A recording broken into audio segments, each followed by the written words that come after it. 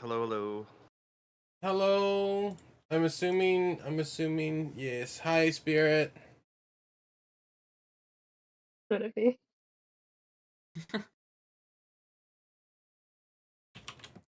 Boop, boop, boop, boop, boop. No, not the fellow streamer ping. Goddamn, I'm so good at this. I'm so good. You're incredible at this, Smug. You're amazing. I'm guessing that means you're already live. Yep, I just hit the button.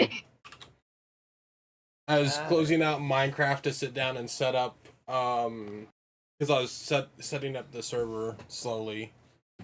Chicken jockey. Hear ye, hear ye.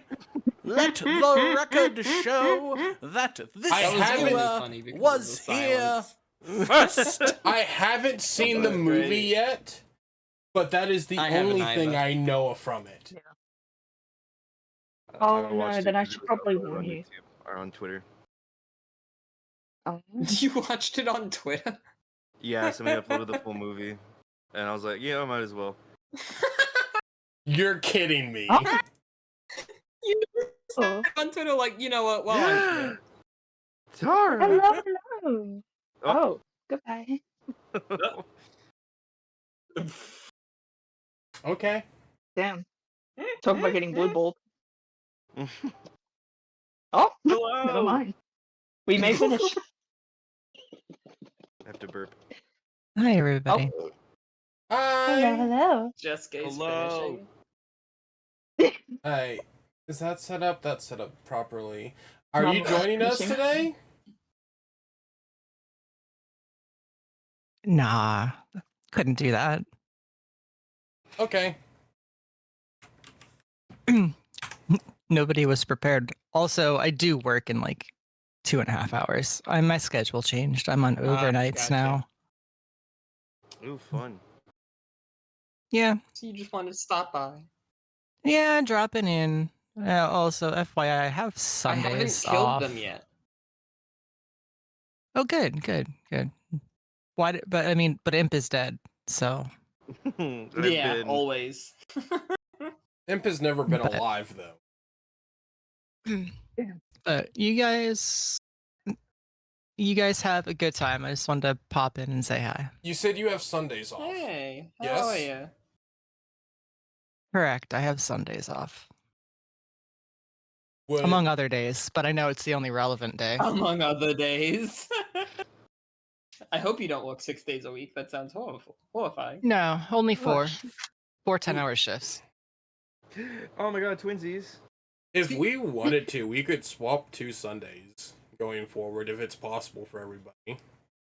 And then me and Jessica could move the campaign that we're doing to Fridays. You I can didn't even know do you that. did things on Sundays. Well, Jessica, we kind of started a campaign Sunday nights, so... Uh-oh. I just lost all sound. I'm gonna pop out. But we can talk again soon. I gotta figure out what's going on. Yeah, we can talk about that. Just all sound. Sound is irrelevant. That depends on Imp, because I know Sundays are final day before crushing depression of 4 days. Yeah, it's up to everybody else. Obviously, I'm just posing a suggestion.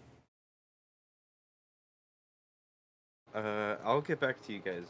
I think I would be able to, though.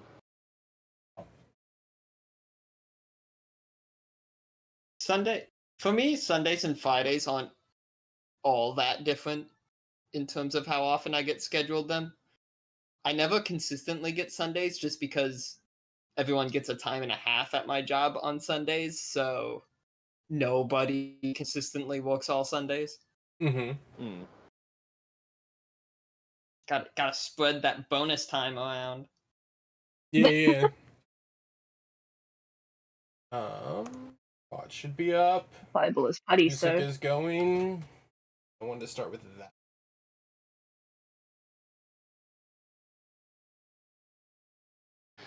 A whole 2. Mm-hmm. It's a shame that that's with a 20-sided die.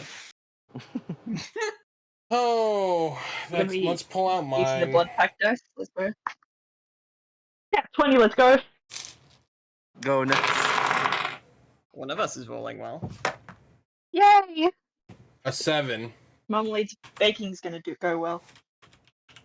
I can't wait till we get to traveling again, so I get to make you guys roll dice, and then you gauge what's about to happen based off of my reaction. Mm. Look, I'm expecting us to face a fucking Kraken mentally. You're getting on a ship. You're gonna fight Davy Jones in his tentacle face. We're gonna fight Eldritch Poseidon. Overly good CGI. Eldritch Poseidon.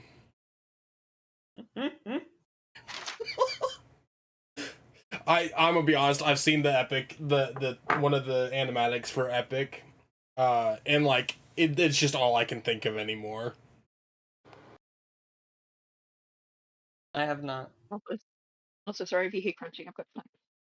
What are we crunching on, Cher? Is there enough for the class? Yeah, it's a full fucking bag.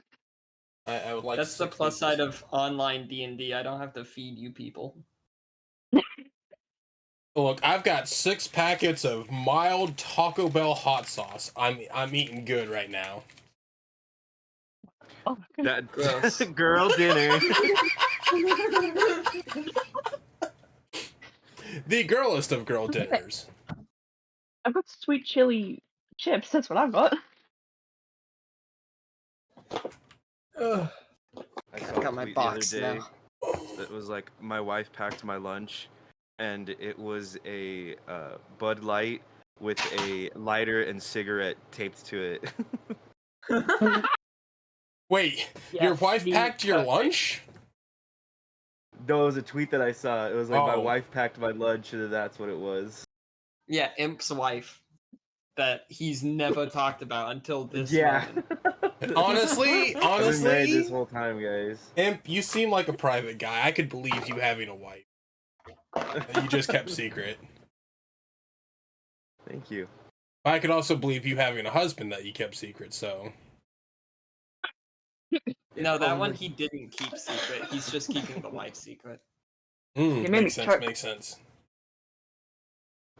It's a poly relationship. It's absolutely gonna work. I've seen them work. Granted, the one that I've seen them work, the core person of it, passed away recently. But hey, Are we're you on saying funeral you episode. killed the only poly person you knew? No, I'm saying that cancer killed the only poly person I know. Are you cancer? I wish. I'm pretty cancerous. Hey, Smog, how would you like to meet What? 2 people? Hello? Hello, Imp. How would I like to Oh, meet okay, 2 sorry. people? Is your Everything audio disconnected okay? for me. I'm back. I can hear. Okay, cool.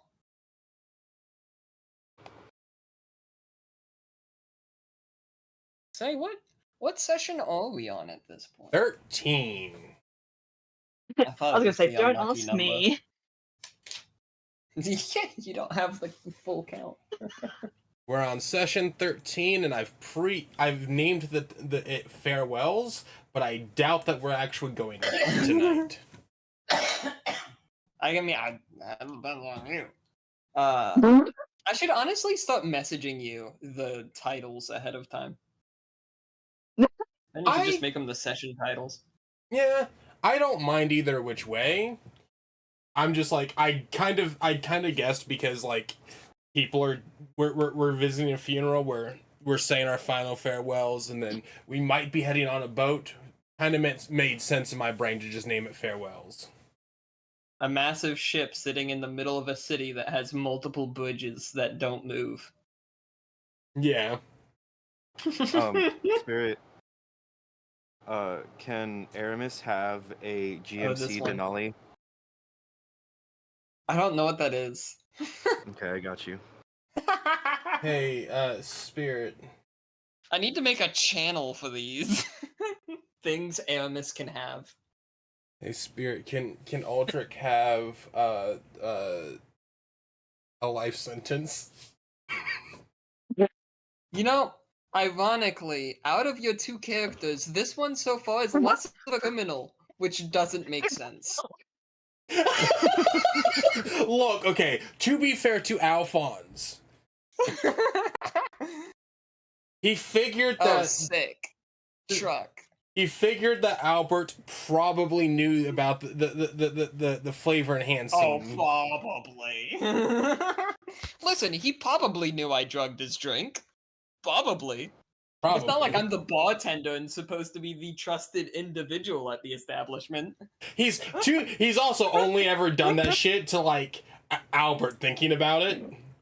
It's like he's probably only done that to Albert or somebody who's really causing issues in the tavern, and it would be to sedate him and get him out and have the guards take care of him. I don't know. It sounds like you're covering your own fluffy ass. To be, yeah, I did suggest. To be fair, I did suggest that in real life, Albert's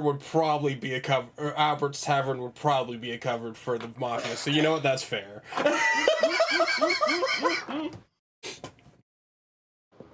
We should just make a channel called Hey Spirit, and it's just things that everyone wants for their D&D character.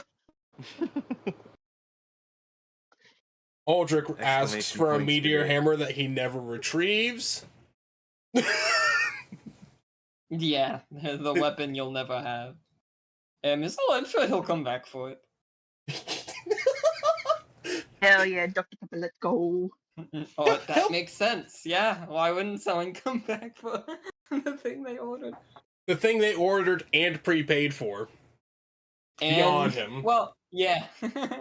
You didn't prepay for the enchantment, but you did prepay for the weapon itself. I did, so I at least did. It's not too much of a waste of money. But I mean, hey, name a more iconic duo than Aldrich in spending his wealth. You know the worst part isn't like an enchantment for it like 1,000 gold? The one you were thinking of. The elemental one? Yeah. Yeah. I don't think seven platinum is what? The platinum's 10 gold pieces? Well, yeah, I don't think I could buy the yeah, I can't buy the one that I wanted even if I did. Because you've given all your money away.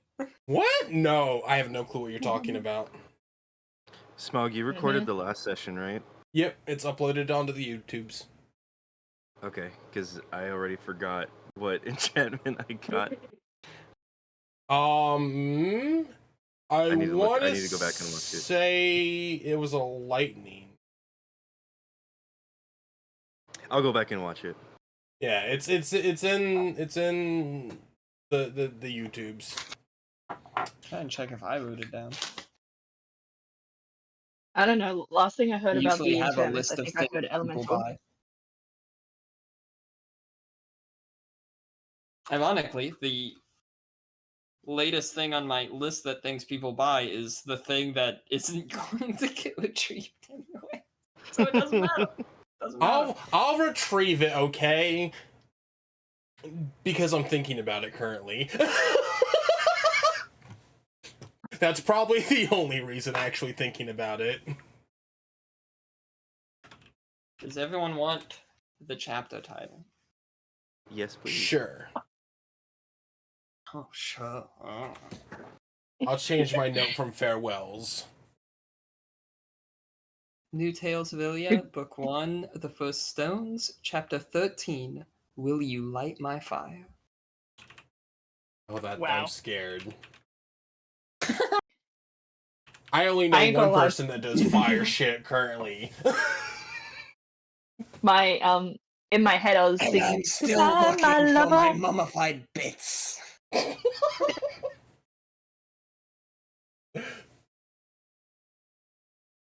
I gave that guy some comfy bedding. He should be all right. And he's gonna get books soon. He's gonna make Aldrich rearrange the layout of his house so that he's no longer in a closet. He's like, I can handle my homeland not existing anymore. But a closet! The worst and funniest part is I do have an empty fucking room that I was going to turn into a training room, but I guess the basement can be that now if I move the mirror also. You can't move the mirror, I'm gonna guess. I He really hasn't fucking wish you luck tried. with that. I'm scared to be honest.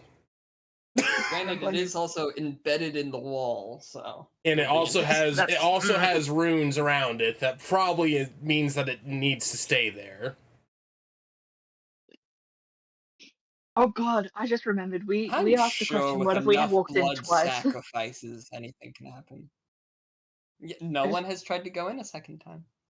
Oh god, I remember we said we were gonna go in twice. Oh!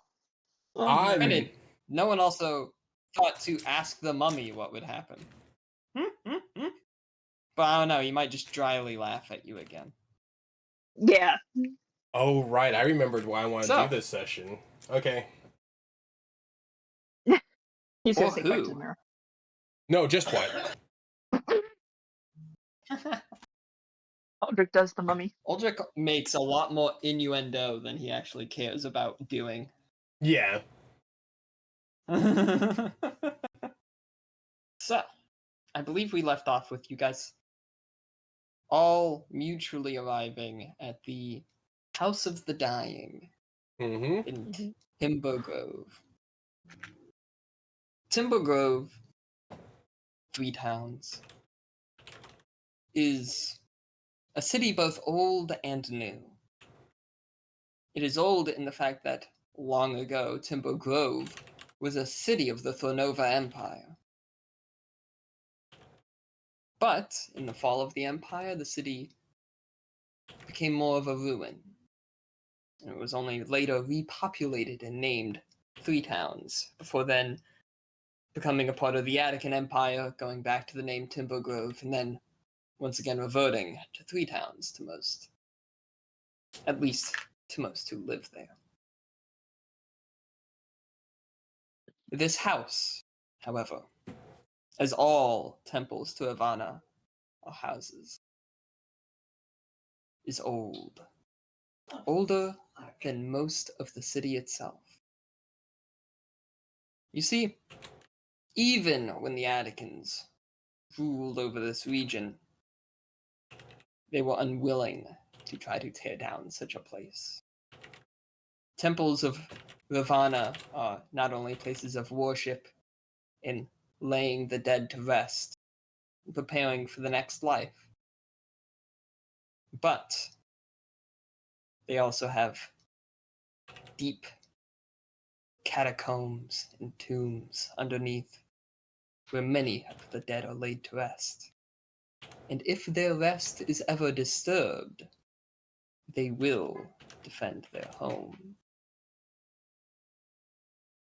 So even the Atticans would prefer to let sleeping dead lie. And so, this ancient house still stands. It is still used. All houses of Havana are large stone structures built in the shape of a star, much like this one. You all entering at one of the 5 points, and at its very center is a dome building largely made out of stained glass, a sort of dome over top. And we will join with all of you arriving together at the entrance. Some of you having just come from a relaxing evening together, and some of you having come from your own shenanigan.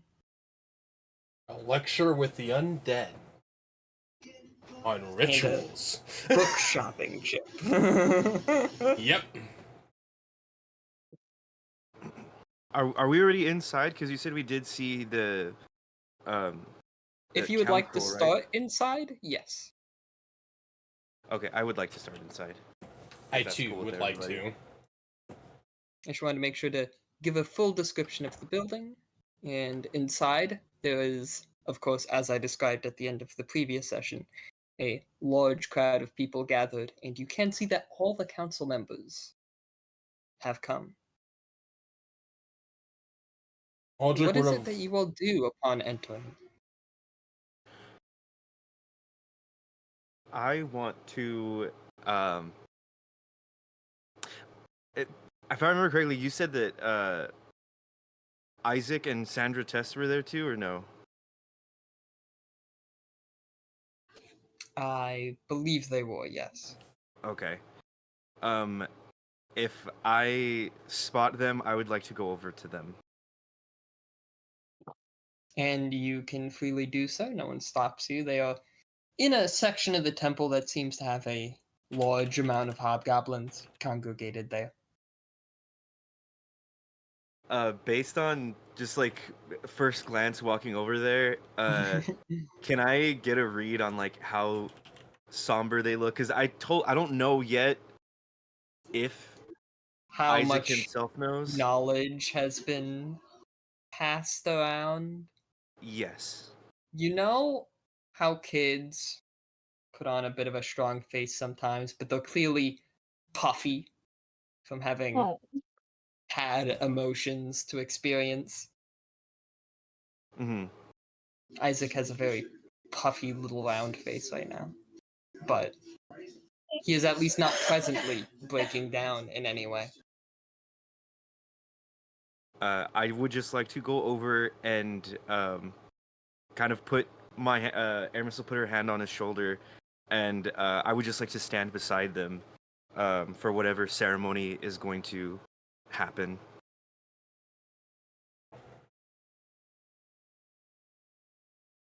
Isaac is going to once again hug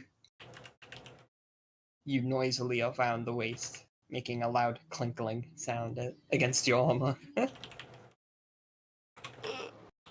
Can I make a Constitution saving roll to see if she cries? If you feel like a roll is necessary, I will not stop you. Hell yeah. I rolled an 8 plus what is that? Plus so 14 total. I feel like she would get teary-eyed, but she's not. Just like Isaac is trying to be strong, she's gonna try to be strong. That's that thing where, yeah, your eyes well up for a moment, and you're able to just like breathe in through your nose one real strong time to sort of calm yourself and regain your composure. It was close when you rolled that 8, but you know. Aldrich would probably join Aramis with them. yeah. And he would kneel down to Isaac's level, crouching. Like, you know how like people who are tall to get on a kid's level would crouch down, knees bent, look, on hands on the knee. Because we're all tall, right, guys? Yeah. We're all tall. Mm-hmm. Look, I wasn't meant to be made this way. I know what you're doing. Yeah. How are you holding up, little man?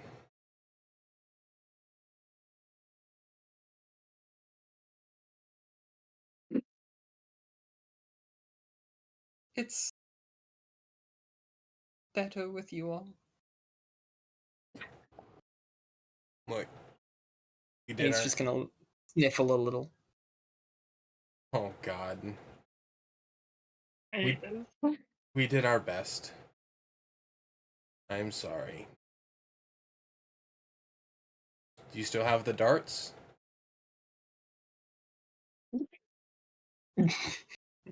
God, you gave a child a weapon.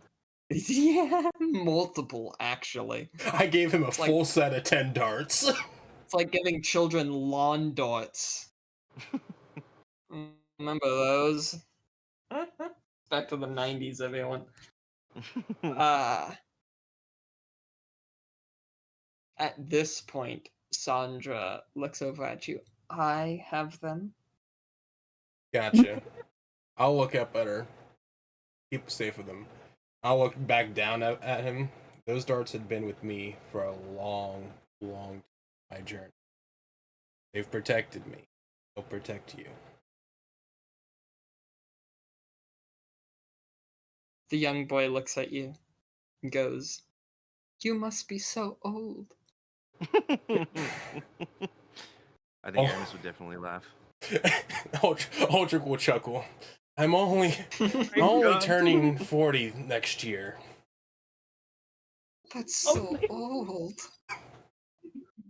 With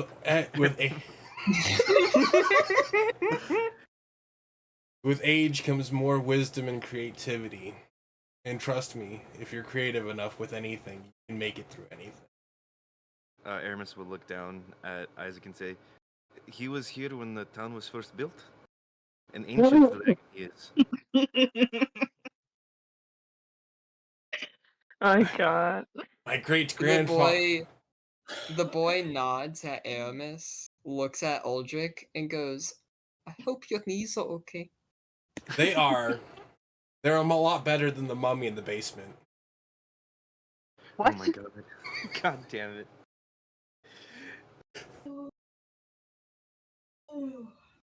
I would hope so. You're still living. Aldrich will kind of like stand up and pat him on the head. You're a good kid. And he'll quietly like shuffle behind and next to Aramis. Got it. Is there anything you would like to do, Jessica? Marmalade definitely walks over, but she just holds Aramis's hand. Just like rubbing the back of it with her thumb. Yeah, Aramis would definitely be fine with that. Aramis seems like one of those friends that just holds all the girls' hands while going around to the mall. She's just a girly girl, okay? Okay. Oh my gosh. I forget that Aramis is a girl. Yeah. Yeah, it turns out Aldrich is like Solid Snake. It's, what do you mean, you're a woman? You fight so much better than anybody I've ever known. I'm kidding. How As if packed he is wasn't. it here? So, this temple is a rather large building, of course. It's an ancient temple, but it was always made to accommodate a lot of people. And essentially, the dome has a very central, sort of, I guess you could say, stage, for lack of a better word, where most of any of the ceremonies would take place. And you all are essentially filling out one of the points of the star. And two of the points are walled off, likely being rooms for. One of them is likely a room for storage for the priests to use for various things, and then one of the points is likely where the priests actually live, both their living quarters, kitchen area, stuff like that. Maybe they practice wrestling back there, you don't know. Okay. Oh, so they're not Catholic priests. Kind of wrestling. No, that was a Nacho Libre joke. But anyways, essentially, the area around the stage in the dome, as well as three of the stars points, are packed. There's easily like a couple hundred people in here. Sardines. But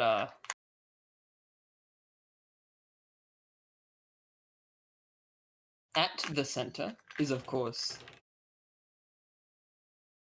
the city's head priest. Does anyone have that name? Anyone? Ooh, I think I know. Where is it?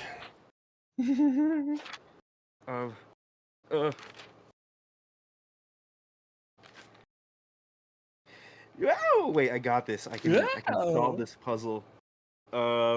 I have It's such too a tough many. puzzle. I have too many fucking names. I have too many notes. Clearly, you should have had all of the counselors connected by one common thing. I have Ishra Elzarin. Yeah. Yes, it is. Ding, ding, ding. They are the head priest of Ravana in the entire kingdom of Greenvale. That's a good Ishra idea. Alzarin is there. Thank you. Is there with two other priests, an older gentleman, and a sort of middle-aged woman. They're both also moon elves. And then all of the counselors all seated up there as well. Every one of them arrived for this. Even the ones you don't like. I figure they still need to keep up a reputation around here. Hmm.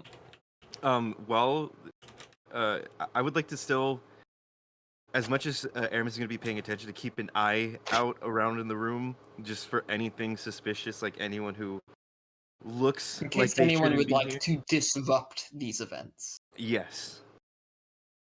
Ever the watchful eye. Go ahead and give me an investigation roll to see how well you're doing. Right on. I have no modifiers. That's an How 11. investigative. You're scanning the room and you feel like you are watching it like a hawk. And that nothing could go wrong.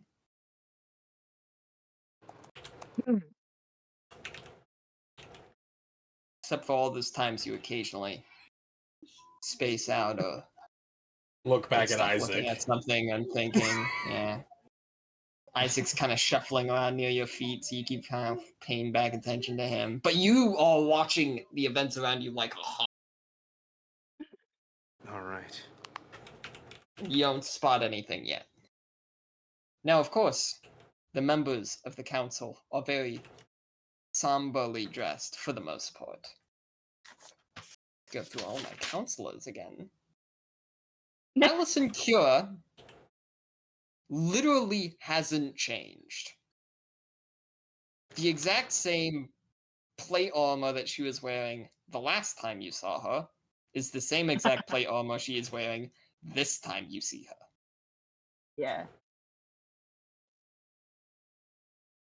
She is sat next to Falkut Hunt, who is in a sort of black gentleman's apparel. Did at least wear mourning clothes. Next would be the wealthy Mira Demont, and she is in a sort of black Victorian dress.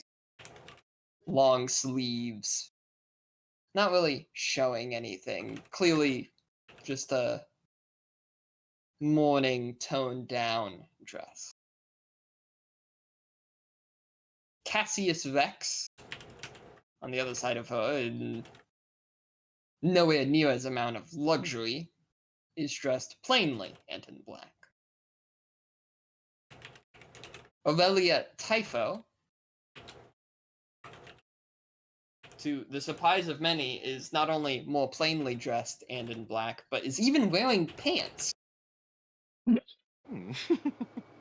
What? She's very covered. And is even wearing gloves. The only thing you can even see of her skin is her neck and face. Ow. Which is roughly the exact opposite of the last thing you saw her wearing. Hell yeah. This is even more sexy than the previous look for her. We're at a funeral. Valerie Flora is in sort of black robes. So not too different from the last time you saw her. And she's not eating currently.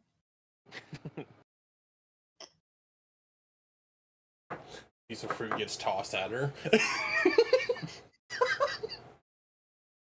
Oh, Metius Iona is not wearing the ceremonial armor that he had previously displayed, and is instead wearing a black suit. Ishra Alzeran, as I already mentioned, is still wearing the priestly raiment that they are typically adorned in. Estin Christoris, the prince, is in a sort of black, comfortable, almost looks like traveling wear. And Edric Rodrin, the dwarven baron who accused the agents in the first place, is wearing a black suit that is still adorned with various jewelry and things, all silver with black stones.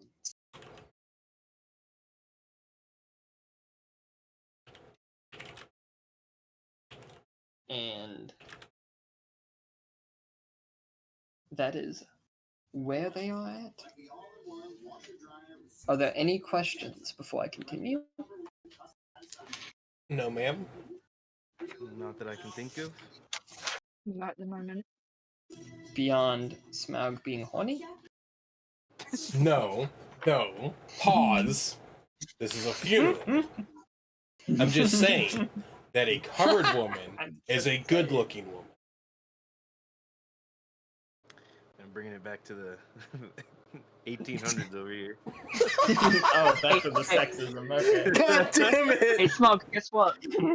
Listen, the most I Aurelia- expect you to do is show a hint of ankle, okay? No, I'm just saying the mystery of it is more appealing. Oh yeah, when I get to undress her with my eyes. Smug, at least this time she actually has pockets for you to slip things into. Oh my god. True, she's got pants on. She's got at least women pockets, because men's pockets are vastly different. Eldrick uses his prison pocket for everything, actually. Bag of holding that thing. That's why he's got a +3 in wisdom. For Edric and the other who wished to not take any blame were Fulcrit. Like, their demeanor, do they seem like they're being inconvenienced being here, or do they look like they're actually being pretty respectful? This is why I stopped to see if anyone had questions. Roll insight. Ooh. Okay. To see if you know anything. Ooh, that's a good roll. 14 plus 5. That is a 22 total for insight. Ooh. If Edric Rodrin is in any way perturbed by being here, you can't tell. His face is solemn. It could be an act, or it could be that he genuinely feels saddened by these events. Or it could be a mix of both.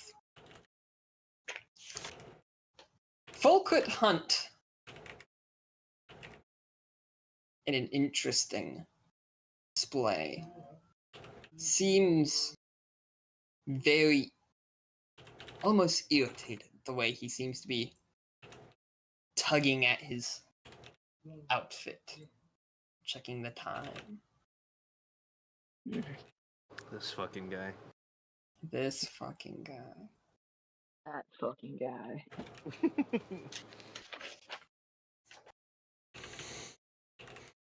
And at this moment, Ishra Alzeran steps up.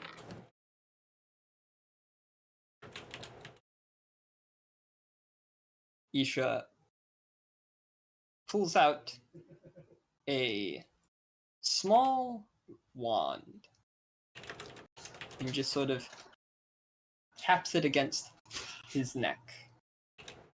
And I will be back in one moment. My food just arrived. And just like that, Isha Alzaren died. His head explodes. Take a tight 3. Tight 3. Right on, right on. Is it just me, or does anybody else want to kill Volker Hunt right now? Oh no, I want Oh, to. yeah, I despise the dude.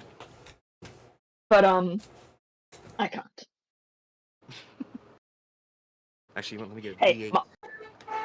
Marmalade has not sworn once during this campaign, alright? She is a good, quote unquote, Christian woman. Okay, I'm back. Hey.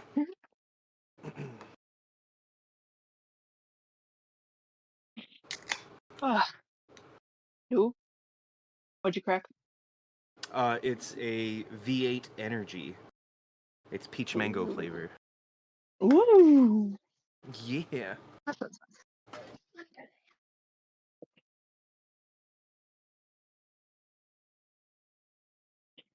Ooh. No, dog, you cannot step on that. Please don't.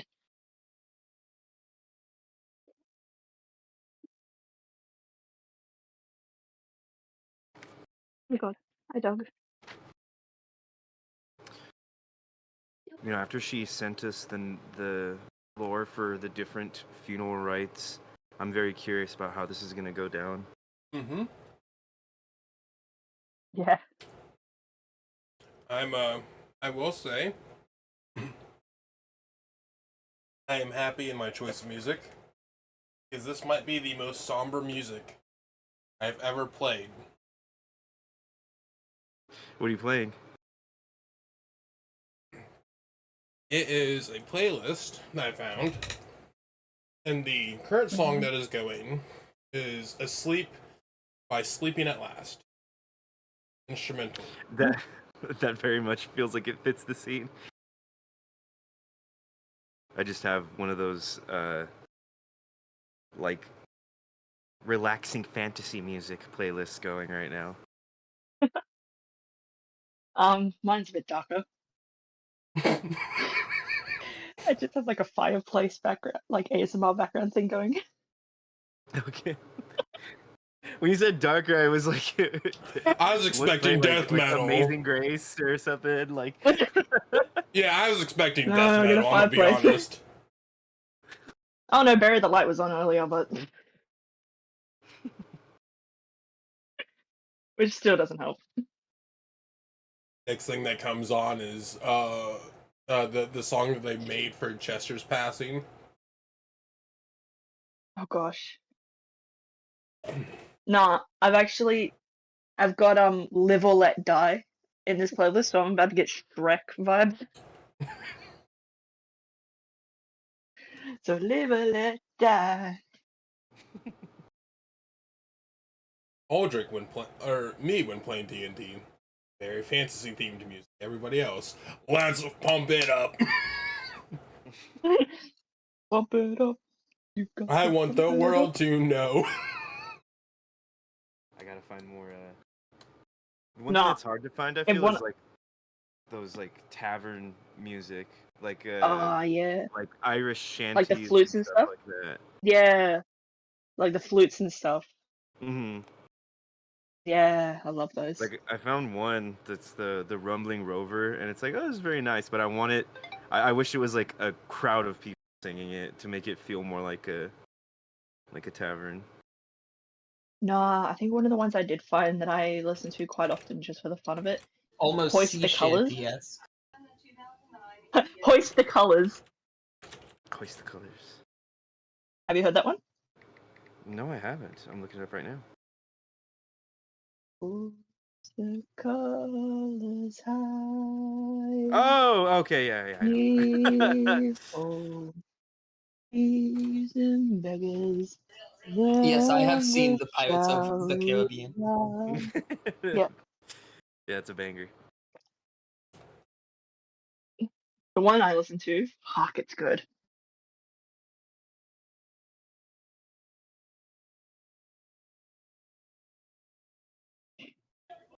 Ah, the wand glows, sort of bluish hue. starting at the tip and going halfway down its length. And suddenly, when Alzarin speaks, everyone can hear. No matter where you are. At least within the temple.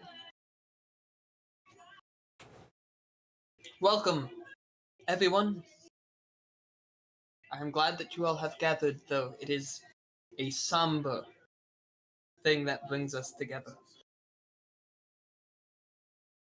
Here we join in the house of the dying. And I am reminded why we both call it a home and a place of dying. All our life ends. Some sooner than others. Some sooner than most. But it is the living that is celebrated. And thanks to the actions of a select few heroes, there are some of us here still today that would not have been otherwise. And so, we are gathered here at this vigil, not only to watch over the ashes of a young man whose life has ended, but also to honor those that fought for the freedom of his and his brother, and those that gave their lives on the events of that night. And with that, you hear a creaking from above. It is then that one of the large glass panes at the very top of the dome is removed.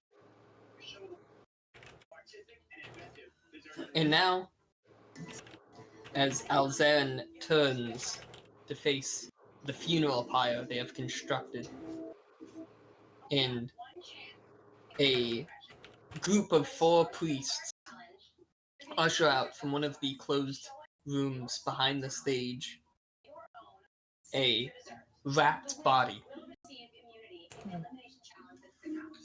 and bring it onto the funeral pyre. And with that, Alzarin summons a flame to his hand and casts it into the bottom. Slowly, the funeral pyre begins to burn.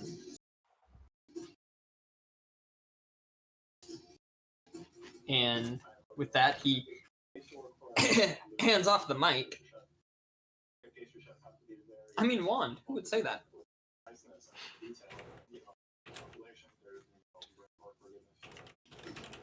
To the prince. This has been a difficult week for all of us. But I hope that this proves even further the ways that we can grow. The ways that this city, this kingdom, can improve. Had we not took better care of ourselves, our home, had we not been more united, this could have been avoided. But instead there is still clashing of ideals, homes. But we are all one people here. And only together can we go through these dark nights. It is a hobgoblin custom, I believe. Burning the dead and washing over their fire until morning. And so, we invite any who would like to stay this night to do so. And may the city be joined in its vigil, so that we can be joined in our mourning and joined in moving past it. You'd think if this was a less somber event, there might be an applause. But it is somber in the temple as he finishes speaking. And now the events continue. The council members step down from the stage and mingle in with everyone else that is here. It is typical for funerals, specifically in temples of Ivana, to include a great deal of speaking, whether it's about the person's life that they lived or those they leave behind. Moon elves often prefer to celebrate the continuation of life at funerals, after all. That's why it is a house and a home. You remember the joys of the past, and you look forward to what may come until your day to join the dying has come. What do the players do? I would like to ask. Oh, you know what? Actually, is Dahlia here as well?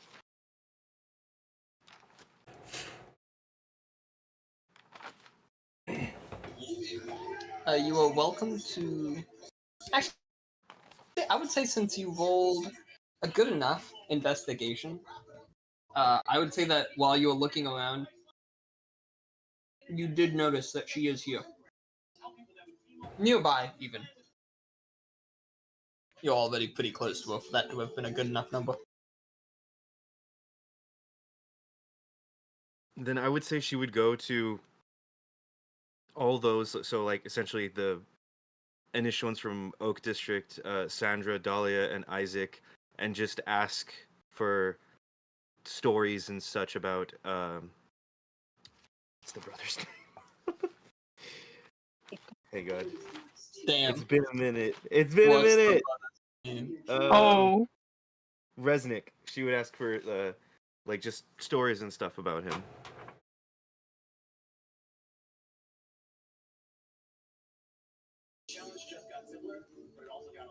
Okay.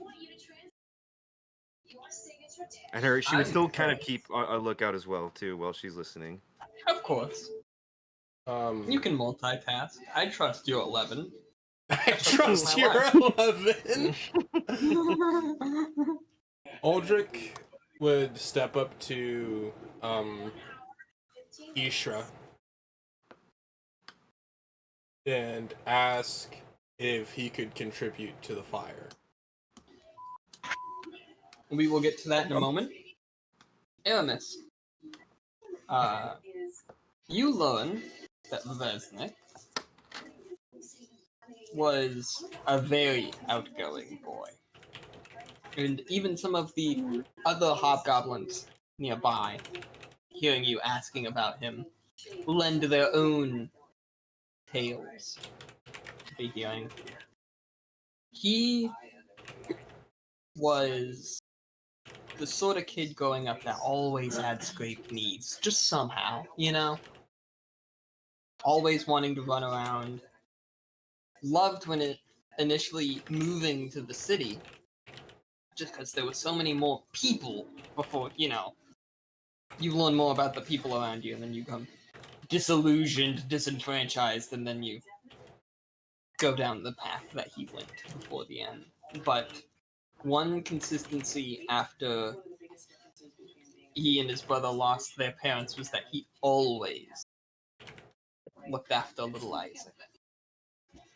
And that seems to be the thing that is most consistent no matter who talks about it.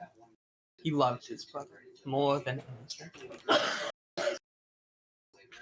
And that he would thank you too for what you did. Now, Aldrich. You said you want to go ask Ishra if you can add to the file? Yes. He puts a hand up onto the stage and says, by all means, be my guest. Just don't overdo it. Okay. We only have so much wood that we can add. It does have to burn all night.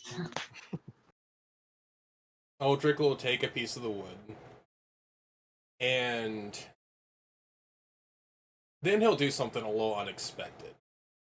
He'll manifest his dragon aura. And using both the lightning from the dragon aura and his breath weapon, he'll set the wood ablaze and then add it to the pyre. And you don't have to use up a use of your breath weapon, because I am always open to people using little flavor things like that. So, you do still have that, and you add to the fire. And looking at the pyre, Aldrich will go, I'm sorry that we weren't more urgent in our movement. And turn around and head off the stage. I don't know where he'll go. I'll be honest. I have no clue. Well, it should be noted from the stage. You can see that now that the crowd has kind of mingled to its own sections, not only is there a particularly large hobgoblin congregation, but you can also quite clearly tell the class difference among the temple goers, shall we say, depending on which area they're in.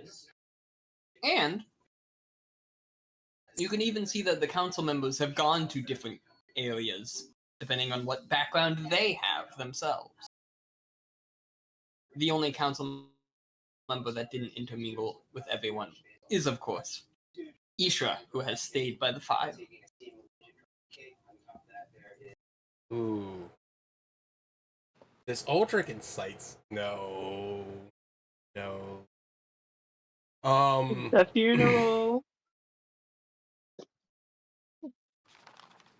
Aldrich will go and hang out around the... Look at the buy side, Jessica. He hasn't lit the city on fire today. Aldrich would go and Who did you say? and hang out by the prince. Okay, you spot the prince sort of intermingling with some of the nobility at the time. Of course, being from a decently high stature of birth, and being the prince. Air quotes.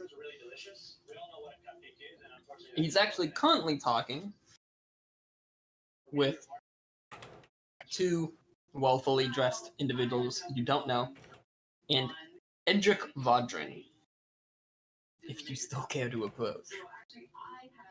What do you say? I'd go. I wouldn't. I wouldn't say anything. At least not to interrupt their conversation, but I would listen in and wait for something that I could maybe jump in.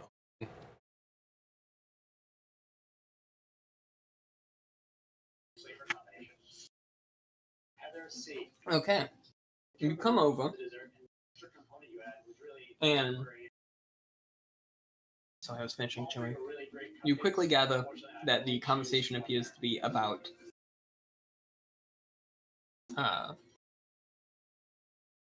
trying to decide how to handle the fort. Edric is asking Eston about it. My prince, I know that these are trying times, and that we're all mourning. I dislike that our guards had to go to such drastic measures to figure this out, or that outsiders had to be involved. And he kind of glances at you, seeing your arrival, before saying, no offense. None taken. We have to decide what to do about that fort. They could still be there. Yes, Edric, I already know. I assumed you would be asking about this. I planned on having Kira take a garrison of troops to clear it out And then perhaps Flora or some of her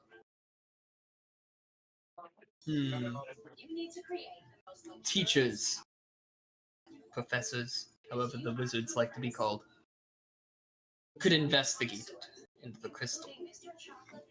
I might be able to help with investigating into the crystal.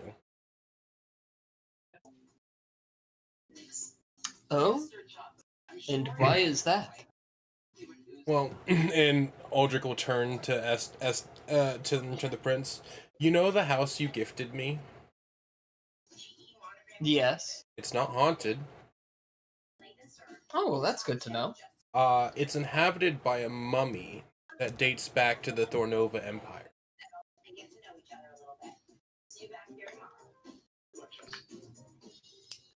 Edric, at this point, turns to you with a confused look on his face, and then turns to the prince.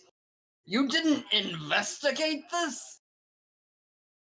And the prince just sort of shrugs before going, I assumed the peasants in the area were crazy. What, you think I just thought a house was haunted? It had a basement. His name is Garlock, and he's a priest of Valor, at least back in his time. Now he's a mummy with thirst That for lives knowledge. in your basement. Oh, no, he lives in the house. I've let him know that he's allowed to wander the house. Oh. Good, it's more than just the temple now. In fact, I have books being delivered to him because he wants to learn about this time. He was shocked when he saw that the map that I had didn't have the Thornova Empire on it, and was even more shocked when he heard about the Attican Empire. Oh, I'm Even sure. more shocked when he learned he was living in a basement. That's quite the shocking turn of events. Okay, we will also ask Aldrich's mummy. Garlic, you said his name was? Aldrich will clear his throat. Garlock. In your best impression. Roll performance. Oh god. Please sound that so like Arbok. It's okay. It probably sounded like Arbok also. 8 + 2 for performance. When they meet Garlock, they're gonna think, man, he doesn't sound anything like that. I don't know. Aldrich was like gargling salt water trying to sound like this poor gentleman. Garlock. Okay, maybe that was a more normal elfin name back then. I will just, write that down. I wouldn't send any moon elves And then to he him. visibly doesn't write anything down. I would suggest not sending any moon elves to him. It seems back in his day, he spited one, and that's how he became a mummy.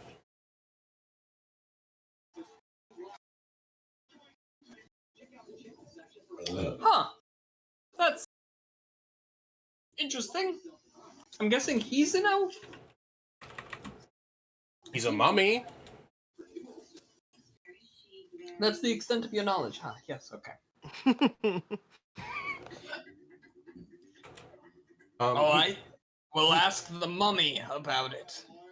He mentioned that there's more than just that crystal, though. Well, yes. It used to be that they had many of them. Most have either been destroyed or lost to the ages. The last one that anyone knew about was one that Katlena found, and she destroyed it personally. There's one in the Dragon Spine Mountains, at least according to him. If I remember correctly. It's a wide area. And Thank you Aldrich, for the news. We will discuss the matters with him. Aldrich will pull out his map. He kind of labeled the ones on this where they might be or were in his time. Well, that at least gives us an idea. Some of those are known to be destroyed ones.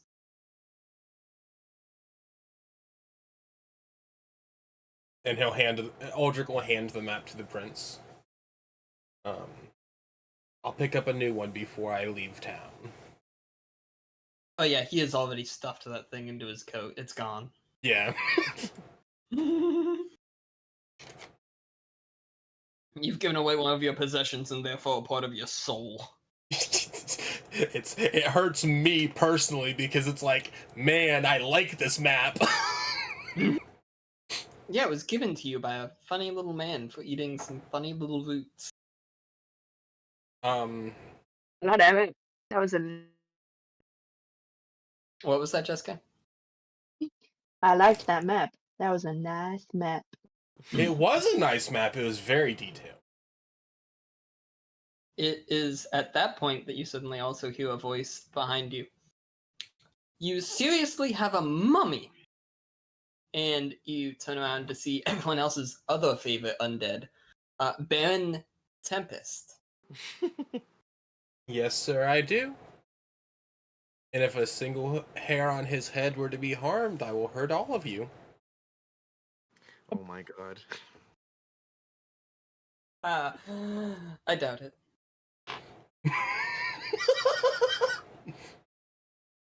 That's good to know. Just make sure he doesn't, I don't know, run around in the daylight or something. Someone might freak out. There aren't enough moon elves in this city for a mummy to be a normal sight. Yeah, I told him to stay to the house, but he has free reign of the house. Although I should probably have warned the people. Fine. I should probably have warned the people delivering books to the house for him to read and catch up on that there was a mummy. Probably less fine.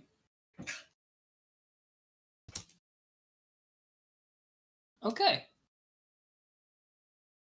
I'll make sure nothing happens. I'll still be in the capital for a few days. If you want, you can also make sure he doesn't turn my house into a temple to Vera.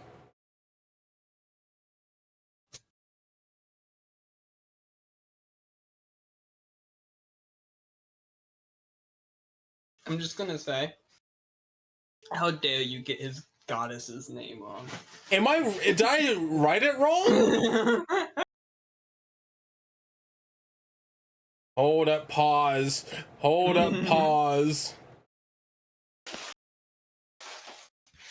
No, that's the Dragonborn. Of course I did. Valora. Valora. How dare you? Look, there's 3 gods that have the letter V as their name, okay? I know, I love the letter V. That's why I play Val. God damn it. Fun fact, every tabletop characters I've ever played has a V in their name. Ew. All of them. Love me some V's. Also, I hate that you've basically confirmed the fact that I always got mad that the Game of Thrones show changed a character's name because they thought it was too close to a different character's name and that people wouldn't be smart enough to differentiate the two. Now you've just done it. Look. You've proved TV audiences were right. Look, I've never claimed to be a smart man. I've always claimed to be a smart ass.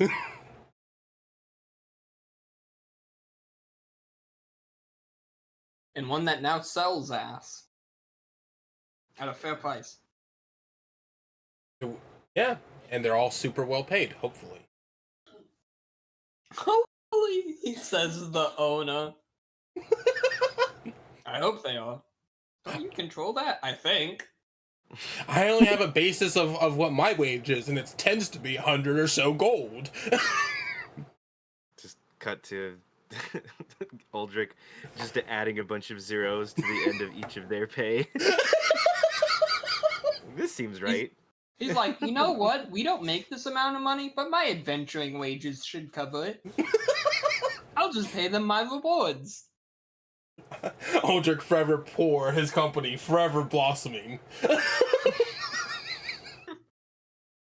Yeah, everyone assumes Aldrich must be super wealthy based off of how paid everyone who works for him is. He's just like rubbing two sticks together in the middle of his house for warmth. Using his breath weapon on a regular basis just to have a small bit of fire.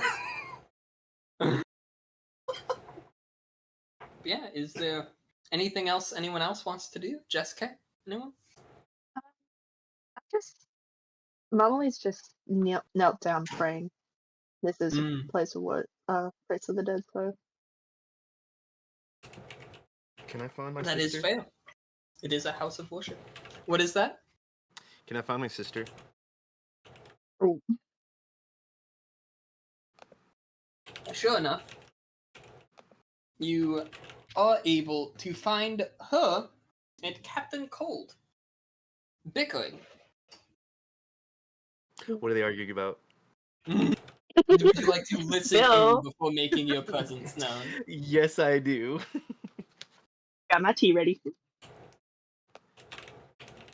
Look at you. You're exhausted. I told you you were overexerting yourself.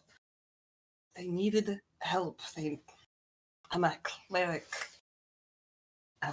Yes, I know. You're constantly reminding me. There are other clerics of Goliath. Yeah.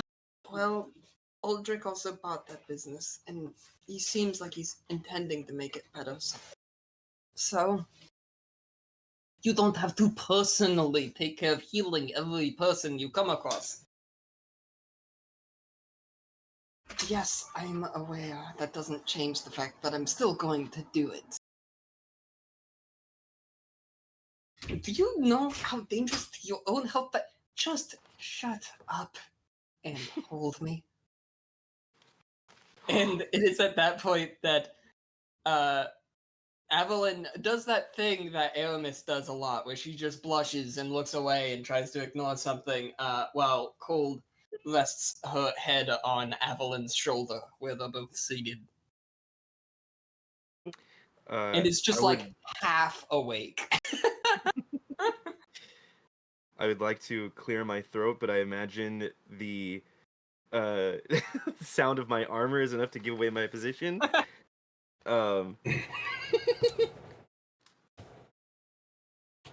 Sorry if I'm interrupting anything, but Evelyn, could I talk to you just for a brief moment? They both shoot up at the sound of your arrival. And Evelyn just, of course. And she stands and moves over to you. As we walk away to get a little bit of distance, I'm gonna elbow her and be like, "Oh, Captain Cold, huh?" And honestly, I did not know until just now. She is blushing furiously while trying to unsuccessfully hide it from you. Yeah, Okay, what is it that you need? Okay. You will tell me more later. I want to know how all this started, and I want to know how it's going now. But so I will die first. As you know, our dearest dragonborn friend Aldrich has his own home. And I'm sure he would not be bothered by me telling you that he has a mummy underneath his home. This What? mummy, it is quite a lot. I'm sure you'll be able to meet him. When did he have the time to make a mummy? Oh no, it's been there. It's been there for quite some time. Yeah, I believe the prince kind of had an inkling, but he didn't know exactly what it was. But that's not the important part. The important part is the mummy protects a mirror, and apparently the mirror kind of and she'll explain the function that it shows. Whatever, and then she'll say, and I use this mirror. The memory itself, I feel is, I don't know, sealed away. I never thought about it until being in that moment. It was so visceral and real. But we were with Mother, and she was beside a a shimmering blue portal, and she said that we, me, you, and Amia, have always been the key. But I don't know what that means because I was shunted from the mirror the moment that she said that. Does that ring any bells for you? No, I have no idea what that would mean. Then I need you to go into the nightmare mirror. You want me to go into something you describe as a nightmare mirror? Yes, exactly that.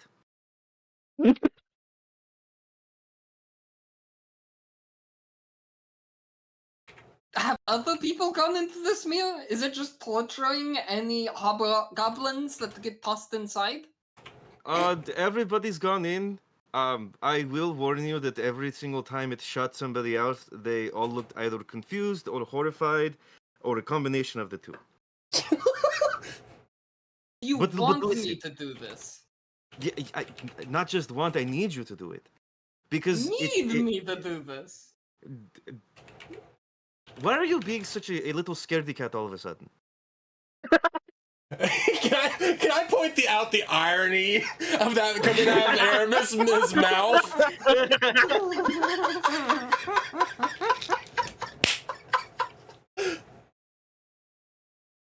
Look, it's a very quick.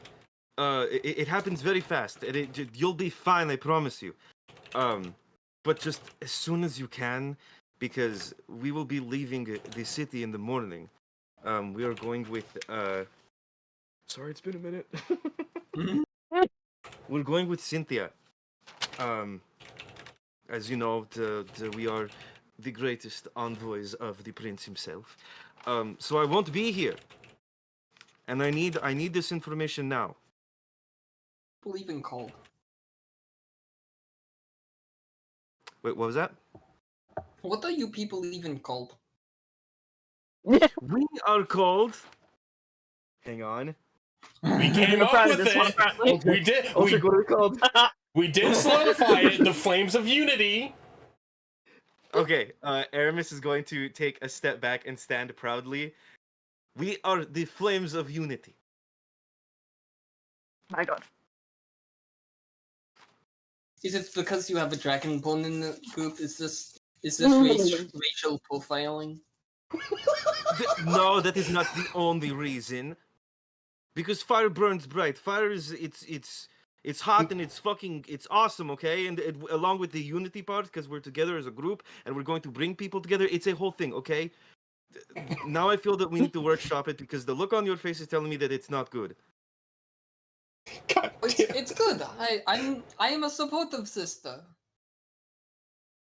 This is me supporting you. Okay, yeah, that didn't make any of it better. Anyway, just go to the mirror, please. I'm going to stay here. I want to help keep the fire lit. And then who knows, perhaps you could take gold with you. Huh? Huh? You want me to bring the cleric to your demon portal that is guarded by an ancient mummy? Erin is gonna put her hand on her sister's shoulder. Evelyn, I know how scared you must be. And this is your chance to get so much closer to her. Can I roll to see if I hear these guys? Like, I feel like everybody would be able to hear Aramis being Aramis. I think it's so she's not trying to be too loud, talking about all this information. But she is messing with her sister, yeah. I kind of can I want to roll roll. to see what's going on? And I want to roll investigation or insight to see what the fuck's going on. You went to a completely different part of the building. Damn. I would let Jeske roll an insight maybe to see this happening, but Yeah. you are in a different point, Damn my boy. it. Fuck. I chose the wrong point. I got a. What's my investigation? 14? Alright, in Aramis, you said that you were trying to keep all of this a little below the table. Yeah, like the stuff revolving around the mirror, she is more quiet about. But I think with the stuff with Helena Cold, because she's trying to mock her sister, just mess with her. She's I think that's chumming a it little up. less. Yeah, it's a little less conspicuous or Well, whatever. give me a normal stealth roll, not at disadvantage, because you're not moving. Hell yeah. You're not moving, therefore you don't have to disadvantage yourself. Hey, guess this what? time. It's still bad. It's an 11 total. I rolled a 9 plus 2. Then that is lower. So Jessica does notice this happening.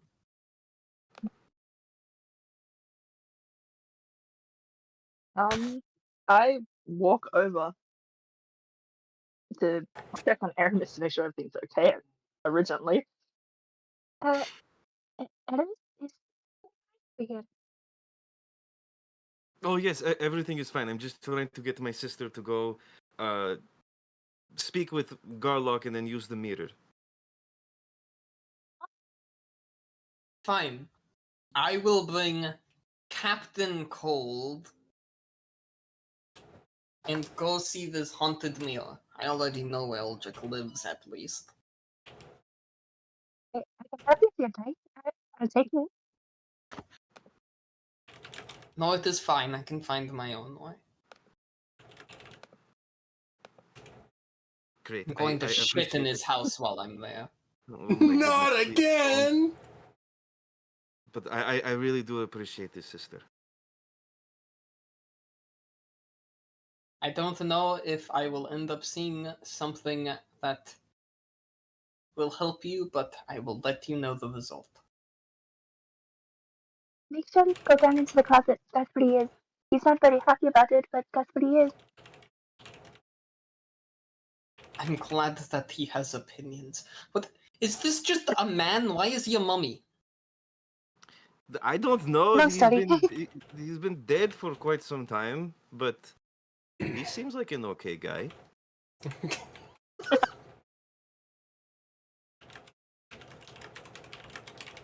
Make sure you I tell will- him that you don't know Odric. I will say too, before you go into the mirror, it is very important that you do 3 twirls. You stop, and then you do a curtsy before you enter in. It is very important. Going to ask the mummy if that is important or not, and you better hope he says it is. Oh, believe me. I'm Would I losing. ever lie to you? This is where the scene shimmers as it goes into a memory flashback of a young little Aramis being a little shit. Would I ever lie to you? Yes, you would. Constantly. You threw a rock at my head once. Adeline puts her hands onto Aramis's shoulders and looks her in the eyes before saying, "You were a little shit at times." Aaron's just gonna look at her sister smiling, very obviously aware.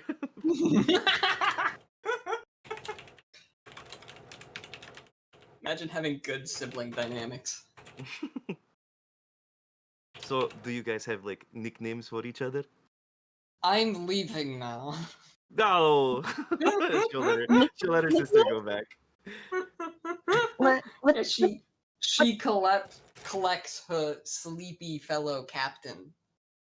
Maybe they're even roommates. Who knows? And they were roommates. Oh my god. Oh my god, they were roommates. And they head on out. It's Wait, sorry, what was that last part?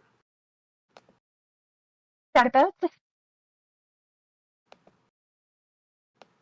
I'm sorry, let me raise the volume because I'm gonna be honest. I have Jessica at 300%. It's just cutting out because of Discord noise compression. Oh, god damn it. Aramis, what was that about? okay, so you need to keep this on the down low because I don't know if it's like entirely professional or anything, but it seems that possibly my sister and Captain Helena Cold are a bit of an item. Item.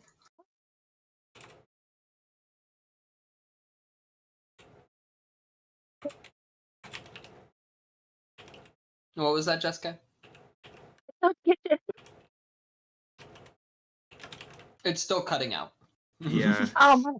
Is it just me? It's Fuck. just you. Yeah, when you speak normally, we can hear you, but when you go into the voice, that's when it cuts out. Yeah. It's just like not. If you have noise suppression on, I would suggest turning it off. Maybe. She looks over though and says, she looks really confused, like she doesn't know exactly what you're talking about.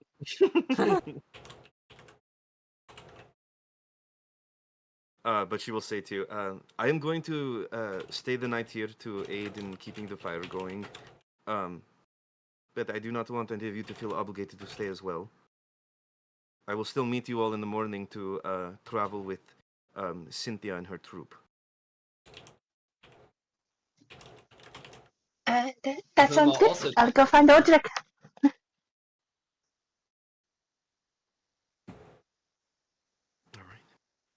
I'll go find Audric then. Okay, sounds good. And it should be noted that the princess and the countess both came here with all of you. I honestly I was more focused on the casually traveling hobgoblin. with nobility. Yeah. Listen, they're just normal people like us. I was gonna say, out of habit, we've just treated them like they were any other people. Cynthia, while conjuring blood out of her arms, I'm just one of the girls. Yeah, one of the goyles. Goyles. Goyles. But yeah, that's all I wanted to do.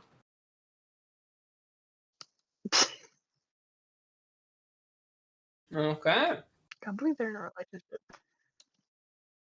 Does anyone else have any actions for the night? Aldrich wants to go meet up with his business partner.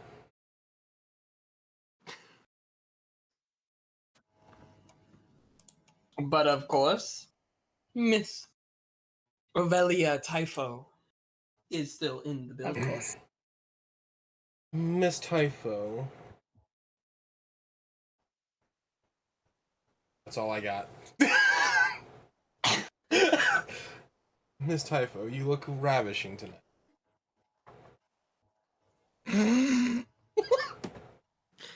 Oh my god. It took me a You're second. flirting with her at a funeral. It's fine. I will ignore the circumstances of our meeting to thank you for the compliment.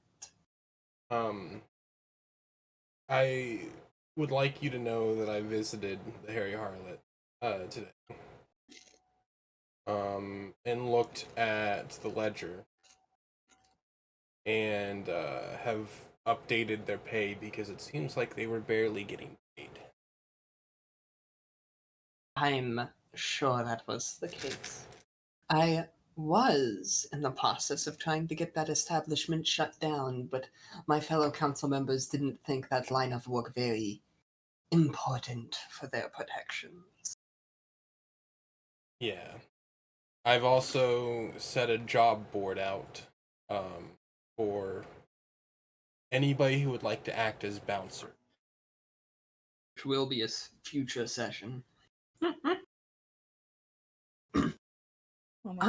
Very well. I employ similar people. When we go through the interview process, I would like you there. But of course. And obviously, when you have your free time, check over the ledger and make sure that I'm paying them a fair wage because, needless to say, You don't know what you're doing. I'm paid hundreds of gold to kill things. I don't know what the average person's wage is. I will make sure they're fair. I've also put a mark on the ledger of which one that I have deemed to get a promotion to be an assistant manager in my stead. Someone has to run things while you gallivant around. And she kind of does a shooing motion with her hands when she says that. Trust me, I wish I wasn't having to leave. This is the first place I've ever felt like home, and I'm now being told I have to go. Plan on living here longer? As long as the prince allows me. He did give me the deed to a house. He didn't know it was occupied when he gave it to me, but he gave me a deed to the house. Do you have squatter problems? Just one from the Thornova Empire. Skeletons in the closet. The worst kind. More flesh.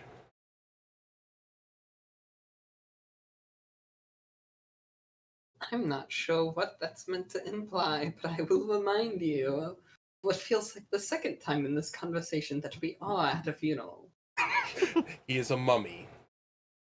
I don't know what you're into. No, I mean an undead mummy.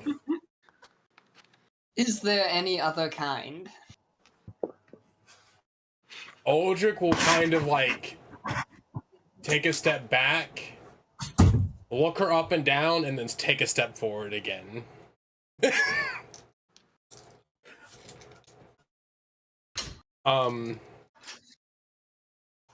None of that is relevant. I'll be heading back home soon. I'd be willing to get up early, extra early, to conduct interviews, but obviously I leave out tomorrow, so.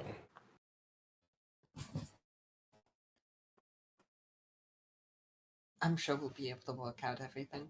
Yeah. It'll be a little while before it's up and running anyways. Yeah. I don't know.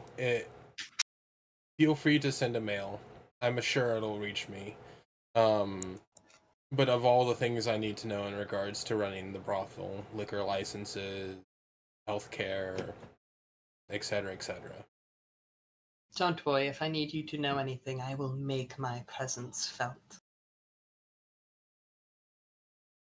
Aldrich is going to look confused at that statement.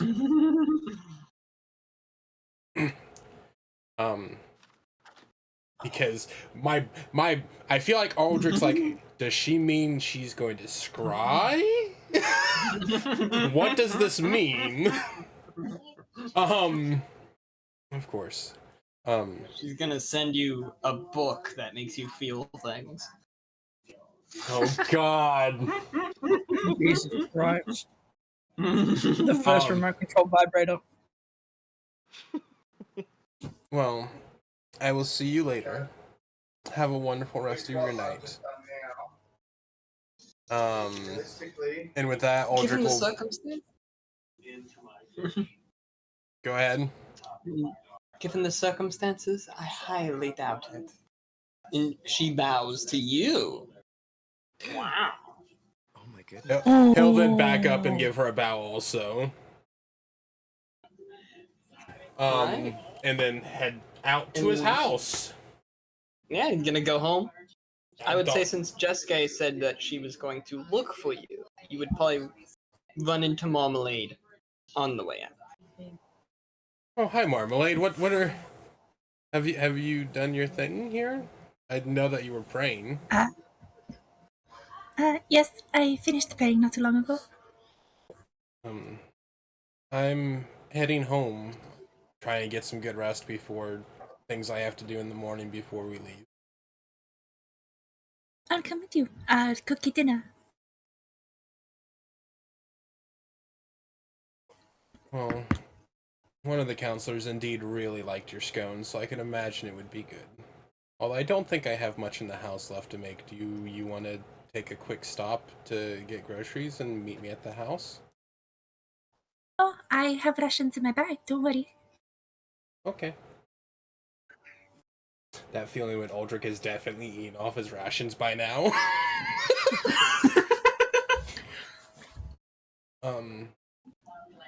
Yeah, you still haven't made like a ye old Kroger visit or something. Yeah. Will Aramis be joining us? Where is she, anyways? She was mingling with her sister earlier, but she said she'd be back. Okay. We'll make sure that she has a plate when she returns then. Also, I think her sister may be going to your house, so we may run into her. Why is she coming to my house? What? Am I under arrest? The jokester in me wanted to say yes. Yeah, I still love the point of view of Ulrich is being told that someone else told someone to go to his house. He's like, wait, what? I don't know if I should disclose that to you. I just know that Aramis sent her there.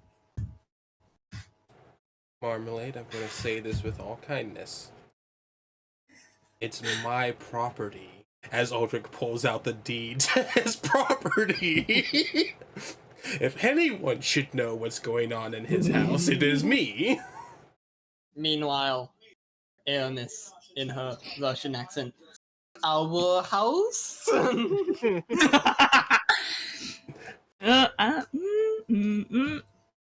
My god, is Cravardus. Oh, I can't. Aramis swore me to secrecy. Can I roll deception on that? Or investigation on that? Because that's something that Aramis would do, but I'm unsure if Aramis would, like... Sure. Roll. Oh god. Roll insight versus deception with Marmalade rolling the deception. Okay. Insight. Fuck me sideways with a straw hat. What the hell? Not only is this a place of worship, this is also still a funeral.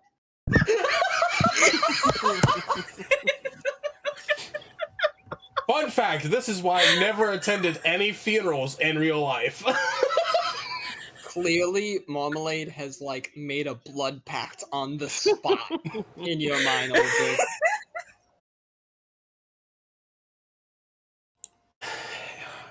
Okay. Oh god.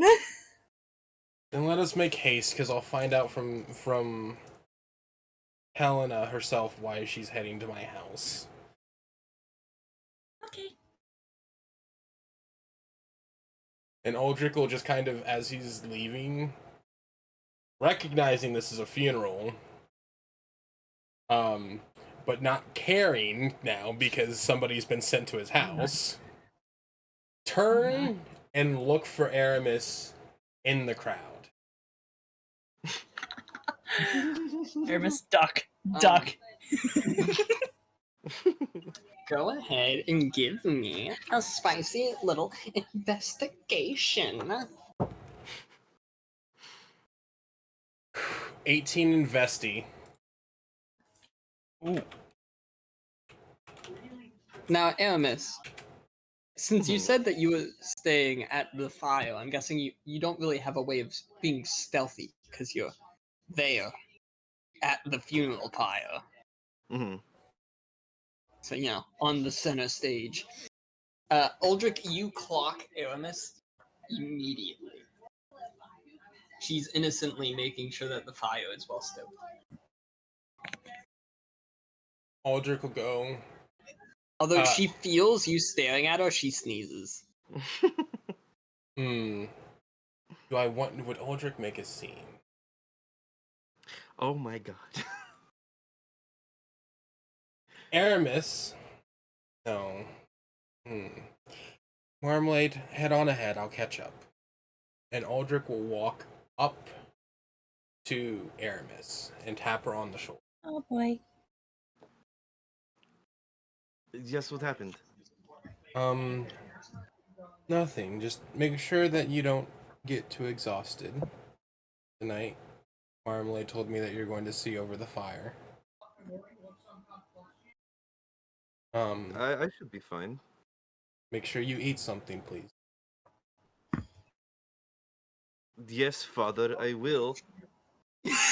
Aldrich is She going to says, like, look. looking up at him. Aldrich is going to look extremely offended at that comment, considering what he knows about Aramis and Evelyn's relationship to their father. Behind you, Aldrich, you hear Cynthia go, "Yeah, 'cause you're just so old." After having heard the conversation with the child earlier. If I might ask, though, why did you send not one but two captains of the guard to my house? Oh, to use the mirror. Were you very careful to be very quiet about it, considering that that's an ancient artifact? Yes, I know that you think me a fool, Dragonborn, but I am very cautious with the information that I give out. I don't think you a fool. I just don't want my house to turn into a tourist contraption. It's just my sister and Helena Cold. You know they can be trusted. Yes, yes. But what if I could make the tourists worship? Is that telepathic link that I just now have with him? Because I love that idea. I love that idea. No, I Dragon have to Ball stop Bridge. worshipping to get it. All right. There will be a meal for you when you do decide to return to the house. Marmalade's appreciate it. cooking. And with that, Aldrich is going to turn to Cynthia. Well, would you like to see what the two of them are getting up to?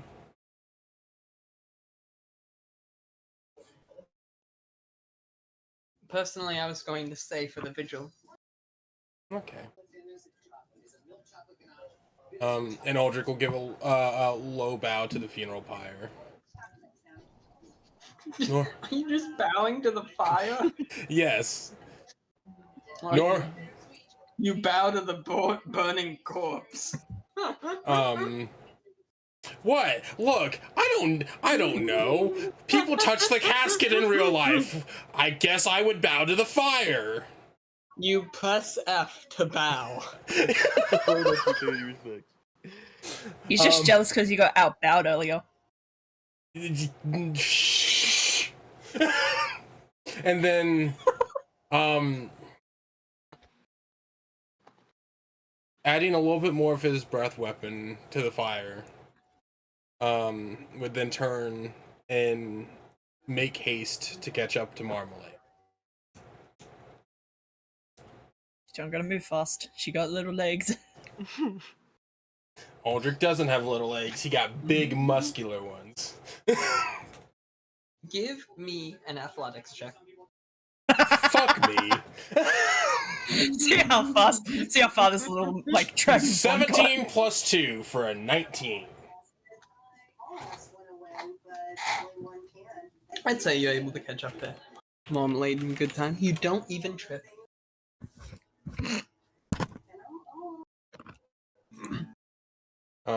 And you both arrive at your house.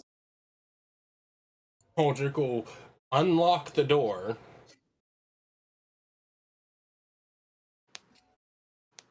You enter your house.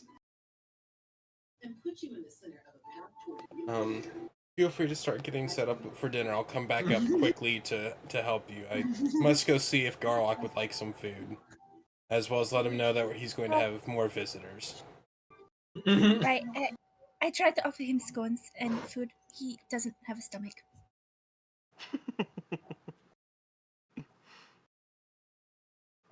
There is no giving Garlock food. I envy the dead. Being able to function and not have to eat. I can help you with that. Ah, the man I was looking for. You're about to have visitors, apparently. I already ate the last ones. They shit me a bed again. That was a joke. He would see visible fear on his head, knowing that two people were on their way. They probably shit in the bed, and he might be referring to Silk. But no, I already fed your guests to the mirror. It needed to regenerate its energy. Are they still here? Being digested. Okay. Then let me come down there and wait for them to leave. And Aldrich will just kind of walk to the closet. Please don't renovate the house too much, but if you would like to move your coffin upstairs to the empty room, you're more than welcome to rest there. How different is one room to another to the dead? I'm just trying to Unless show you. you're kicking me out of my basement. No, I'm just trying to show you respect. By kicking me out of my basement, you already put me in a closet in your house. I didn't build the house, Garlock. I thought we went over this. Well, I'm old. Would you like to help me in the morning, by the way, for a prayer to Valora? You mean I get to start a fire in your house? Yes. Wonderful. We'll start it in the basement, or wherever you deem to be the most appropriate for worship to her. I wish to pray to her for safe travels. Not a typical prayer to her, but who am I to question someone letting me burn? Oh, and I found it. Found what? My phallic piece. It was still in its jaw.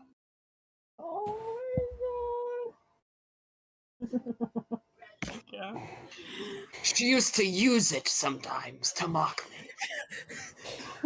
Oh my god. I'm. Oh god.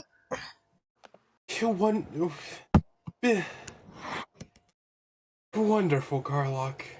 I wouldn't be insulted if you did. It was a very good member. Can Marmalade rush to the kitchen? Can Marmalade just go? Marmalade has left the conversation.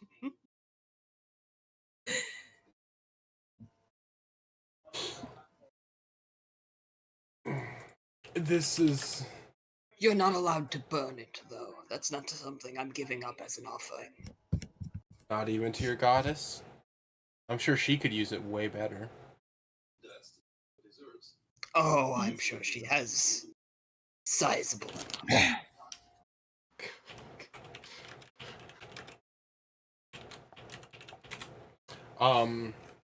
Let us head down there. If it's the mirrors anything like us, it's going to spit them out, and we should probably catch them, especially the tired Captain Cole. Yes, I was surprised the cleric was willing to be okay with this. Aramis has something of a silver tongue, I have a feeling.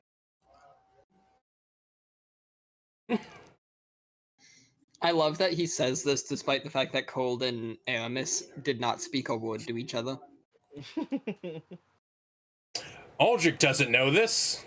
He just knows that there are two captains in his house. You hear a door open inside the closet.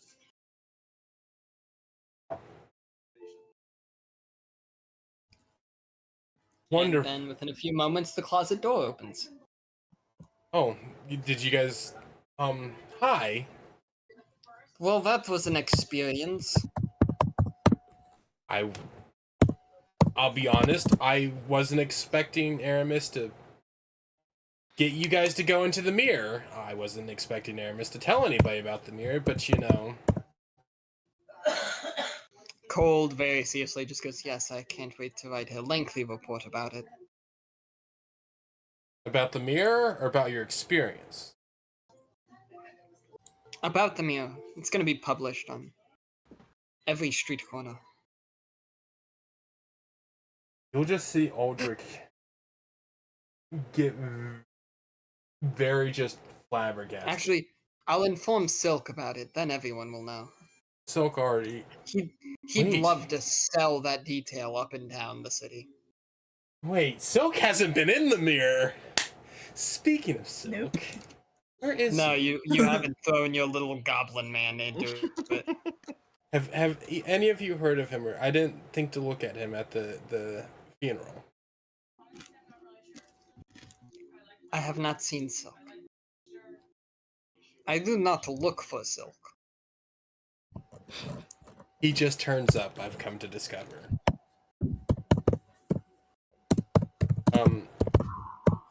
You didn't shit in my bed or my house, did you? No, would you like me to change that? No, please no. I just garlic joked about it, and I figured I'd confirm before inviting you guys to dinner with us. Yes, and garlic, thank you for making sure I know that I need to punch my sister. I'm sorry, what? Why? Because she dares to mock my rituals. We do not twirl, we strut. With a very low bow to Garlock, I'm sorry that my companion offended your rituals. Especially after all the time you spent teaching me them today.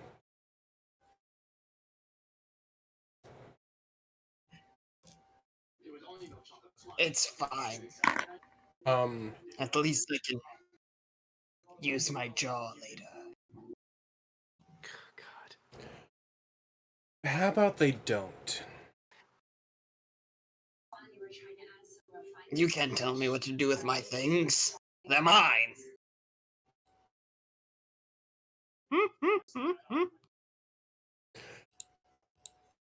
I have a question for you, Garlock. Have you ever been around nobility? I might have answers. I was a priest, of course. Okay. Did you act like this around nobility? Yes, why do you think she killed me? He got you there. My mouth got me turned into the undead. Do you think it won't get me further? I love his outlook on his position in life currently. He's got a dick and a jaw, bro. I don't think he's very much phased. Yeah, I'm starting to think that maybe Garlock wasn't really like a high-ranking member of the church. I'm starting to think that also, I'm not gonna lie.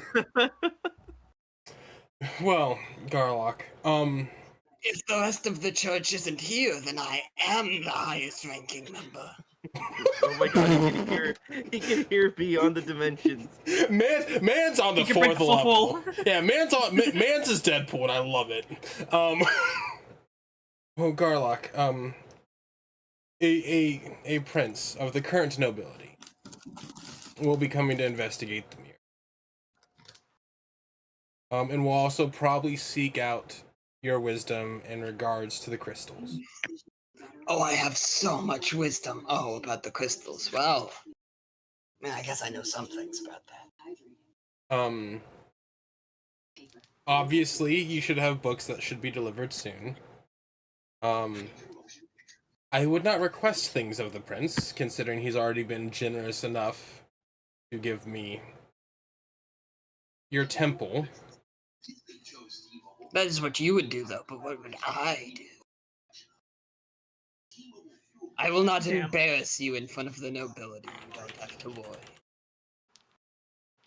Is there anything else you would like, master? For you not to call me master. Unless it's in the bed. You checked out of this conversation. Marmalade's re-entering it via the fourth wall, much like garlic does in every other conversation. No. But, make yourself at home. And since you don't eat... I am home. I'm trying to keep such a straight face at the moment, and it's not working. Me over here trying to stay in the mindset of Aldrich, also me. Fair enough. Evelyn, Helena, feel free to make your guys' selves at home. Dinner will be ready soon.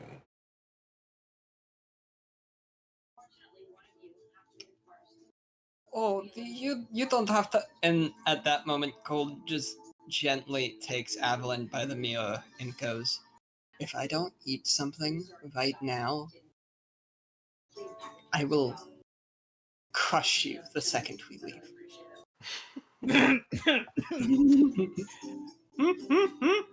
And Evelyn just looks back at Aldrich and says, "We are staying for dinner." You're welcome. Marmalade scones were wonderful. I can only imagine how skilled she is with a knife. I must go help her. And Aldrich will head to the kitchen and help prepare dinner. Garlock just gives them a very sideways look before saying, "I do love having guests." Fucking love this guy. I'm glad that everyone loves the mummy character that I had to make on the spot, but have been very consistent about his character. Yep, no, he's perfect. He's perfect, and I'm just like, I have to figure out how to balance this. You know what I decided, I guess, on going for when it comes to Garlock? I was like, what about a horny mummy Barbosa? I think is roughly what his personality is. From Flame's point of view, not enough wall breaking. Not enough wall breaking. Do you want me to roll anything for making dinner, or? You're in a kitchen in civilization. I'd say you can make a very appetizing meal. Yeah. Alright. I'm also make people roll when it comes to like camping and stuff like that, especially if they have to hunt their own food and then make it a tasty meal without having as many provisions or equipment. You have all the equipment you need. You're more than capable of making an enjoyable meal. Yeah, I think I know what I've made. I think I've got an idea. Aldrich will simply help you with it. Regale the group, and everyone can take a tight 5 while you get that. Yeah. My soul left me when, out of character, I heard you say that you were sending your sister and Captain Cold to my house. Because I can only imagine the kind of thing Silk would do in the house left unsupervised.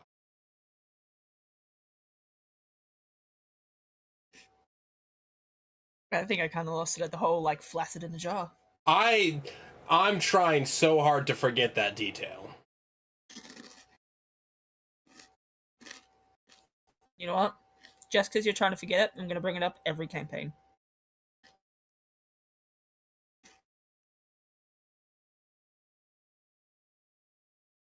I'm going to tie.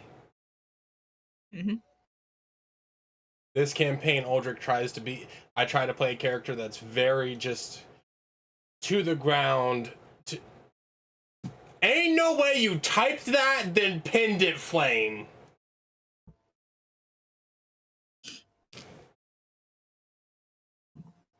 Mod powers, man. Mod powers.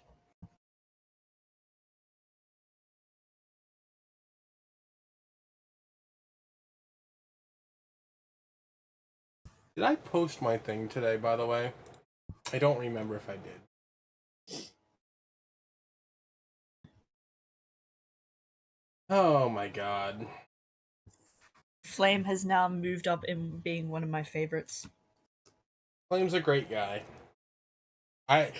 One thing that should be known is I only keep good people around me. Flame's a good person. I'm back. Welcome back. Yo. Can you guys hear my AC? Yeah, Hello. but it's fine. Thank you for giving me a heart attack, by the way, Imp. Why? Sending your sister and Captain Cold to my house? Listen. I think you're forgetting that when Aldrich first got his house, he was all about having people over because he was very excited. And so Aramis is like, oh, he's gonna love having guests. She is definitely Got you there. imposing. But yeah, she's just like, oh, he's gonna love this. I'm gonna love it. I will enjoy. I like Aldrich will indeed enjoy this, you know. Except for the fact that now that he knows there's an ancient secret in his basement and he has no clue how to tackle it, so he talked to royalty about it. Yeah. Also, Aramis does love fucking with Aldrich now. The back and forth that we've had, very like sibling energy, constantly bothering each other. She's definitely, I think she's very happy with herself. It's great. It's genuinely great. I love that you went, yes, father, and I'm just like, bruh, we are 13 sessions in, and my age is finally being brought up. I know. I was thinking too of like when Aldrich was leaving. I was like, I do want Aramis to say like a quip or something, but also we are at a vigil. I don't think it's appropriate. Whereas Aldrich just just say like, don't forget to take your medicine, grandfather, or something like that. yeah. Whereas Aldrich's just acting as if this is any old meeting and showing respect only to the dead. Yeah.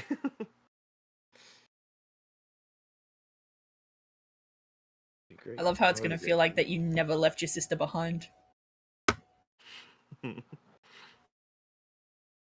She's always right there, shaped like a dragonborn. She's going to bother all of you. Right now, Marmalade's too kind and sweet, and so I don't think she wants to bother her, but maybe including her in shenanigans might be the dynamic to go with. Yeah, and Aldrich's just over here like, I'm trying to be the prepared one, trying to be the responsible one, trying to, you know, handle things. And why do I didn't adopt kids. I never thought about having romantic relations and having kids. Why did I suddenly have kids?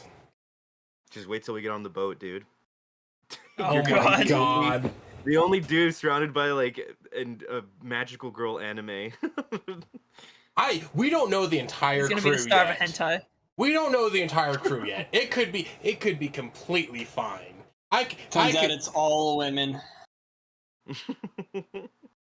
You actually entered Cynthia's harem anime.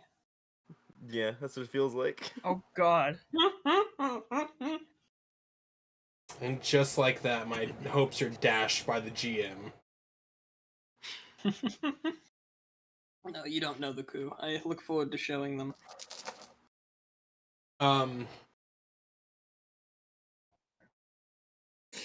So,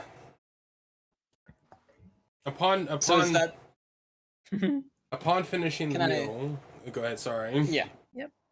I was just gonna say, can I assume you all will enjoy your meal and then any other things you would like before you end the night?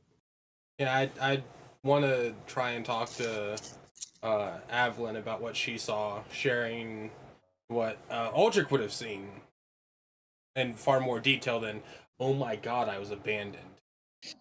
Or no, I think left on a toaster. or more specifically, I think what Aldrich had said before is, I saw my father and my adopted father. I saw family. I have a family. Yeah, and he would probably ask Evelyn and Captain Cold what they saw stepping into the world. What are we eating? Oh yeah. Just cake. What has marmalade prepared? Bacon bone soup. Okay. There you go. I need to Google that. An actual dish that I can make. Okay. Yeah, then in between. It is, however, upside down. Okay. I gotta get one in a section. You gotta make an Australian joke.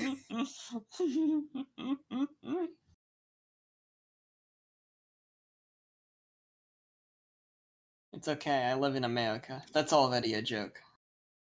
Next time I'll play a fat character.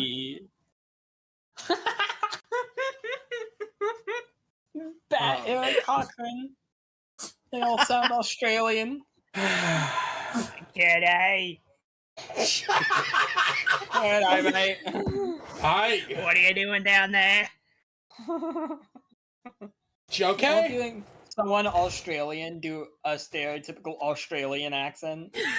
It's like when Americans do country or New York or something, like, hey, yo! Hey, I'm walking here. I'm walking here. Language is such I'm a fun at the thing. soup store. Fuck you. We all sit down eating bacon bone soup. Yep. Bacon bone soup.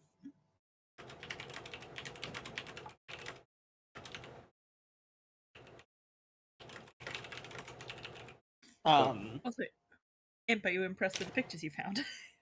Yeah. That just looks like soup to me. I'm not a soup eater, so it's just like, oh, it's soup. It's just soup. Imp's like, oh, it's soup. I don't know what I was expecting. Yeah. You want to know weird looking soup? Look up Italian wedding soup. What? That just looks weird.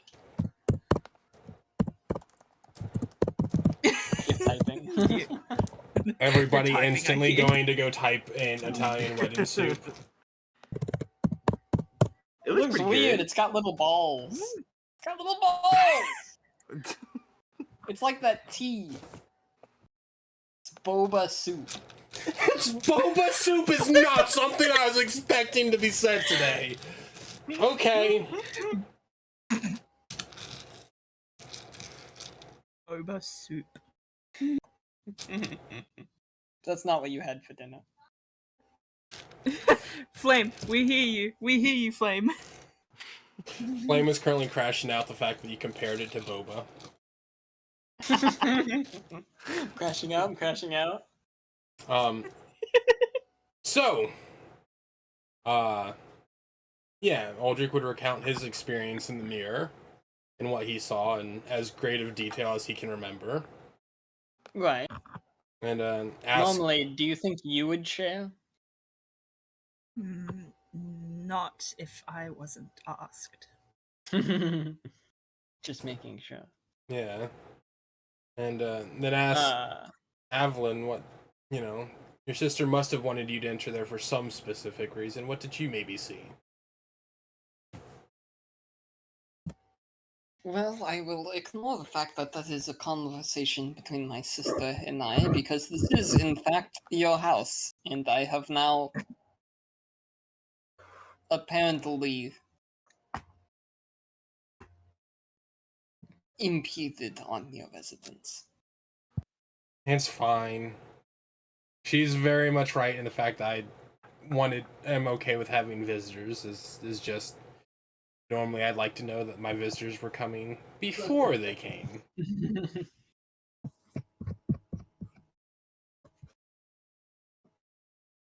Right, I will educate my sister on many things later. Okay. I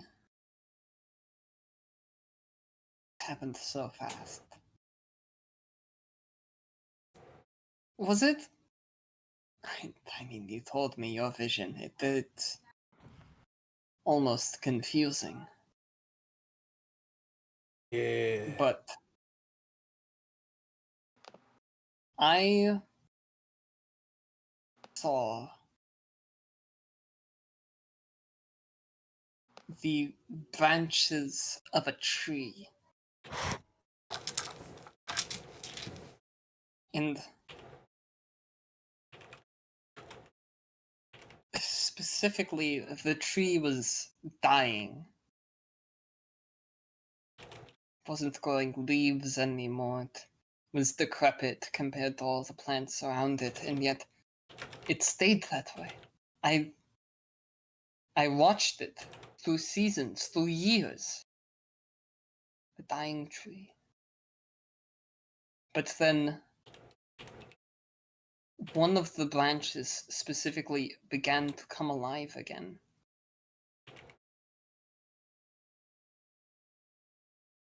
And slowly, life from there started to spread through the rest of the tree again.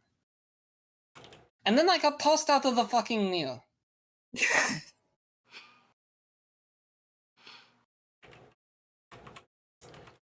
What does that mean?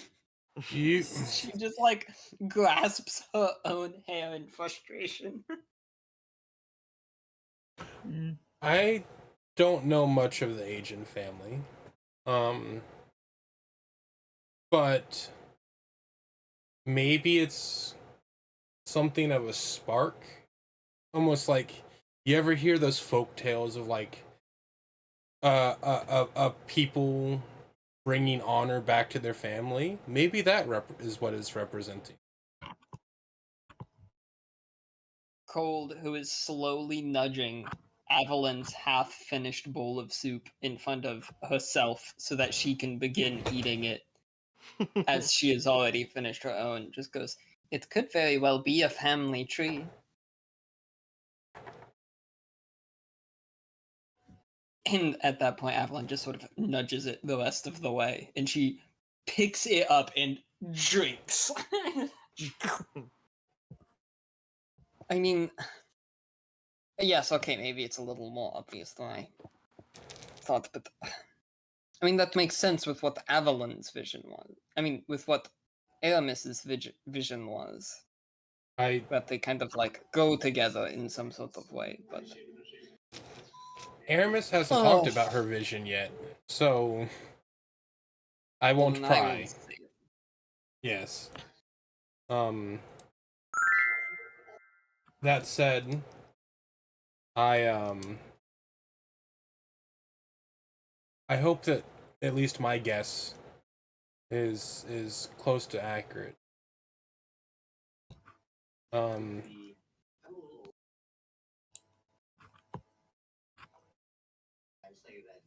And then Avalon is going to turn to Cold and say, "What was your vision? You went after me." And Cold puts her soup down. And interestingly enough is blushing a bit. You didn't talk about your dream until just now. Yes. And now I'm asking about yours. Right, but my vision, the vision that was for me, just me, only me, that I had in the mirror, in this guy's basement. That dream, that vision. That's the one you... Yes! Yeah, okay. I was there. Like, it wasn't... I wasn't a tree. I was there, tending a dead tree. You're shitting on me. I was tending a dying tree in my vision. What do you want from me? And it slowly came back to life. I didn't eat a lot of candy when I was growing up. I would say I was more of a chocolate lover.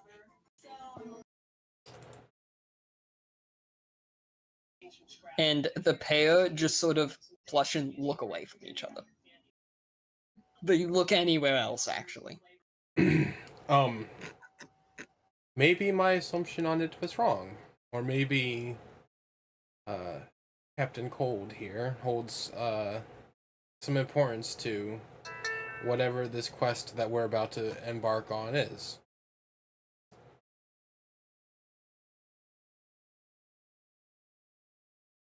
Maybe she should come with us to Starhaven.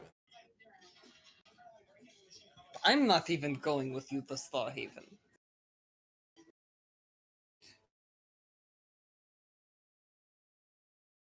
Would you like to come?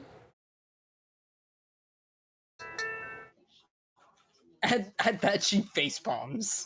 No, I don't want to leave. Okay. Captain Cole. She's also kind of like, she's kind of on like a probation period as well. Yep. That's one of those, like, it was a rhetorical, question, but more of a, like,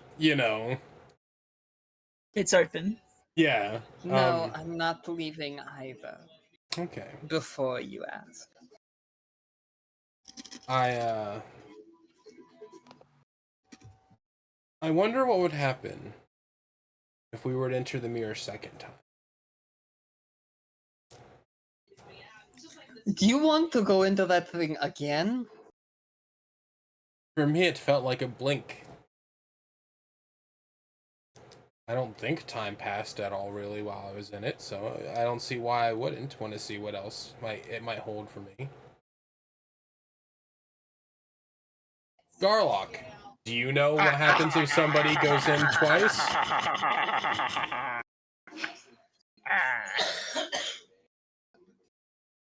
There have been times where people used the mirror more than once. Usually not that close together, but you're welcome to make the attempt any time. Oh boy. Past, present, yes, we've heard it already.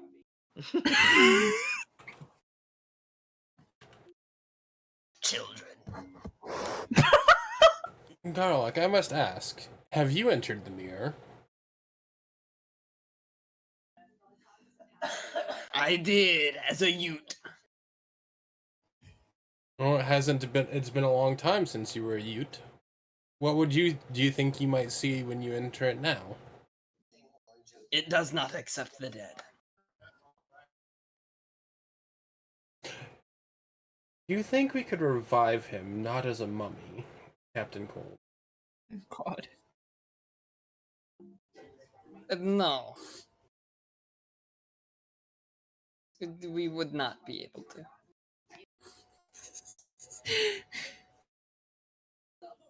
He's not physically capable of making the jump. Understood. Would a vampire be undead enough to go through the mirror? Oh my gosh. What do you mean a vampire? There are vampires in the city?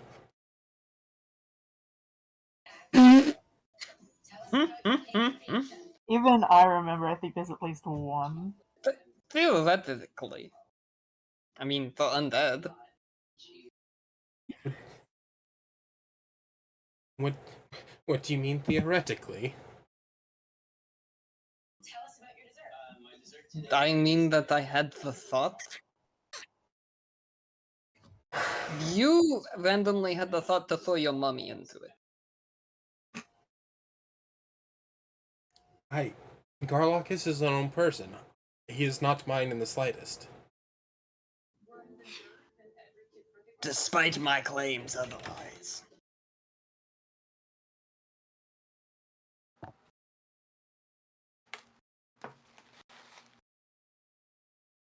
I feel like I'm owning a sentient puppy at the moment. Puppies are sentient. Okay, a intelligent puppy at the moment. I feel like I've got Clifford, but he can speak common. He could have been speaking Draconic this whole time. Oh god. He could be speaking Infernal this entire time, but people would be having a different reaction. Kalima, Kalima. Your sister said that she was going to be staying by the pyre and helping the soul stay warm. An interesting way of describing it. I don't know much about Hobgoblin traditions when it comes to the dead, though I assume, based on what happened, that it had something to do with burning them and keeping them. Do you know much about any traditions? I know that us Dragonborn bury our dead in a casket with prized possessions, and that grave robbing is extremely illegal and subject to execution if found. Does that mean that technically robbing graves creates more graves? This seems like a loophole invented by funeral homeowners. I'm just gonna sip on my soup. But no, I've never really carried out funeral rites for anybody that wasn't a dragon or been a part of it. I approve of this burning of the dead that the barbarians do. They're not barbarians, Garlock. They are hobgoblins.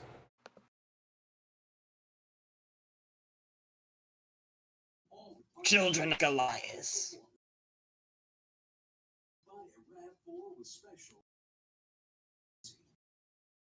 Are you happy that? I'll take that. I'll accept this. I didn't know you had a racist in your house. To be fair, he's well, I didn't even know the Thornova Empire existed. So old?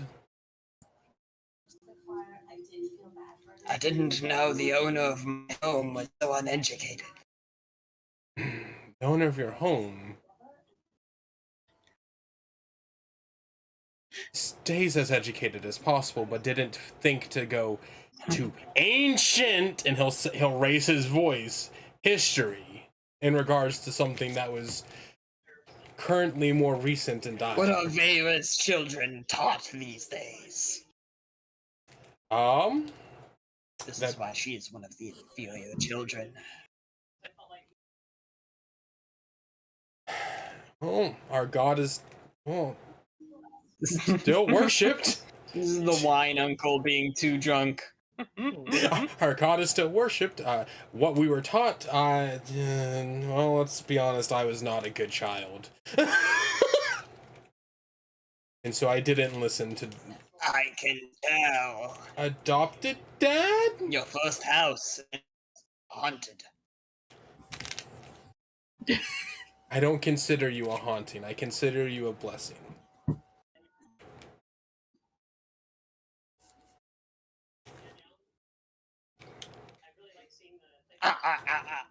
You need homeowners insurance. And Golan was kind of half expecting him to just go bullshit. Captain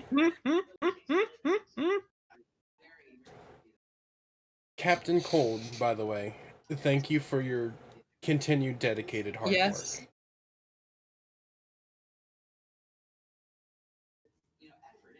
Thank you. Speaking of hard work, we need to be going. Yes. I need us.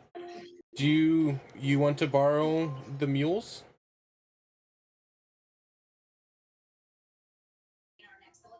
No, that's fine. We rode here. Okay. Did I notice a second cart or something out front? You did not see a cart, at least. Okay. Well, safe travels home. Get some good rest. I will let Aramis know. Yes, come on. Let's get you home. Goodbye. It was good seeing you both.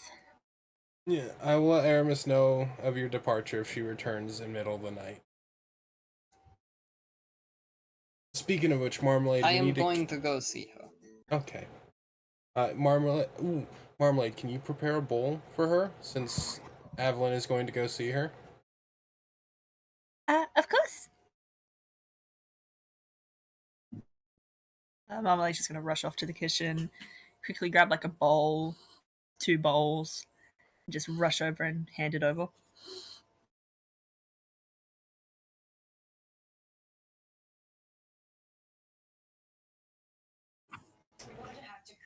Alright, and with that, they take their leave. Is there anything that the two of you would like to do before the end of the night?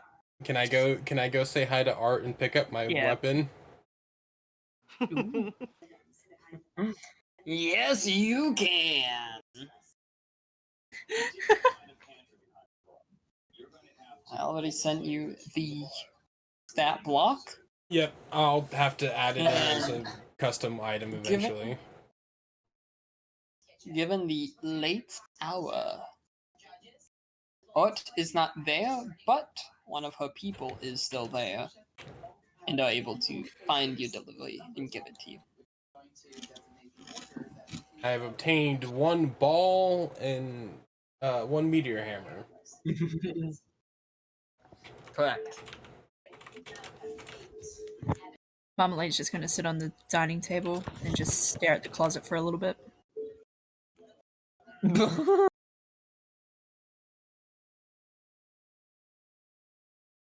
I will Just feeling its energy, you know? Yeah. And while Aldrich will grab anything that's quickly available needed for prayer ritual in the morning and then head back home.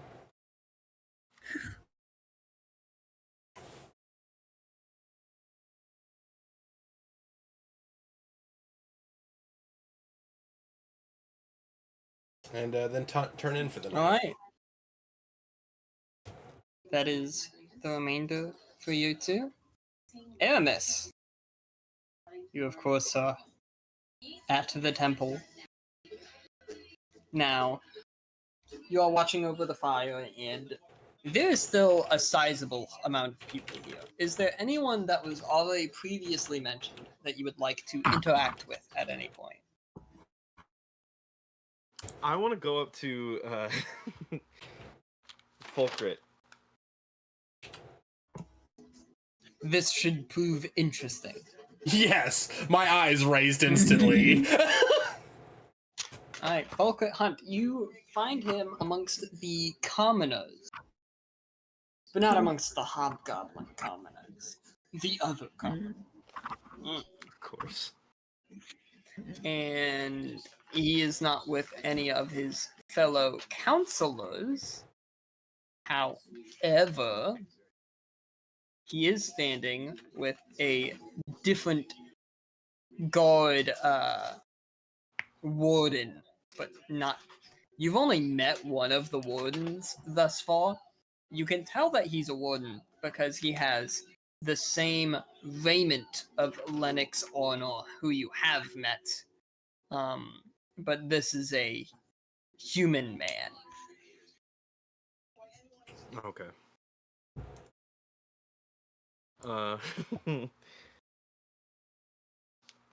as I'm approaching him, does he still have that same demeanor he had earlier?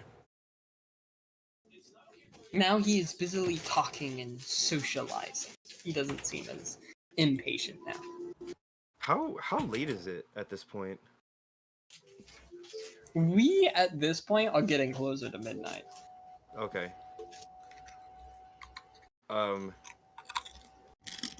Yeah, she will approach. She still has she has not cleaned off her armor yet. And yeah, she'll walk up to him. Grody, I love it. Yeah. Well, it's also just I after the vigil, I think, is when she'll finally clean it. But she'll go up to Hunt, and I would like her to have still kind of like an intimidating presence if possible. I don't have to roll well, if you want me to roll for it or anything, but she'll say to him, "My group and I will not be within 3 towns much longer. We will be traveling outside, as you know, at the behest of the prince. However, I am letting you know right now, Folkret Hunt. My people here better be taken care of. I will know. I will hear from it. I will hear about it. And I am giving you this one warning.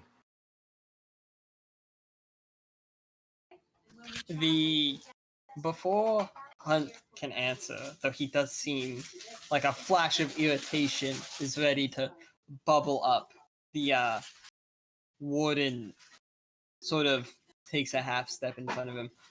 Do not be worried. I, Vince Delroyce, the warden of the Oak District, will make sure that they are taken care of. You don't have anything to worry about. Security is the top priority of the guard of the city.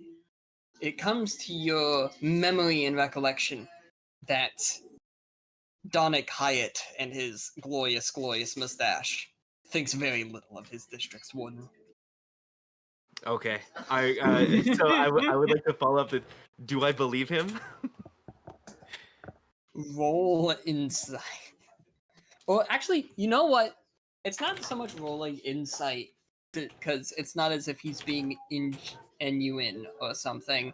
Roll a history check. Okay. Your knowledge of how real is what this person's saying compared to what the actions of themselves and their district has been. A little bit of fact checking. Oh, that's not good. That is a 10 total with no modifiers. You feel like this guy is saying a lot of words and not a lot of this is how it's going to happen.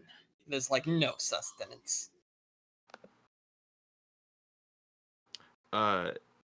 She will stay with that kind of imposing stare. And how tall is this man?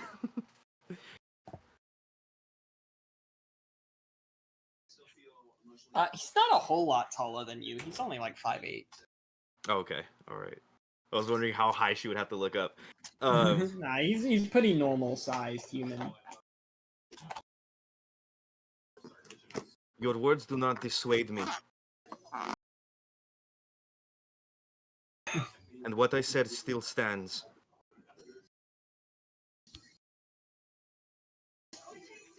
And with that, if they don't say anything, she'll walk away. Well, before one of them can respond, they both get cut off this time. She's right. A lot of change needs to happen. And Donick Hyatt and his remembered glorious mustache appear. I love this man. You and I both know that, Vince.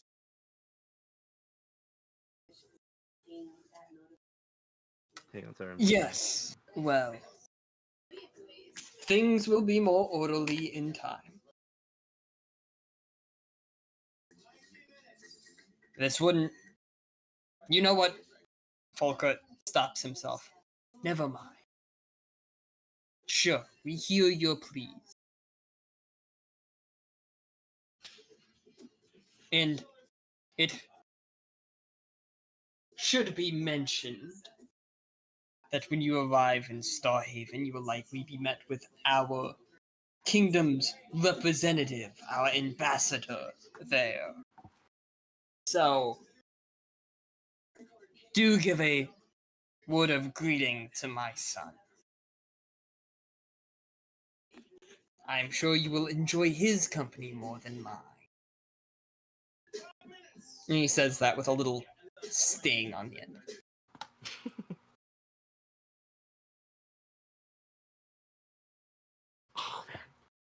Okay, as much as I would love to shit talk this man, I think I will just heed what he says, and I think Aramis will give kind of like a nod of respect to Donick Hyatt for stepping in, and yeah, I will go back to checking on the pyre, and then I want to see what Cynthia and the Countess Eleanor are up to.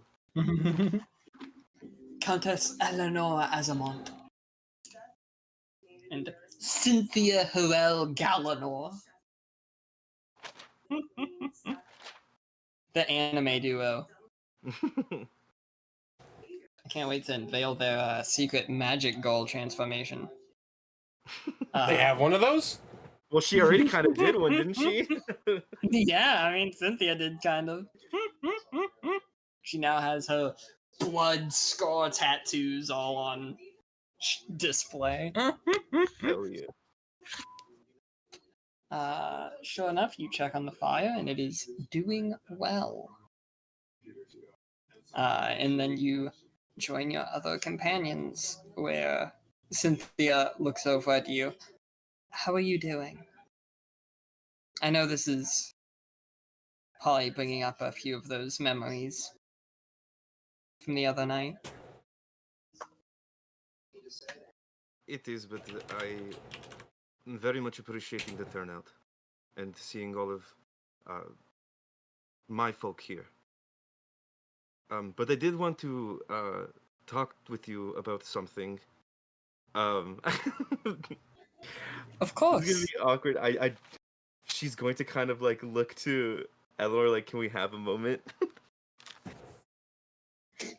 Eleanor is for a brief moment doing poorly on her insight roll as she sits there next to the both of you. Before going, oh, do you want pizza?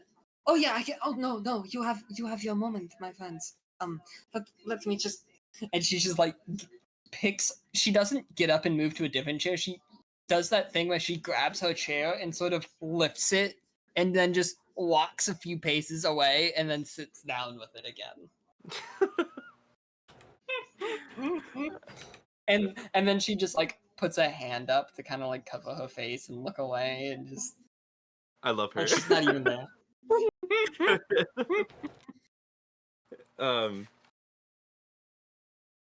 I am not so sure if like now is the best time to ask, but I feel maybe it will be better asking here than on the ship, where it is there are a lot more close quarters and maybe prying eyes.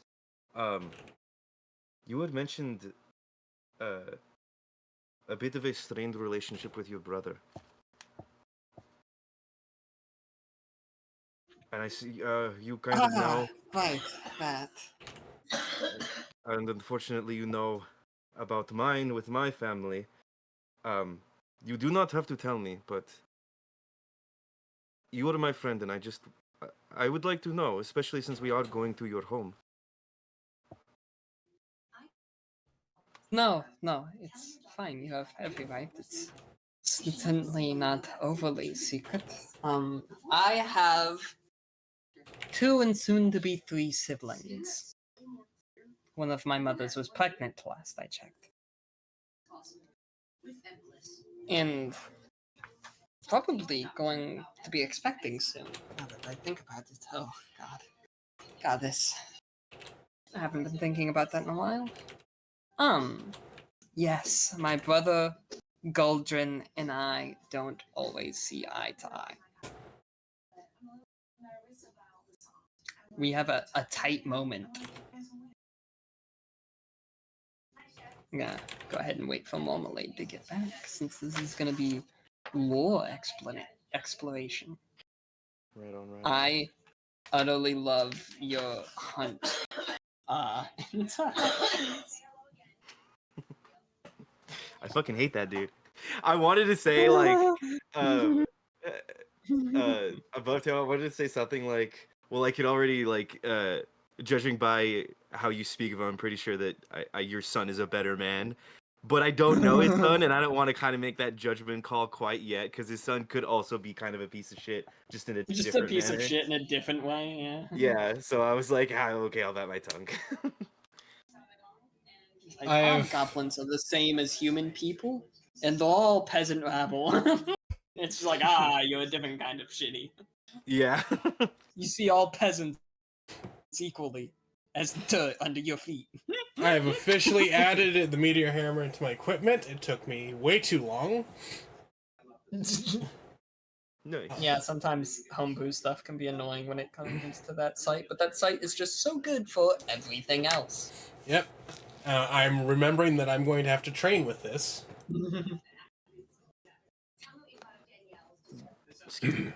To be proficient with it. You're excused. Thank you so much. Oh yeah, because aren't monk proficiencies like technically specific? Yeah. There are monk weapons, but like realistically I can only use crossbow, hand, scimitars, short sword, and simple weapons. Right. Whereas that would just be another martial weapon. Yeah. It's like I remember when I asked about this, seeing like various homebrews of it that were just monk weapon. Right. But you went, I want that stat block, and I went, okay, makes sense. That was the one I chose. Yep. Now,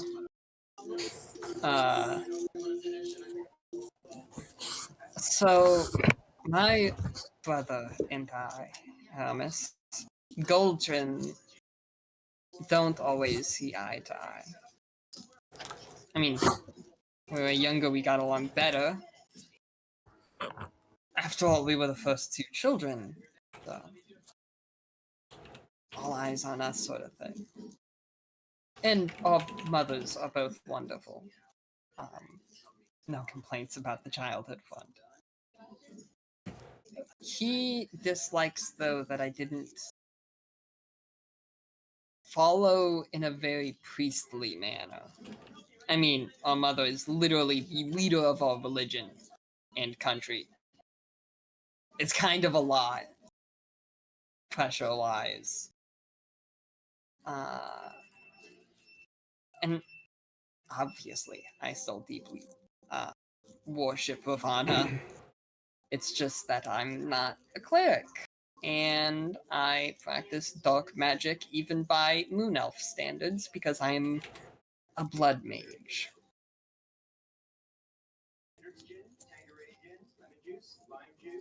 And in the South, even things like necromancy are considered a dark art, whereas in the North, where us Moon Elves live, it's a little more normalized because we practice a lot of it.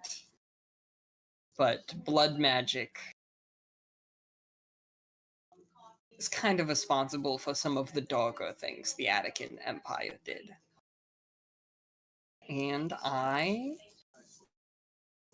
And she just sort of looks down, and you watch as the blood trains from the scarring on her arm and travels up across her veins and skin till it reaches her hand and pools through her skin and slowly forms a solid sort of almost rapier-like sword. Practice it quite a lot.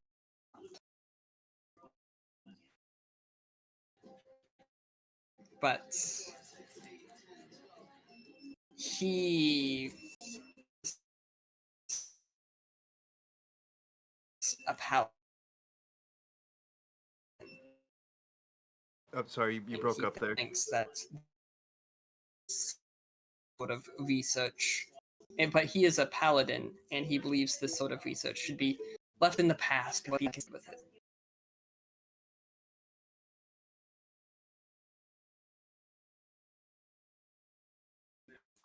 And then that's all she has to say as she's holding the little blood sword. Okay, let me just catch up on the notes real fast. By all means, you wanted to wait for note-taking purposes.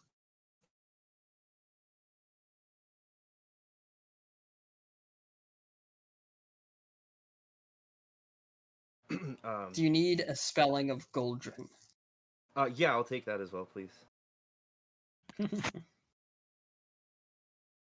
I think there will be kind of both like marvel, but also like a bit of unsettled look on Aramis's face as she watches Cynthia form the blade. I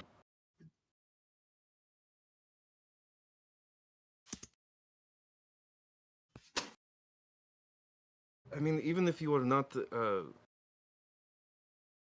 so devout as he, why can he not be proud of your actions now? Of what you've done and what you've accomplished?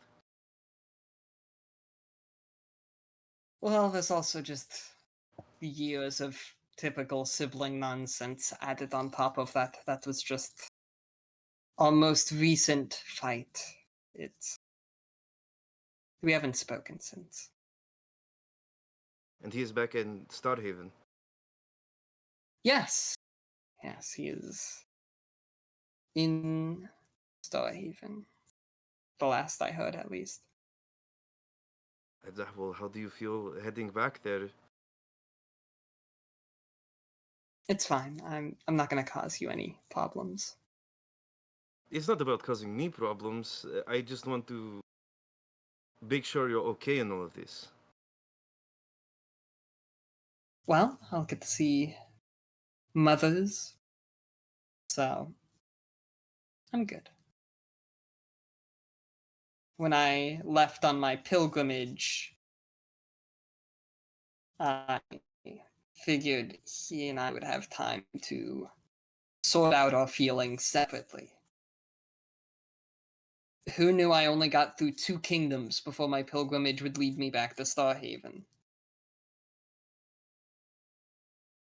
How long was your pilgrimage supposed to last? Well, a part of why the Galliano family have led both our people and the North for so long is a sort of coming of age tradition in which we will leave our home kingdom and live in each of the kingdoms of the North for a time among their people, so that we can understand everyone better, to know where all of them are coming from, what their needs are, and so that we can know more about their cultures and not just read about it, but experience it. To have a better connection with the people that we're supposed to be representing. And obviously this can lead to a reputation of gallivanting onto wild quests when we're young.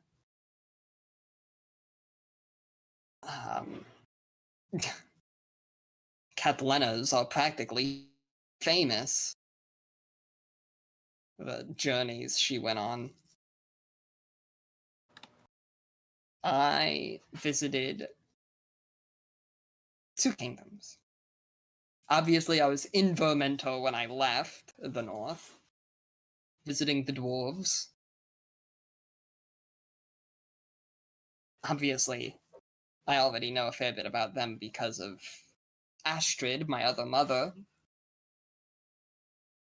Catlena liked visiting the dwarves. Apparently, she kept one of them. Excuse me? Well, that's because her other mother's a dwarf.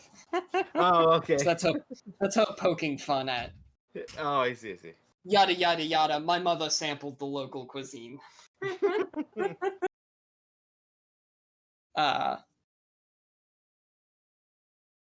That, and she kind of became one of their most renowned blacksmiths while she was staying there. Just casually in her free time, I guess. See what I have to live up to at times? Ugh. You kill one god in your lifetime, and suddenly your children have to do everything. So I already know a lot about them. Obviously, I have family there. Astrid's family, the Hoels, are still ruling Vermentor. And I had visited, well, her lands, gesturing back to the Countess Eleanor Azamond. That's where I met Eleanor.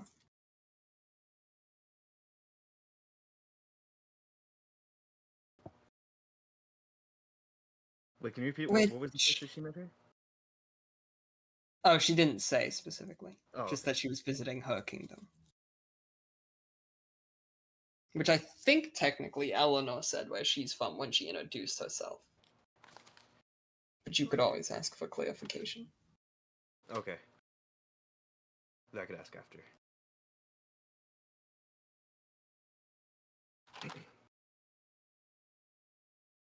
Which, come to think of it, that's also going to be something interesting to have to explain to my brother. Oh, for the love of the goddess. And she kind of does that thing where she just pinches the bridge of her nose. You won't have to do it alone. You have me, you have Aldrich, and now we have another little dragonborn. We have Marmalade as well. You just love that you're taller than her, don't you? Listen, that's one thing that I have in this group. It's that I am not the smallest. But you are adorable at times. This is definitely going to cause the blushing to happen. Poor Evelyn and Aramis both getting it tonight. Aramis will remember that.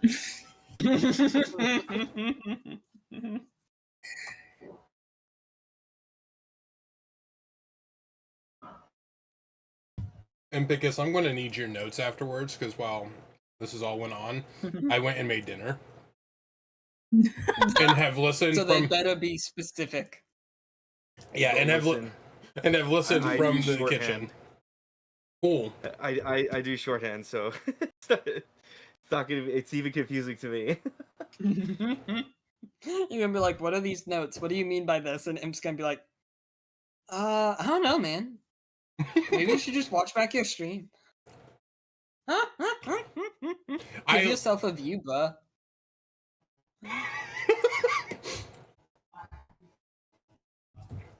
I will say, I did write in the section of this, Aramis had various conversations during the night with various people refer to the VOD. Because I knew I wasn't writing this all down. Yes, I'm sure he'll be thrilled that I've brought a group of foreigners and an Azamont into the capital. It is okay. You can say heroes. Is this the part where I go, well, you're my hero? It would definitely boost my ego. Well, I'd love to help that. It is at this point that a door opens somewhere, and Aramis's sibling senses begin to tingle.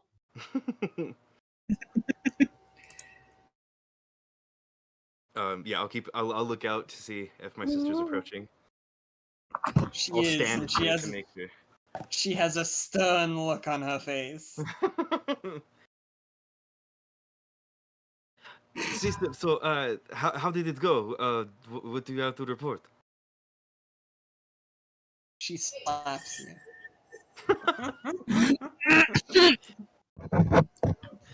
That's it, brother? she's going to like her head turned from the slap, and then she's just going to close her eyes, compose herself, and then look back at her sister. I take it that Garlock told you the truth. I'd like to think when you turned, you were just like then facing Cynthia before composing yourself. Yes, he did. And I saw a fucking tree. That's it? I saw a dead tree that then began to have life on one of its branches that spread to the rest of the tree. This doesn't help me in any way. You're welcome. She's going to sigh and do the disappointed dad who watched his football team lose with his hands on the hip, kind of like walking around. Well, Aldrich and Helena both suggested that it was meant to represent a family tree. Or something. did Helena go into it? Yes, she also went into it. What did she see? It is at this point that now Evelyn blushes again. She was tending a dying tree until it started to have life again. You know, that episode of SpongeBob where Squidward doesn't want to admit that he likes the taste of a Krabby Patty, and SpongeBob makes that face at him because he knows. No, no, you are not. That's what Aramis does. Oh my god. I hate it here. I hate it here. D&D's canceled from here forth. Smug like, I'm busy on Fridays now, guys. When aren't you busy? I'll get back to you on that.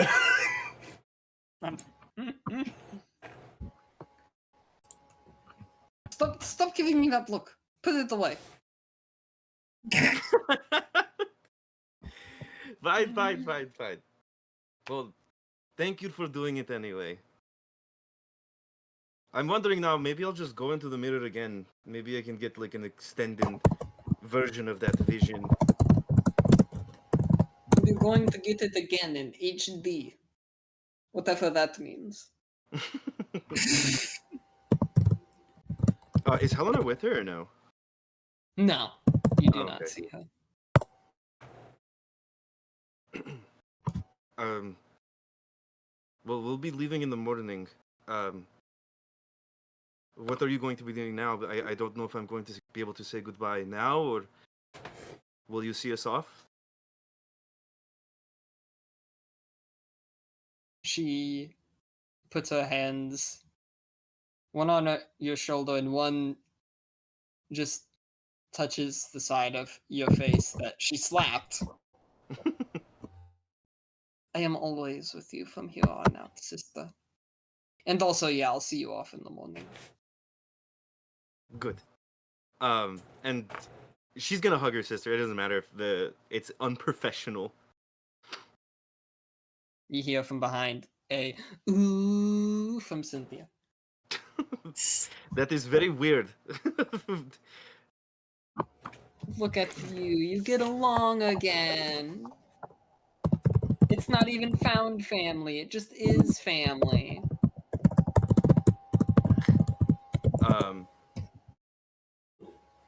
But yeah, No, go back to squibbling though. That was funny. Was it? My face hurts now. But Can fix that. Good food always fixes pain. Alphonse isn't here. Get back here, you rat man. Oh, I must go. Zoom. Looney Tunes is his way out of there.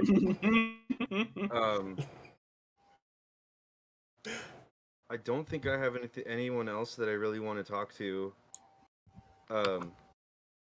This will definitely like you need to shoo away. it's but this will definitely will I get a point of exhaustion? No. Oh. She brought you food. It's they did bring you food, and you will be able to rest some unless you want to stay up all night. There are people that are there to trade off. As I've mentioned before, there are sleeping places in the temple. Oh, okay. Then yeah, she will definitely like trade off, and she's also going to share her bowl with Eleanor because I that was one thing I noticed is it was mentioned that only 2 bowls were brought. Yeah. Poor Eleanor. It's just a bowl appears for Cynthia and Aramis, and she's just in a corner like, that looks like really nice food, you guys. No, she'll walk up there and say, I believe Marmalade made this for us, if you would like some. A hero's meal. I love Eleanor so much. And yeah, I will just simply share my meal with them.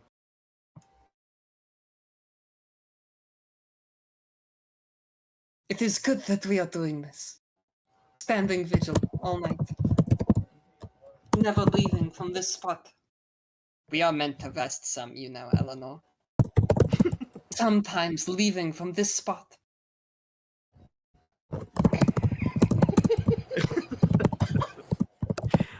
Eleanor, I think maybe you should get some sleep after you eat your share.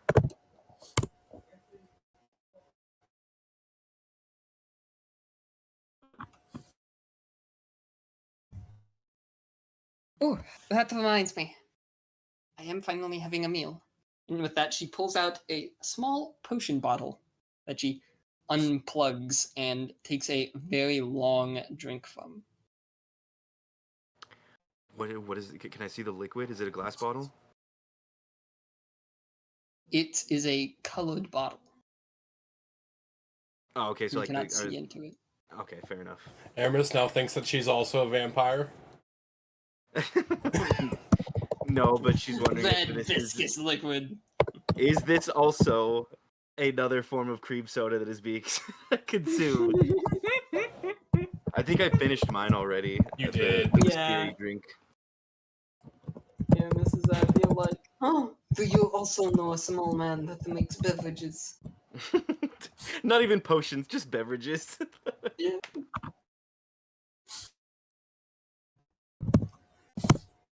Yes, hello, I'm a gnome. I make ye old caffeine. Alvin? It's good for the heart. Speaking of, I think I'll go get one right now. 1 second. Oh, take 5, everyone. Take 5. I love that I still remembered the name off the top of my head, even though I've only written in his notes, Alvin No Merchant. I'm back. I have a Dr. Pepper cream soda. Oh, Yum. there we go. Dr. Beppa.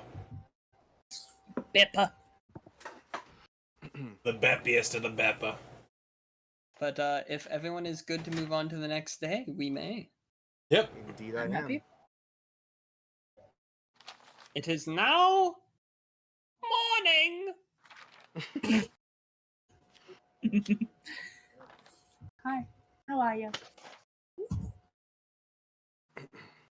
We will Sorry, what? start with Aramis.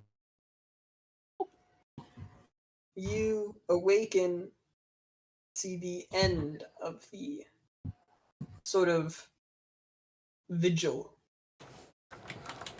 And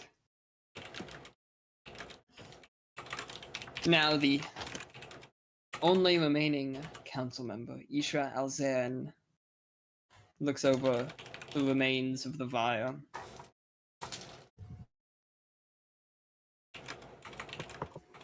We see you, your spirit, Resnick Lords. To your ancestors. May you now have your final rest. and with that he casts a spell, and the remaining ashes go up in a sort of tight whirlwind up and out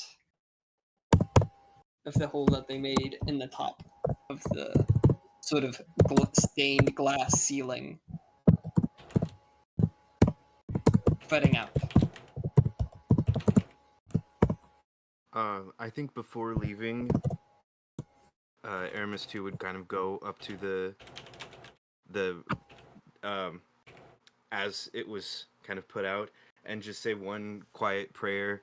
You said that the god is pronounced Goliath? Yeah, Goliath. Oh yeah, she would make one to Goliath, speaking on behalf of Resnick and all that she's heard about him, and just referring to him as an honorable soul that deserved a better end. And then after that, I will take my leave to meet up with my pals, my buddies. And notably, 2 of your buddies stayed the night, as Cynthia and the Countess were valiantly still at the temple. Cynthia didn't even have to sleep, right? Cynthia, being an elf, was still awake. Oh, okay. But the Countess did sleep. She seems ironically more awake than Cynthia, as it has been clarified many times that even though elves rest a very short amount of time, Cynthia is not a morning person. I love that. It's a little flavor. Cynthia sleeps I think I still badly. I think I still have food for Grendar, so I want to make sure that he eats. He bravely stayed with you during the whole vigil. I like to imagine that she left him like around the pyre, and he was just kind of like patrolling. Alright, can we please have Art of Grendar? And please? I'll draw him eventually. Please? I need Grendar and Mushy Boy interacting somehow. Grendar's secretly a planeswalker. Powerful duo. Granted, if Grendar dies, Mushy Boy can control him. No, that's so sad. That sounds wonderful. Let me quickly kill a hamster. But yeah, she will feed Grendar and then place him back on her shoulder and let Cynthia know that she's ready to follow her. Should we just go to the ship or try to grab the others at Aldrich's house? You know what? Aldrich really, really loves having guests over, so I say we go to his place.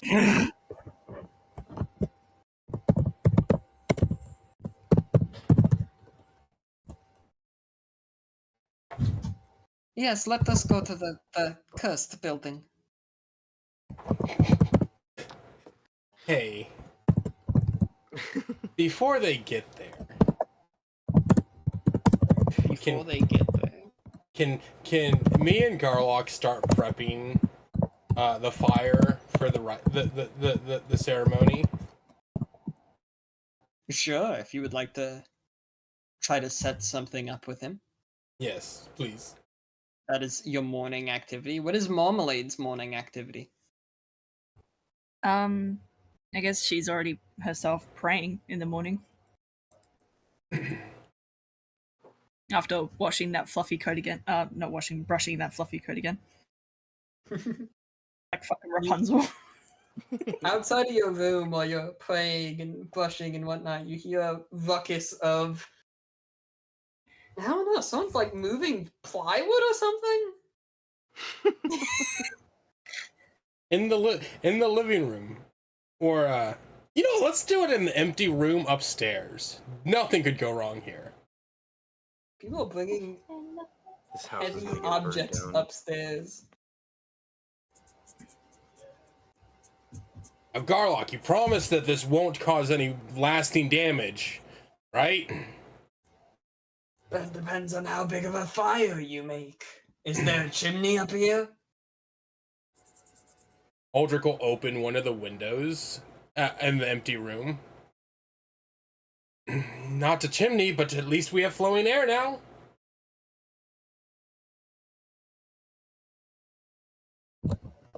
Enjoy your house while it lasts. Well, here's a question. Do you think we should do it in the backyard? Are you able to walk outside without causing a conniption? No, am I? I haven't walked outside. I can't predict the future. You use the mirror for that. This is true, but you can't enter the mirror, so you can't tell me. Let's try it out back. You hear a bunch of heavy objects being taken back down the stairs. I don't know whether to step out just to make sure everyone's okay or. Marmalade, the ritual is starting. You should come down with us. I think I'm staying in the downstairs room. No, yes you are. Never mind. You're right next to the back door.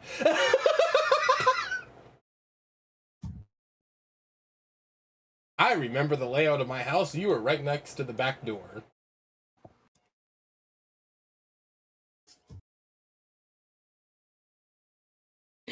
I guess I come out and see what the hell's going on. Is going on, Aldrich, my boy? We're setting up whatever specified ritual that he had mentioned. How we would pray to Valora. In the backyard.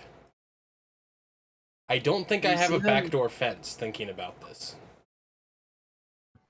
I did describe it as being a fenced-in home. You have a stone, like one of those stone half walls. Then yeah, the back doors are flung open, and you just see all the things for a proper-ish impromptu ritual to Valora being set up.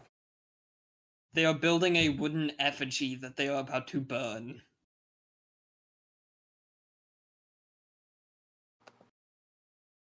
And this might as well be like the image that people have of looking out back, and there's just a demonic ritual being set up. Yep. And you'll notice that if you look into the den, that various pieces of the chairs have been dismantled and used.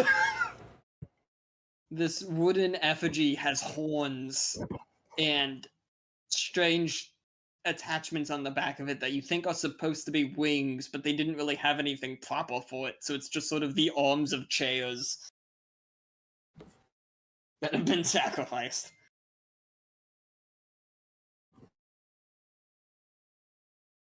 And the mummy begins chanting in Infernal while dancing around it. Aldrich would patch him, dancing and chanting in Infernal. I'm gonna watch. I'd like to think Aramis arrives and she hears this happening. She doesn't see it 'cause she arrives in the front, but she does hear it. She would hear Infernal and Draconic being chanted, because Aldrich would be alternating between the two, echoing it kind of like, yeah. I'm going to the kitchen. I'm making coffee. I would knock on the front door because I think he took Aldrich took the key. Yes. The key is on Aldrich, yes. One of them. I suppose I go to the door since Aldrich is a wee bit busy. I go to the door and open it because I cannot see out of the fucking peephole to save my life. So I go to the door, open it. Animus, welcome back. Is that the Dragonborn? And Garlock, yes. Thinking about it, there's a straight line of sight to the back. I looked at it. There's a straight line of sight to the back backyard from the front door if both are open.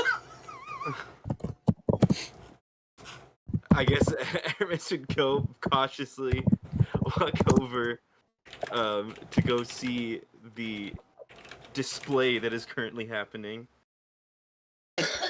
At this point,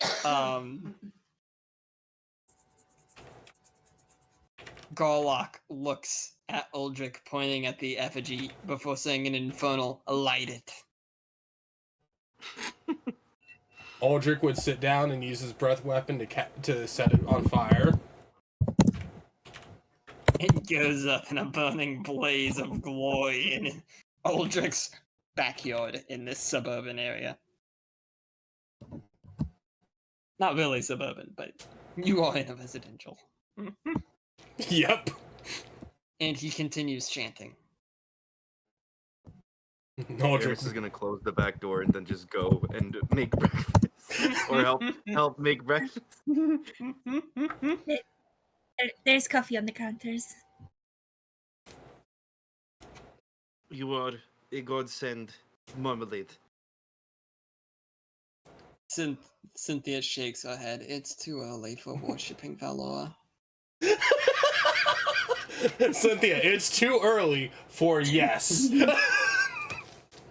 Marmalade just kind of reaches up, pats Cynthia on the leg. There's a double shot in there for one for you. Thank the goddess. I like to imagine they're all just kind of casually standing around in the kitchen, quietly sipping their coffee, as you can hear in the distance.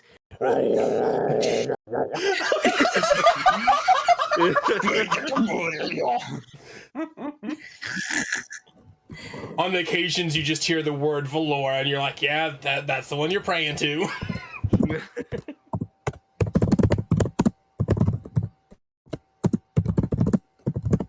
That's great, wonderful. Yes, I'm just going to take this coffee into the other room. And you can sit in my room. Eleanor is going to go to the furthest room from the back door. That's not my room. There's that's the kitchen. Yeah. She's just going to try to ignore what is happening in the backyard. I wonder how the neighbors feel. Towards the end of the ritual, Uldric would then start praying to Vera. Also wishing for safe travels. So openly. I would stick to Draconic when I started praying to her. Wishing for her and her sister to grant us safe travels as we head to Starhaven, and give us strength for the upcoming battles we may face. Because it's fortunate that Garlock does not know Draconic. He didn't learn any of the languages of the barbarians, after all. Look here, Uncle Ted. Uncle fucking Terry over here. I do kind of like the name Red Barbarian. It kind of fits. Fuck party names, we just need character names. And once the ceremony concluded, Uldric would try to put out the fire in the not necessarily the best way possible, but like tossing dirt onto it. So he doesn't burn down the neighborhood. This is a bonfire at this point. Yes, I'm recognizing. You have Burning Man in your backyard. Okay, fine. I'll run to the local well with a bucket and start tossing. I'll run to the river and start bringing up buckets of water. And with the first bucket of water, I'll be like, I'll yell inside. Because I know the upstairs window's still open. I'm gonna need help out here. As I toss it on. Can I walk out? Aramis sits down.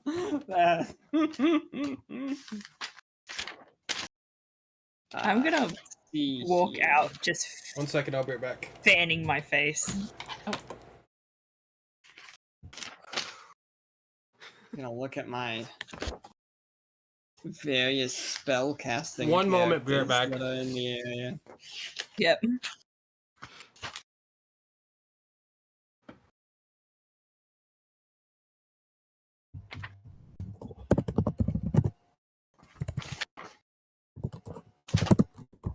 I love the situation we find ourselves in. I do love too that it's like, I imagine when he puts out the fire, it's gonna be a lot of smoke. So much. Where did I put my stat block for the countess? Did make one. I say I do know a way to put out the fire, so.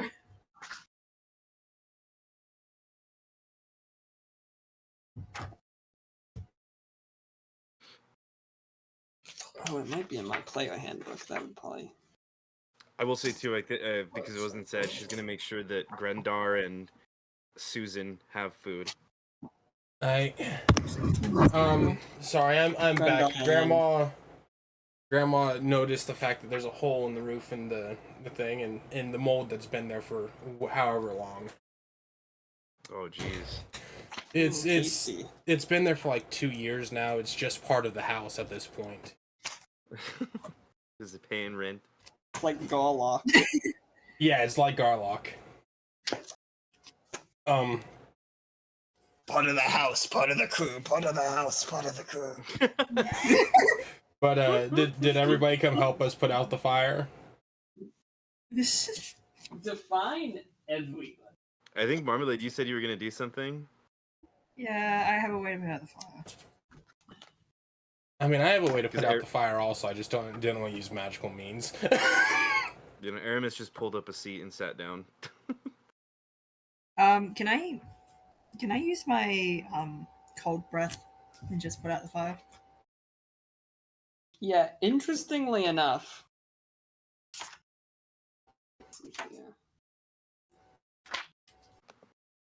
I don't believe Cynthia can help you.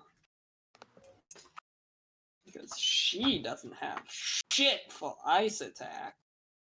She can finger blast the fire. I don't think that's gonna help you much. It's like I could prestidigitation the fire away. I'm pretty sure, but I was doing the ye old putting it out like a normal civilian thing. Okay. It might be a lot for prestidigitation, actually. Prestidigitation specifies fire play. You can instantly. I'm aware. It's a massive fire. It says small campfire.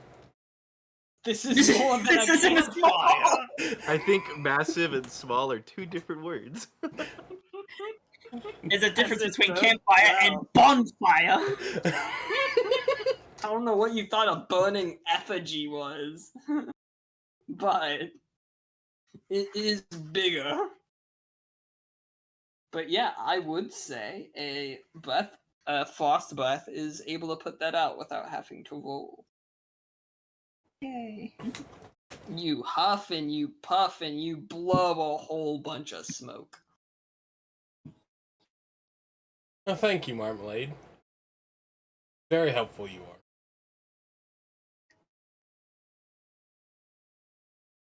Valora shall help us with safe travels as we head out.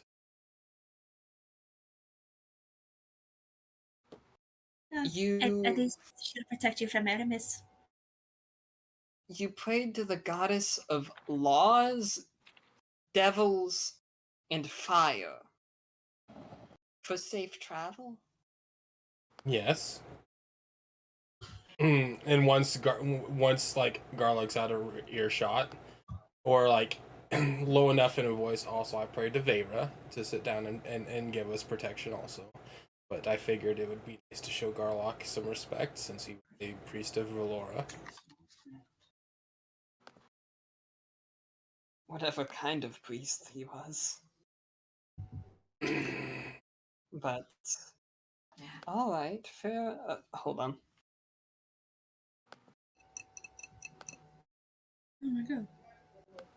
I am such a rude cleric, I just realized something.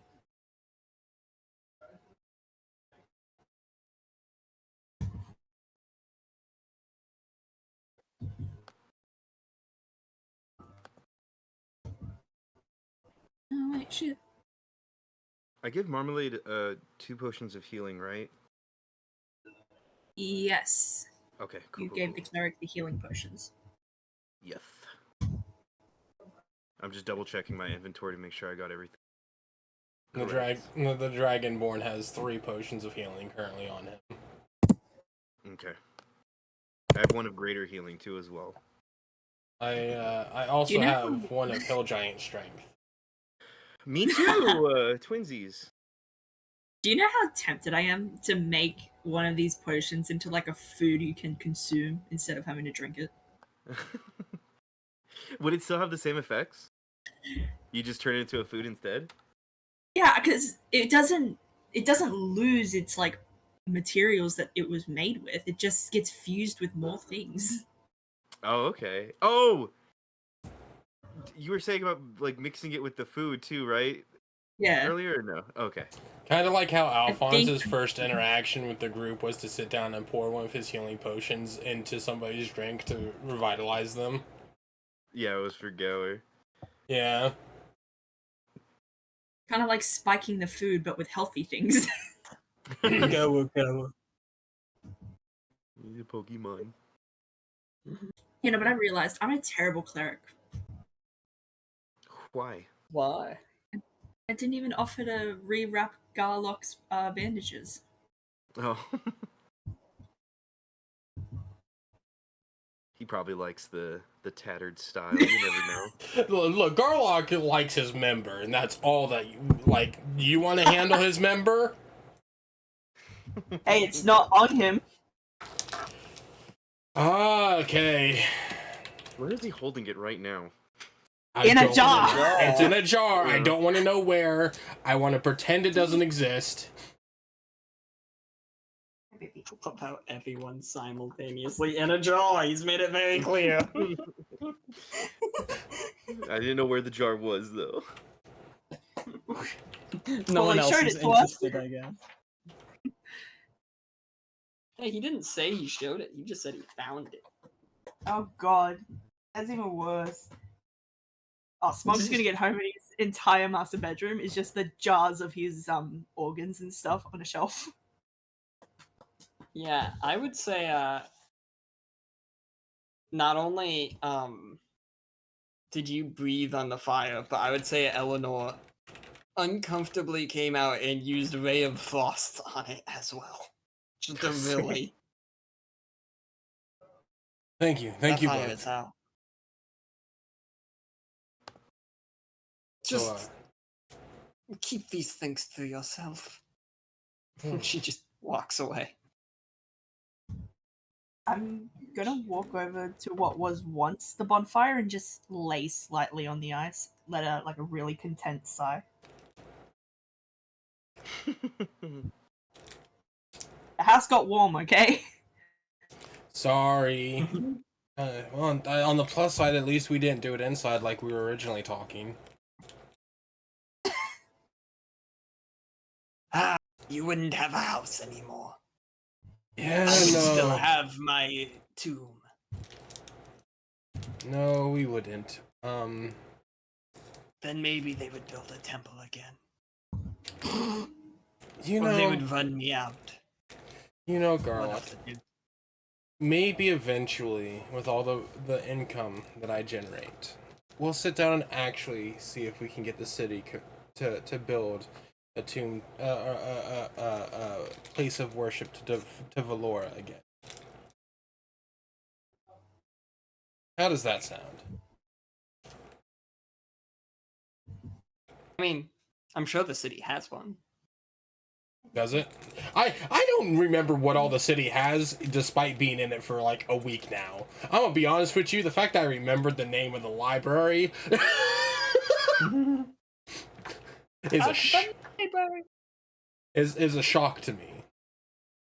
Cynthia sort of shrugs. Most cities do, somewhere. At least major cities. Garlock, can you cast polymorph on yourself? No.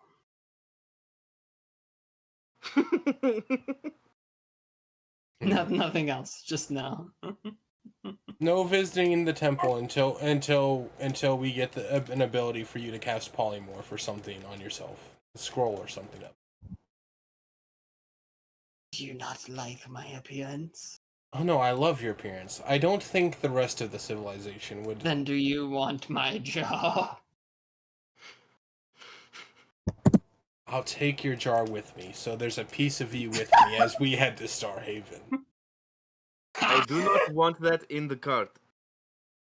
The cart's not coming with us, remember? Just the donkeys. Wait, are we It actually might bringing the weigh donkeys? down your ship.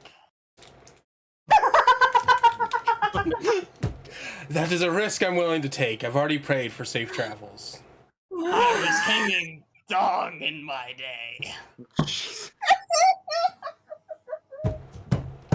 Are we really bringing Gurfindurf and the other one? Yes, we're bringing Gurfindurf and Sally. Yes.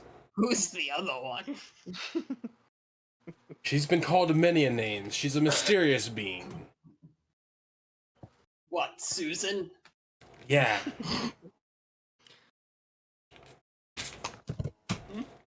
The defeated Aldrich makes. Oh god. Do I have time to at least get ready to travel? I reek of smoke. Aldrich will cast It prestidigitation smells like on smoke you. out here. Well, I guess that settles it. Well, I am ready to go if you all are. Yep. I don't know how I figured out how to do this, but, you know, you're clean now. Does anybody else need a shower real quick? I am ready to begin our noble quest. I think I would smell worse if you dumped me in water. I like to imagine Like a that wet puppy. when Eleanor Nigga said wet that there's like a gentle breeze, even though it's indoors. Her hair lifts up slightly anyways. Aldrich will turn to Garlock and give him a low bow. And thank you for helping me perform the ritual. Where is your member? Oh, we're not actually taking it, are we? I'm keeping it. Okay. I may have uses. Urges. Okay. Memes. You know, I figured you'd want a piece of you to be with me as I'd make travel, but understandable. No, I don't care about you that much. I fucking love him. Thank God. Thank Valora and Vera. Ah, favor that bitch.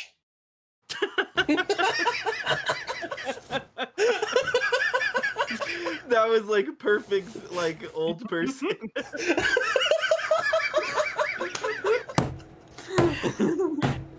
That bitch. She tried to take over the Thornova Empire once. Got herself imprisoned in a plane of fire.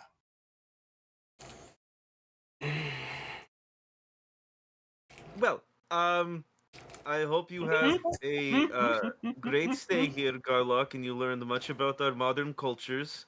Please know that things are very different than your time. Bye. Aramis will leave. Aldrich will inform Garlock that there will be books arriving soon, and obviously that he should stay out of sight. It was nice meeting you, child of Goliath. Oh. It was nice meeting you too. Bummified man of Valora. Garlock, Even if you can't pronounce my name. Garlock, I what said race are garlic. you, I by said the way? garlic. Or were you? Do mummies was have that, races? Aldrich? What race are you / were you? Do mummies have races? I was a proud high elven man in my day. Makes sense. The pinnacle of the Thornova Empire. Makes sense. Oh, shit. Till that bitch did me in. She honestly, Garlock, she granted you eternal life. What more could a man ask for? To keep his member.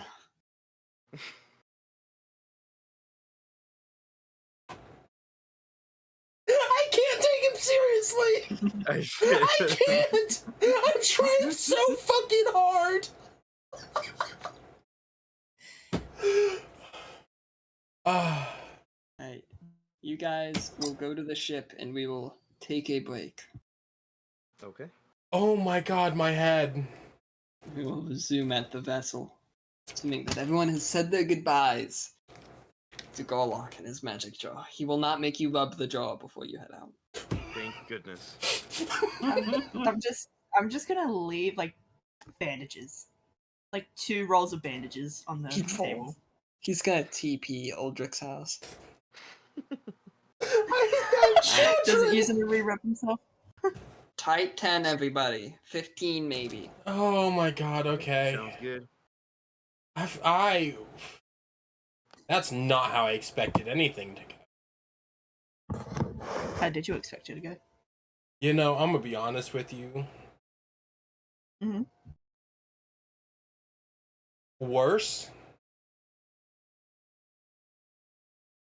I expected guardsmen to show up and be like, what the fuck are you doing? Actually, I'll have to ask Spirit when she returns if I used my breath weapon for the day. That was a fucking big bonfire. I'd assume...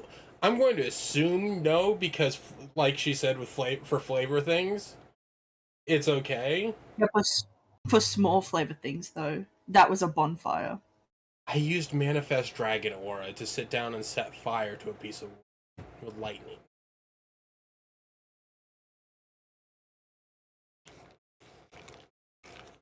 Hi, Imp. Hello, I have my AC on, so I'm muting my mic. All good, Okay. Impicus. Back into it, I'll turn it back off.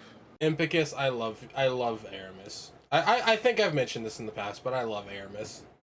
I'm glad, she's so fun to play. I love that you get the news from your sister and you're just fucking like, what the fuck? What the fuck? And then you get Aldrich's, interpretation of what it might mean, and you still are like, what the fuck?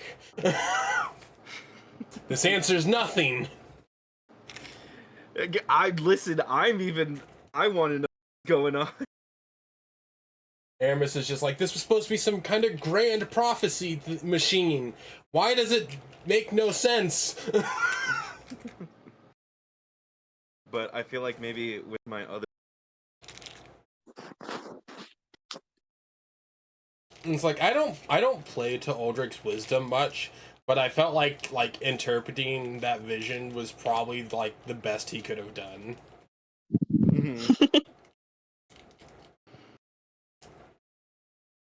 It makes me a little sad that I don't really get to play around with his base stats all that often. What's wrong? Because like his base stats are just kind of goated. I've got some... I'm trying to think that... I think next I want... You said next I want, and then I heard nothing. Oh, I want to go with the ability score improvement rather than okay. a feat. Yeah. Am I breaking up? Yeah. A little. I'm assuming noise suppression is cutting you out because it's trying to cut out the fan also. Okay. Suppression's Alright. fun. Hopefully it sounds okay now. Nah, you're fine. I wasn't stressing. No, I don't. Me personally, I don't want the noise to be picked up. Gotcha. I will say, I'm realizing how lucky I was with Aldrich's stats after having rolled not just Alphonses but Candies and Rubies now. Like, Ruby got 2 negatives, I think, and one of them got fixed by her race. Alphonse has a negative. Yeah, his dexterity is insane. Oh yeah, no. Yeah, I fucking rolled God on one of them, and then everything else was just kind of average. And then bad. Yeah, my highest space stat. And then highest is 17. Candy's... Oh my god. Hold up, I just realized Candy's charisma is an 18. You guys want to hear one of Marmalade's biggest stats? Yes. Sure. 19. God damn. I want... My goal is to get a strength at least to 20. Yeah. 19 strength for Marmalade. Hell yeah. She's a buff little dragon. I just thought about something. Yeah. What does Monk attack with? Is it not dexterity?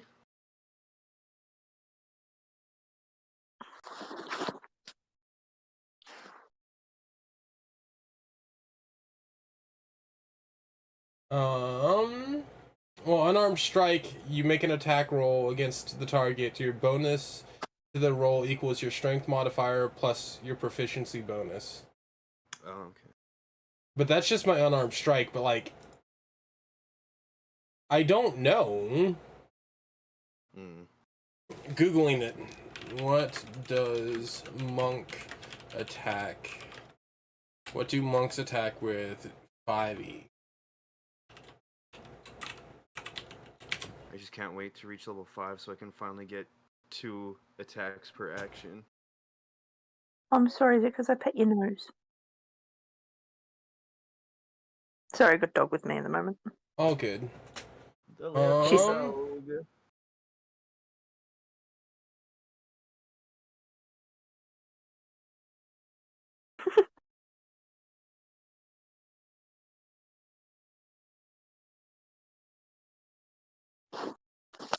yeah, no, she's Okay, so monk's unarmored defense is my AC being 10 plus my dexterity and my wisdom modifier. Ooh, wisdom.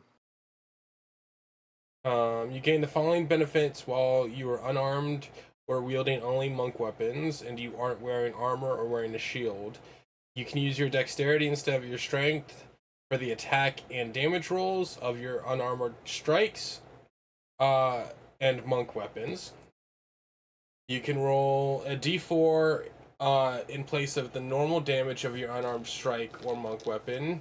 This die changes as you gain monk levels, as shown in the martial arts column of the monk table. When you use the attack action with an unarmed strike or a monk weapon, you can make one unarmed strike as a bonus action. For example, if you if your attack action you attack with the quarterstaff, you can also make an unarmed strike as a bonus action, assuming you haven't taken a bonus action this turn. I did not know that. It's a lot of punches that are gonna happen now. Yeah, Aldrich will start using his quarterstaff a bit more.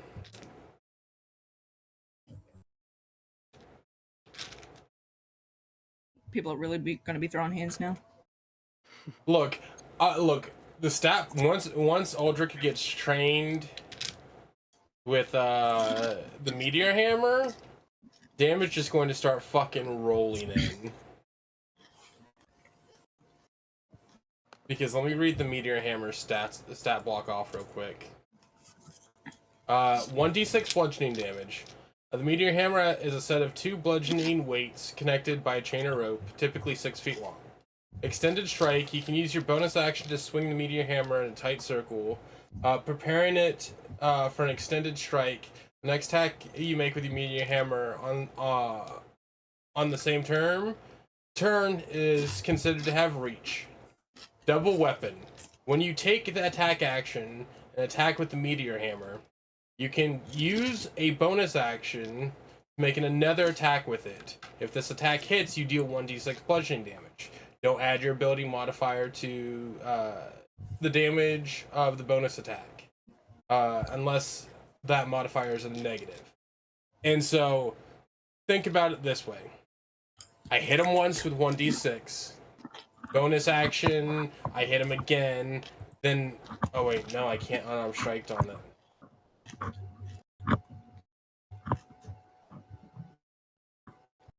Man, I got excited and then I got sad again.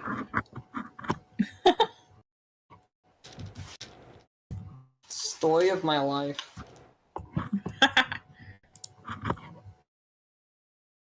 Okay, you all say your farewells to your curmudgeon-y old guy. Safe travels.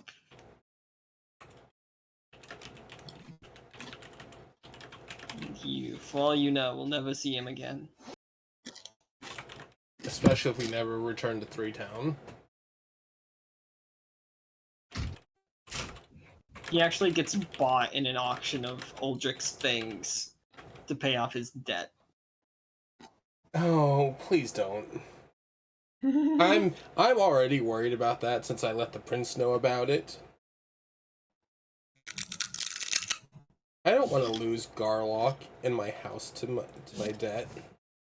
Princess sat down like, who have I just entrusted my kingdom to?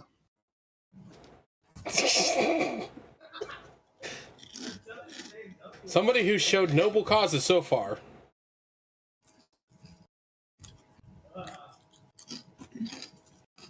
While also apparently owing a lot of debts. He's a modern day Robin Hood.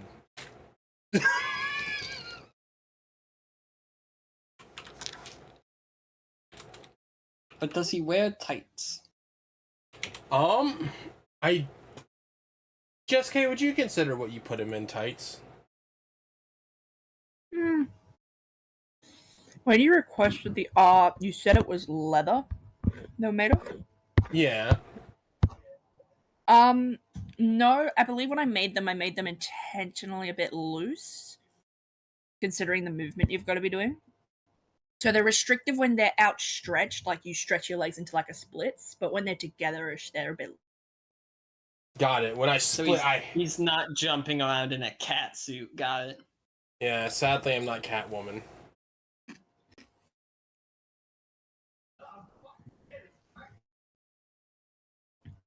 I will await the return of Aramis, and then we will continue. Pull on them the right way, and you'll see something else. I just realized I was muted. Why? Why? I did. I while I was muted, I remembered I did get a battle axe. I just forgot the enchantment that I did for it. Right. What's wrong, Smoke? Because we discussed whether or not you would have a one-handed or two-handed weapon because you don't want to give up your shield. Mm-hmm. And it's versatile, so I could use one hand. A short little Aramis with her battle axe. But I'm ready. What you got there? A knife? Pulls it out. I can two-hand this bitch. It's triple her size. They're not that big. Nah, he thinks that you're wielding the same size weapon that Drow Queen had. Oh my god, that... Oh, the lance. Bruh. I can't wait to use that thing, and it's gonna be like every video game boss that you kill, and then you get their weapon, and then you use it, and it's a fucking glass cannon type shit. It's like, this is useless! Turns out only the boss was cool with it. Alphonse just walking around with the crown or the helmet that he's like, this is the crown. Yeah. I like that Val is just collecting boss weapons. She's just looking at an arsenal that is like, well, we keep getting large two-handed weapons. No one else is gonna use these. I guess I keep collecting them. Still just keeps using the glaive. Alright, you all arrive at what is still an absurd ship for this river.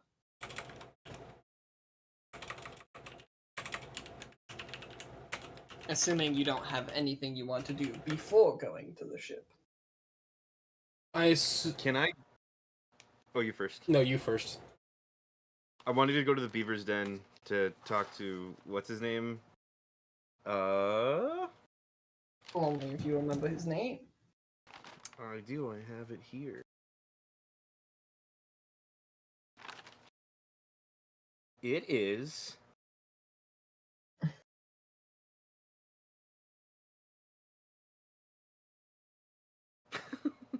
Never mind, I can't find it. Would you like help? Yes, please.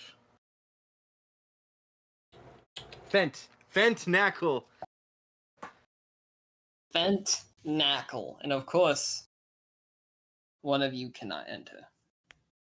I just wanted to go get some rations from him because I know I did get some before, but I'm pretty sure by now they're all bad. So I need another of whatever he can offer to me, and I will pay him handsomely. Aldrich will stand outside, and can I keep an investigation alert, alert check to keep an eye out for my favorite little Silky Wilky? Gross. Sure. You are on the prowl. You can go ahead and give a roll. And Aramis, you will enter, and Fent immediately glows upon seeing you. Ah, one of my favorite customers. And one of my favorite tavern keeps. I need I'm going to need more rations, and how much will this get me? And I'm going to throw down just so I can have an even number, I want to give him 12 pieces of gold. You mean to tell me that a hero of this city needs my rations? Oh, no, on the house. Would I hear that from outside? Yes. Am I a hero also? You're still banned. I'll take that as a no. As gracious as you are, I would prefer that you do take the gold.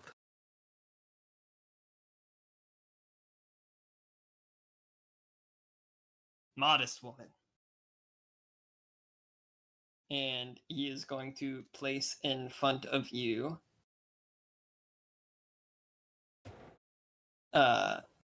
it is various rations. There are dried meats, cured meats, dried fruit of various kinds, some pickled vegetables, basically just any sort of preserved item that you could think of. He starts placing in front of you, and it all more or less comes out to about 15 rations. You wouldn't by chance be able to spare a sort of sack or crate that I could carry this in? Just looking at the pile. Oh, but my wonderful traveling companion, I may be of assistance. And the Countess comes over and pulls off her pack like a purse and opens it up and just sort of does that thing where she opens it at the end of the table, puts her arm at the other end, and then just shoves everything, and it all just Clotheslines it. falls into the bag that she's carrying. Oh, we're traveling with somebody who has a bag of holding. Are you meaning to tell me that you, the great countess, have yourself a bag of holding? She holds up her bag in front of you, and then puts her hand in it, and then just puts her entire length of her arm in it, even though it is not the length of her arm visually. Aerith's just watching in amazement. Can I try, please? I've always wanted to use one of these. She nods stoically and points it at you. I'm going to think of one of the rations and reach in and take it out. What is it like? What's the sensation like of the hand going into the bag and then grasping an item? It's strange. Your hand goes into the bag, and you almost actually feel like you've felt this before. It feels a little similar to the mirror. Ooh. And then suddenly you're holding the item that you were thinking of. This As is if the you most insane find thing it I've ever at the done. bottom. I like how you say that despite having been in the mirror. Yeah. This is the most insane. Then she's going to put it back and then think of another. And she's just gonna keep like until she stopped putting in different rations and taking out other ones. And she's gonna look at Fed and be like, "Have you ever seen such a thing?" Fen, clearly not wanting to hurt your amazement, is just never even heard of that. Oh my goodness, this is too much to start my day in such a way. Well, I must say thank you, Fent, and please give my thanks to the wonderful Tana as well.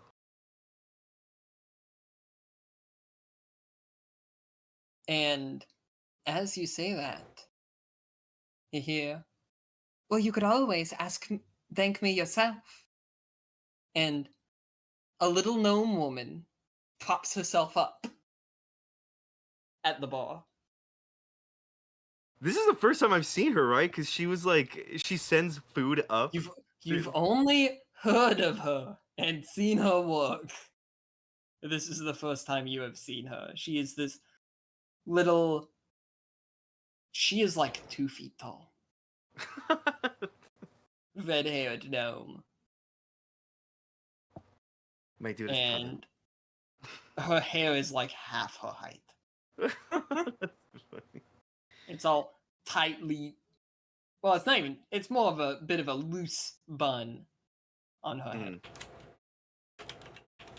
May you do me the honor of allowing me to shake the hand of the woman who has made such amazing meals. Only if you do me the honor of giving you a breakfast to send you on your way. I will take this deal. She shakes her hand.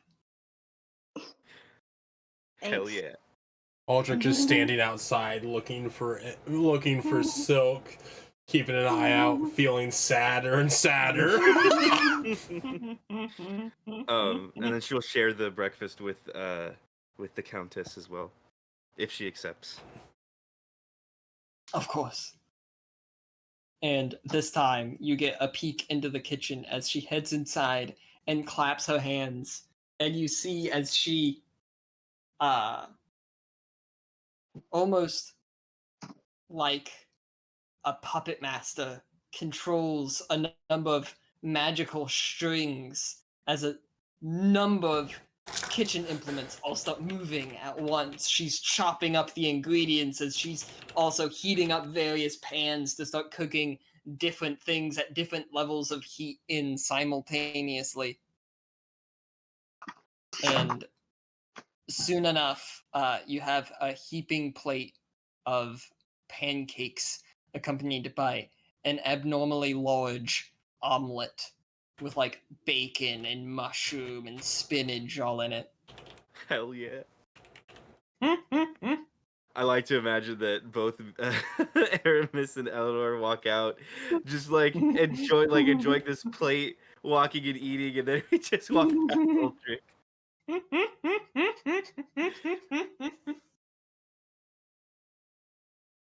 I was really worried that was gonna go down the route of like the McDonald's pink slime.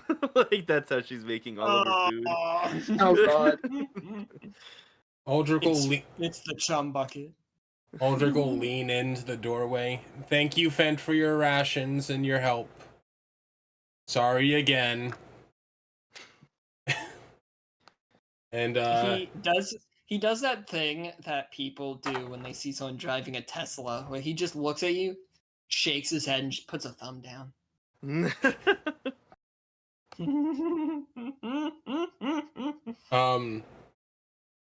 Here's a question. I know I'm banned from the tavern. Am I banned from the barn next to it that houses the stuff? It is a part of the building. I'm gonna walk. Is the Kenku manning the place outside? The Kenku and his friend are both there. I will walk up to them and say, I hope you guys have a wonderful day and stay safe. And tell Fent that I'm sorry because he still hates me. Oh yeah, man. You keep taking care of Guff and Duff. Yep. And Sally, as an ultra gesture to Sally being with us. Oh yeah. Hey Sal. We got them new armor. That's so cool, man. Aldrich feels so fucking alienated. They're like crap. I can't cuss. They're like warriors, man. Are you gonna ride them into battle? Well, two of us will, and they're small enough to ride them. Oh yeah, I guess you guys need another thing to ride. Maybe one you could get a unicorn.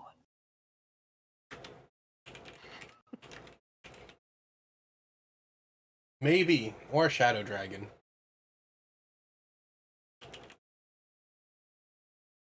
Really big for one person to ride, don't you think? You know us, Dragonborn. Big egos and all that. I wasn't typecasting at all, man. I don't know your vibe. I know one of you's scaly and one of you's fluffy. Wait, has Marmalade had interactions with them? No. She technically, when we messaged about the places she would have been, her and I talked about the places she would have been when she arrived at the city, she did buy a room at this tavern. Okay. But no, not in the campaign. She never interacted with anyone. I was like, huh? Like, I understand the Dragonborn being in the city is like a oddity. Not anymore. And I'd want to carry on my way, keeping an eye out for our favorite goblin. So is everyone now heading to the ship? I suppose so. I'm sorry, what was that, Marmalade? I suppose so. Sorry, I had a chip in my mouth. Oh, you're fine. And sure enough, Evelyn and Cold and Lennox Arno all there to see you all off. As well as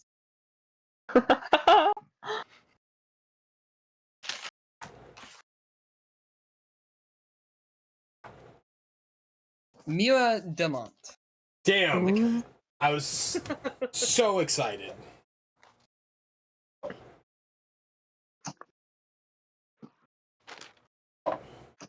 Ah, if it isn't our illustrious champions.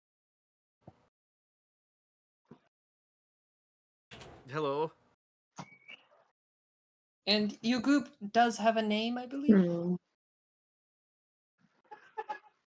I feel like in She's gonna make a face unison. at her sister. I feel like in unison, Aldrich would nudge at Aramis. You want to do it together? Okay.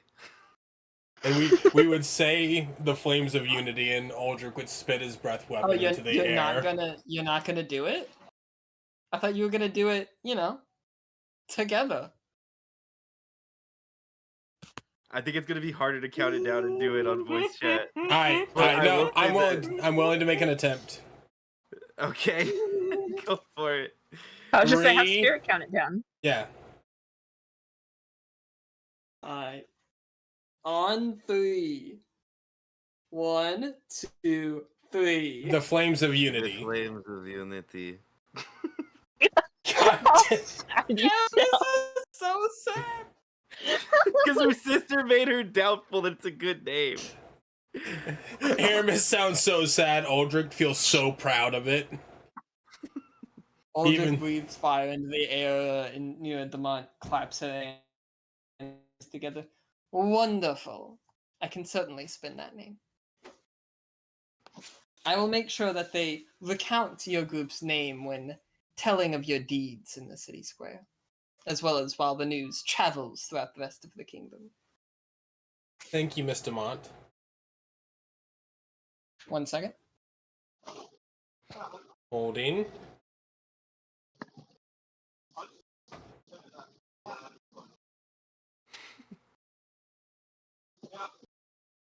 Like how for once Aldrich was like, you know what? Let's put a little flair on it. No, damn it. Aramis, I feel so shitty. Me over here, I love the name. I'm just sitting here doing the oldest dice waiting game trick in the book. It's like my logic. When I think we proposed it, the logic was that we're all from different walks of life. We're all our own little sparks, but we're coming together for a greater good. And one of you literally breathes fire. Mila Demont likes the name. Seeing Aldrich Aramis defeated by Aldrich would be very confused and a little sad. Now, just so you know, you should, once arriving in Starhaven, make contact with Alistair Hunt, who is our representative in the city.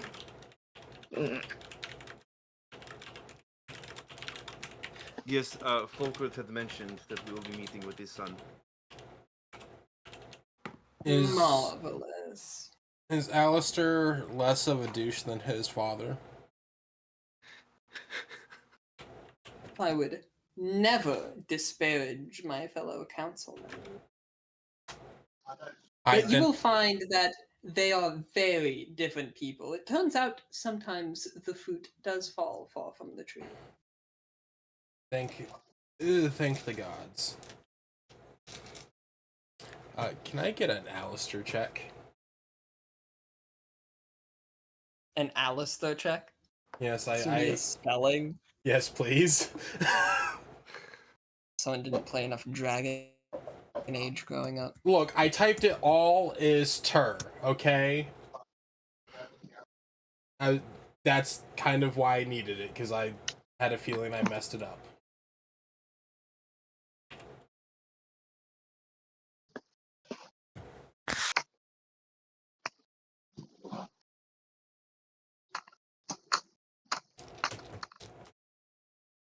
But I will be going now.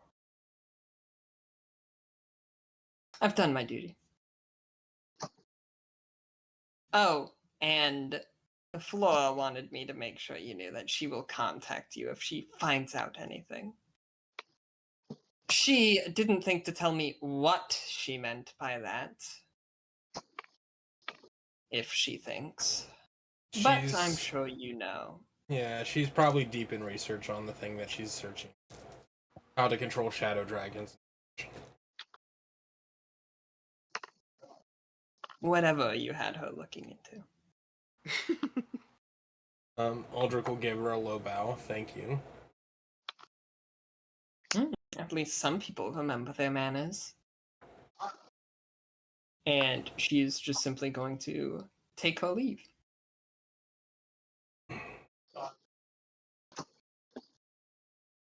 I don't know if I like that one.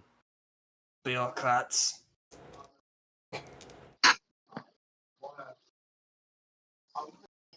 Is she out at earshot? Yes. Look, I gotta learn. You gotta learn how to ass kiss just a tiny bit. Some of them like it. I prefer to keep my dignity.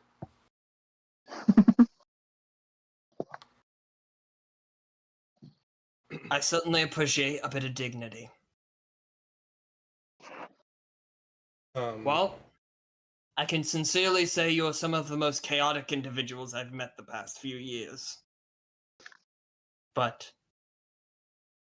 the damn bureaucracy around here could use a little chaos. So thank you for that. I hope we didn't Aldrich. make your life too hard. Depends on if Aldrich can keep from burning anything else down.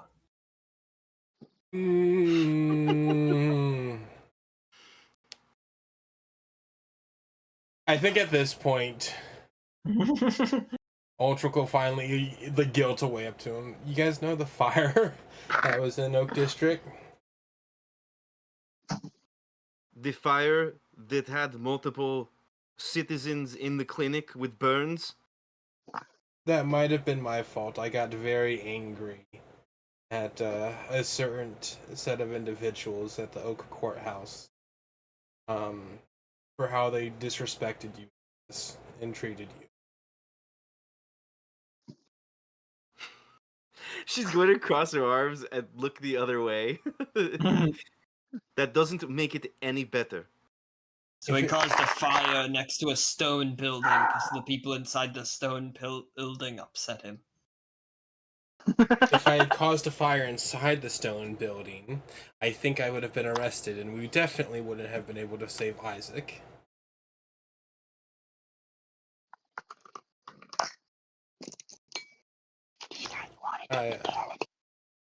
I'm sorry for the inconvenience and trouble that I caused you, Lennox.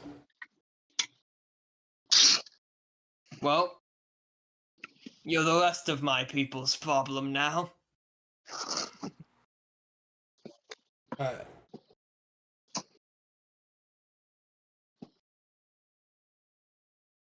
promise to not be too much of a hothead, at least in Starhaven. Especially traveling with Cynthia, I assume she'd probably beat the shit out of me if I was.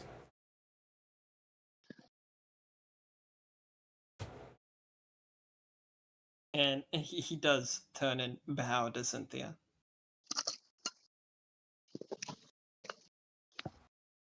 I look forward to hearing about it. I assume you will be back at some point. Yes. You do have a house here. Yes, I consider this town my home now. Please make sure that the mummy in my basement doesn't cause too much issues. I'm going to pretend like that was a normal thing to say to someone.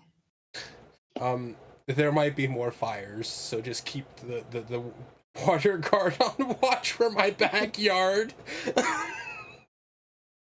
Further proving his point. I'm gonna walk away from you now. Because I'm finding that being in your presence is bad for my heart rate. And I've been told I have to look after that at this age. Aldrich will, as he attempts to walk away, Aldrich will give him a hug. I've adopted a pyromaniac, apparently. He'll chuckle. Thank you, Dad number 3. Oh, God.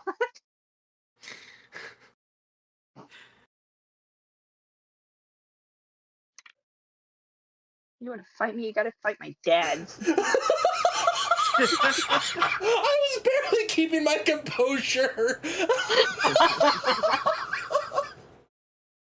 Take care, Aramis. I will try not to run your sister ragged. You too, Lennox. You are one of the few that I actually have faith in here. As do I. How extensive of a list is that?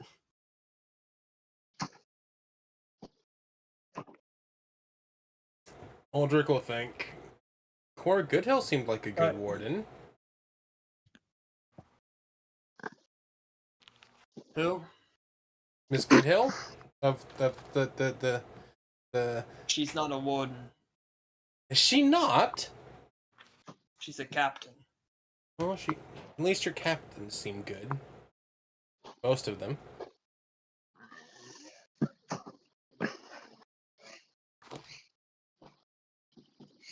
And we only have one poor warden. And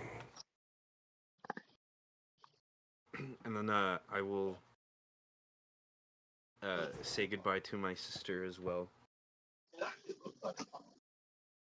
She does that thing where she like makes sure your armor is well strapped on. She like checks all your buckles, reminds you to eat well and remember your training, to work out every day. She's gonna roll her eyes. Yes, I can handle myself. Thank you. And Even the working out? I don't think I've seen you work out a day since I've met you. While she's hugging her sister with her right foot, she's going to like just kick backwards at Aldrich's knee. He takes a shin shot.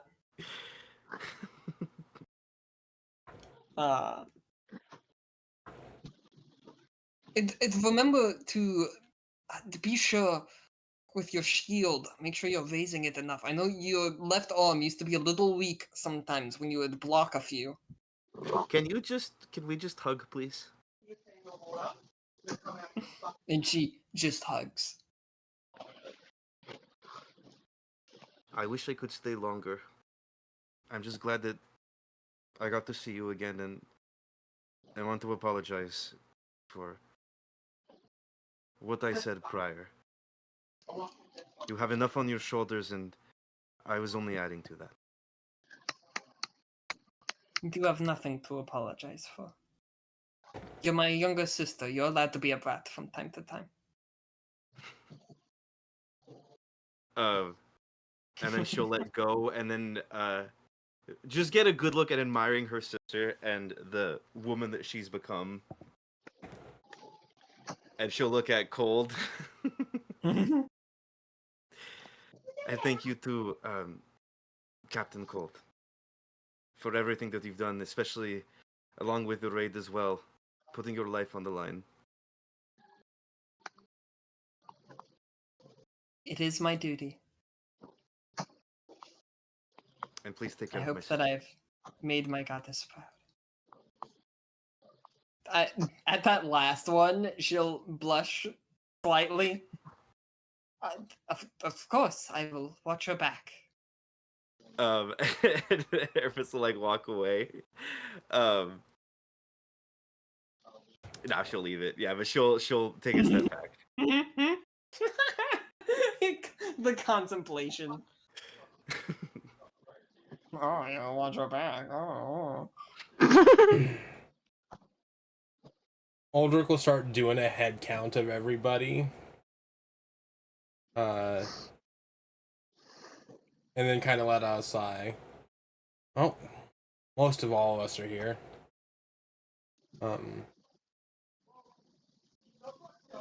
I guess. What do you mean, most of us? Did you think the mummy was coming? No, but I did think one of my favorite little companions would come along. As Aldrich would start walking up the plank to get on the ship. The gangplank. Yeah. Now, to give everyone a good idea of this ship that is randomly parked in the river, the size, just because we've made Pirates of the Caribbean jokes, it is like of a similar size of ship as the Black Pearl. It itself isn't black, but it is that size area of ship. So there are bigger ships than it, but it's a fairly sized ship too. Yeah, it's a good ship. It can handle itself. It's not Titanic. Yeah. It's just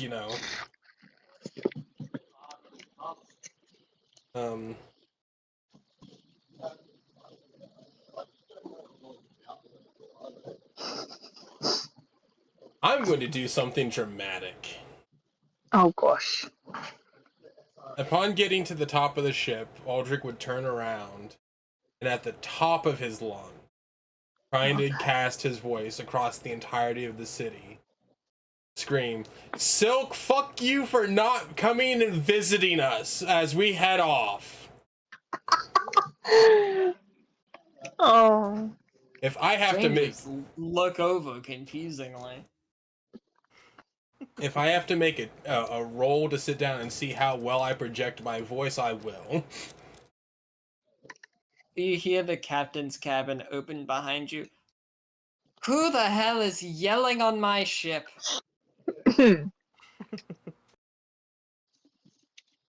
Aramis is gonna turn and I think she would be like halfway up the gangplank and then just to her sister and Cold and Lennox just say, I really was hoping that would not be the last thing that you hear and see of us as we part ways.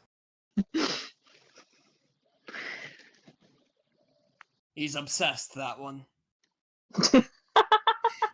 I'm not obsessed. That's just my favorite person. Also, we're bringing the donkeys? Yes, the donkeys. Or the mules? The mules would have she been said they had loaded them. Okay. Oh, I am your favorite person? I do love that. Silk! You did come! He is standing in the doorway of the captain's quarters. Oh. Wait, are you coming with? I thought you were only going to see us off. I am seeing you off and turning in my report. Oh, are you not coming with? No, I have other missions. Understandable. You are my favorite goblin. I think I'm also the only goblin that you know, but I will take the compliment. Regardless, I would like to inform you that the house is not haunted, by the way, and you are welcome to enter it as you please. At least as far as you know, it's not haunted. No, it's not haunted. It's just got a mummy in the basement. It could have a mummy and a ghost for all you know. No, it doesn't have a ghost. It has a demonic mirror. It's not quite demonic. It just will show you visions of your consumption. It's also surrounded by infernal, so kinda. It actually has a lot of wisdom to share, from what I've been able to tell. You might want to step inside. I'm going to go with no.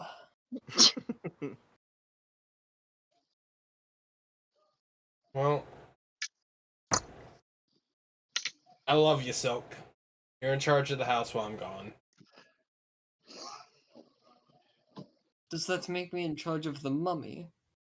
No, he's pretty independent. Just make sure he doesn't see it that way. Yeah, just make sure he doesn't make too many fires in the backyard. That can't be put out.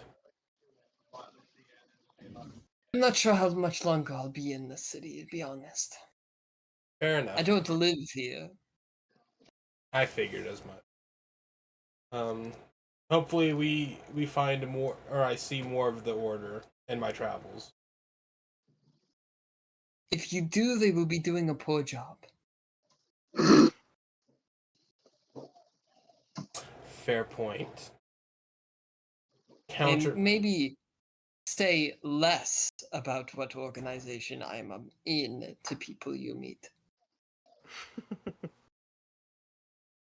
I don't know who you are. It It turns out being a spy is actually secretive. To be fair, Aldrich's just talking directly to him, but I'm now recognizing that I'm on a ship with a crew that's moving around doing things, preparing to leave. Everything, yeah. And you note that it is not solely women on this ship. Oh, thank God.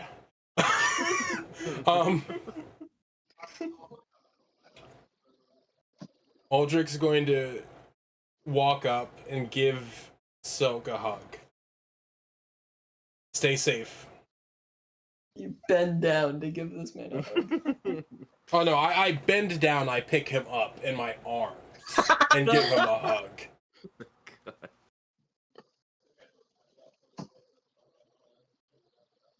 And you as well. When you put me down.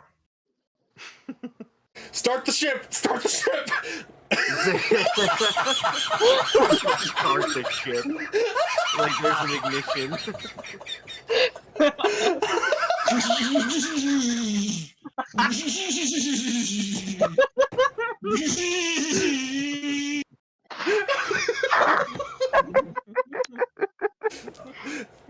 No, I'll lean. I'll put him back down, and I'll pull out.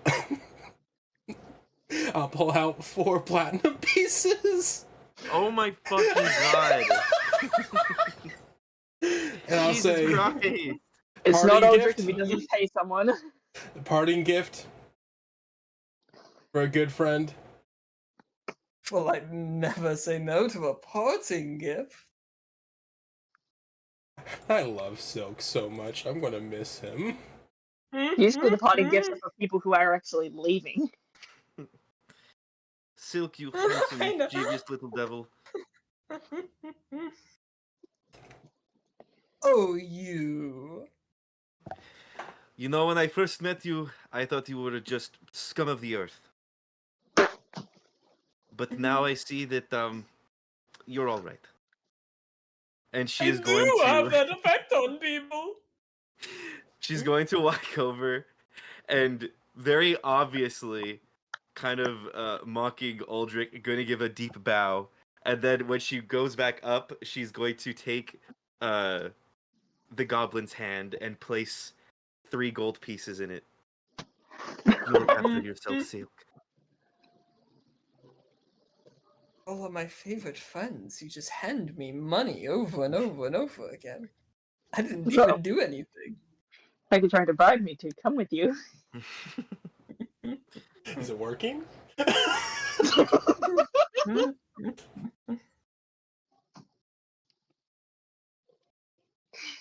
Obvious, Oh God. obviously, you have your own missions that you have to go do. But out of curiosity, can I know where you're heading next?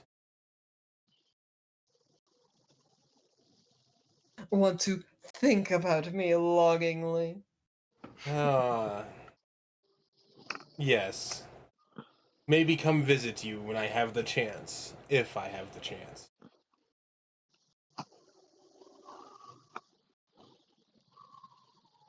Suppose you'll have to think strongly.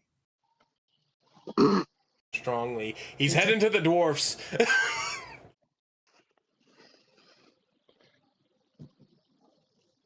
And he will make his exit with his big billowy hat. I'm gonna miss him, man. I'm actually gonna miss that guy. Hopefully- Aldrich, I'm gonna miss him so much, Aramis. He's okay. Hopefully he's a better shot the next time I see him. The next time Aldrich sees him, Silk has been assigned. Assassinate Aldrich Stormborn. Turns Oh. out he is a better shot. Oh. Damn. That sounds like the start of an enemies to lovers plot. I'm down for it. Oh gosh. Oh my god. They peg 3 times. Friends to enemies to lovers.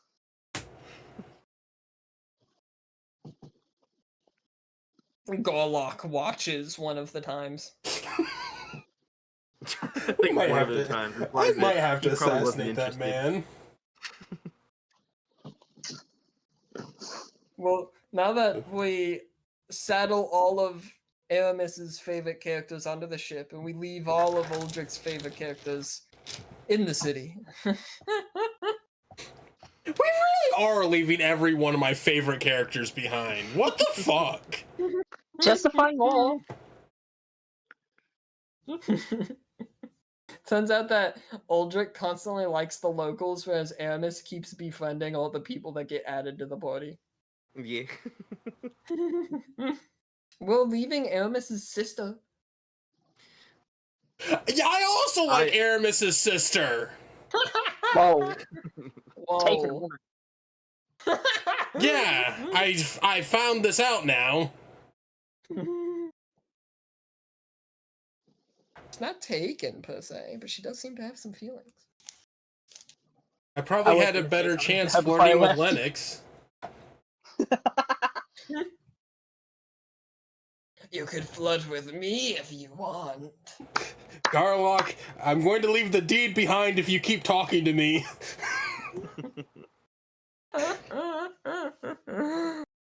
I speak to you only in your dreams. Oh god.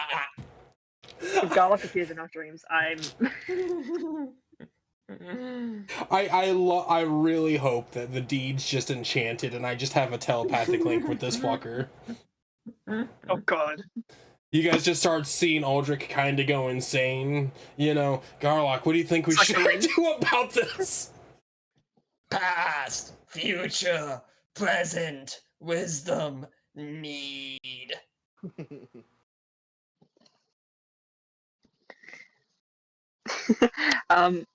Can I, before going up the ship, I just want to stop by Aramis's sister and Captain Cold.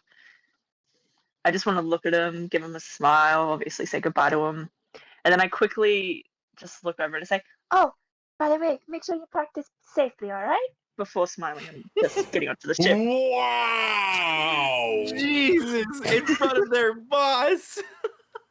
In front of their boss. In front of their boss, their sister. I said practice. Could mean anything. I said practice. You would think that Cold might have a little hobgoblin in her, based off of how red she is. And who knows, maybe in the coming weeks, she will have a little hobgoblin in her. Anyways. Well then.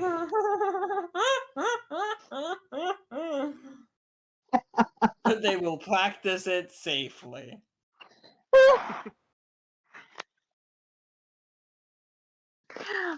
Can cross that off of Marmalade's list. All right. Flames of Unity. This is my ship. While I do technically have to listen to what Cynthia has to say, my vessel was in the area to complete a mission. If you all don't mind, I would like to complete that mission on the way to Starhaven. Yes, Captain. I have no qualms, Captain. You all might be able to help us with it. All right. Helm! Chart a course for Creature's Chasm. Not gonna say it. Flank is pulled up. The ship brings up its anchor, and it begins moving forward, sails down. And then the railings and markings all over the ship begin to glow, and you hear a slight hum as the ship begins to speed up. And as everyone begins walking, one particular sailor mans a drum and begins steadily beating on it, slowly quickening the pace as the ship begins going faster and faster. Faster than you think it should be going, especially given the fact that you are heading straight for a bridge. Oh boy. Do we Yes. feel the effects of the speed? Like, are we struggling to stand upright, or? It is not quite struggling to stand, but it is like a strong breeze at this point. Your hair is billowing in the wind. Well, looks like we're not leaving. We're going to go It's right a- through that bridge. It's a bit like riding a motorcycle. Marmalade's gonna have a mohawk by the end of it. Yeah, you are going to be so fluffed up. XL fluff.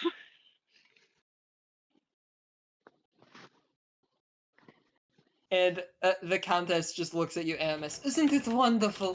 Wind flowing in our hair. Very heroes on an epic journey. I think Aramis would be holding white knuckle grip onto the railing. Well, she's just like, once again, the wind flowing in her hair, but not messing her hair up in any way, just perfectly like Disney princessing at the railing while you're like, God, oh God, oh God. Aldrich's going to start twirling his quarterstaff as if to help add speed.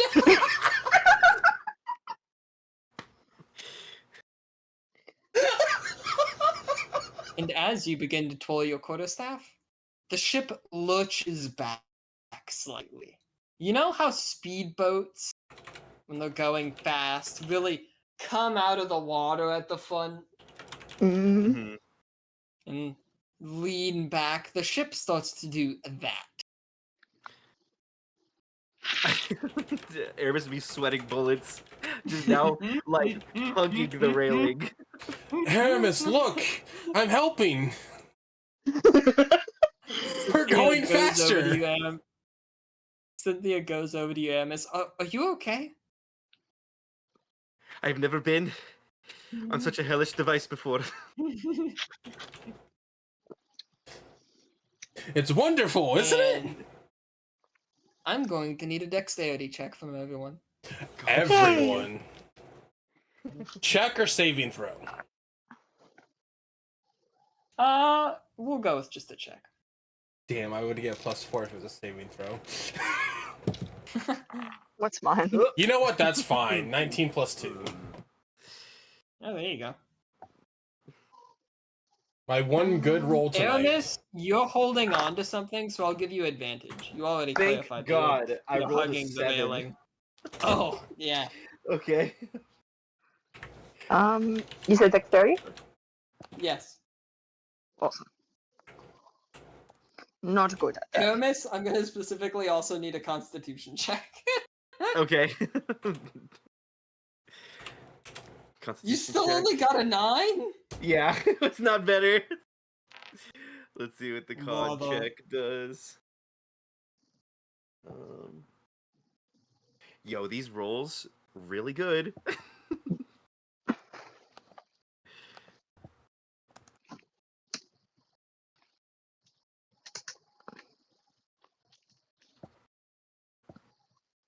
My dex So, Aramis, as this happens, despite holding onto the railing, you're going to fall to the floor. And you have that thing where you feel stomach bile in your throat, but you don't actually puke. You got the number you needed to keep it down. Oh my god. So you don't upchug, but you do feel you got close. She'll definitely like bring her hands up to her mouth, just on the floor. And it is because this happens because the ship takes flight. Hell yeah. This is launches wonderful. into the air, leaving the river behind. This is Peter Pan. How close did they get to clipping the bridge? You think the captain could have picked up a little sooner. She's a bit daring, I see. I like her. Meanwhile, Aramis is at this point, Cynthia is rubbing your head gently. So here's a question for you. Because I don't remember how the physics of this works. If Aldrich starts doing jumping jacks in excitement, what happens? Fine. You do jumping jacks. Cool. I was expecting myself to get launched off the ship, not gonna lie, but cool.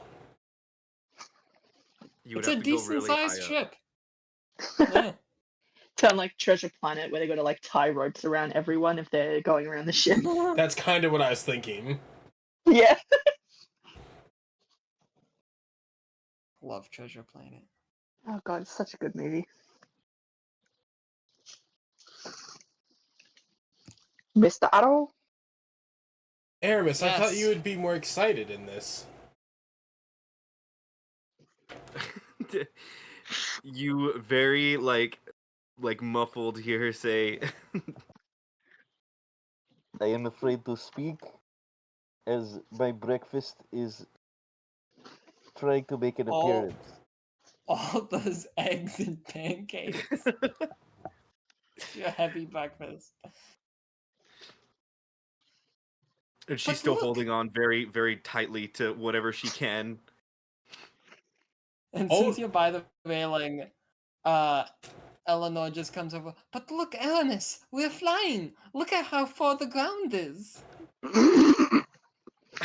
Aldrich's going to do something fucking diabolical. Oh god. Aldrich is going to walk up to Aramis and scoop her up onto his shoulders. Oh. Am I? Do Can, you can I? allow Can I this to happen? no, I do not. Absolutely, I do not.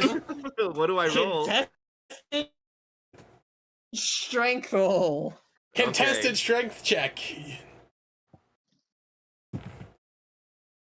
Aramis, you're going to hate me. No. Yeah, I am. It's the one nat 20 of the day.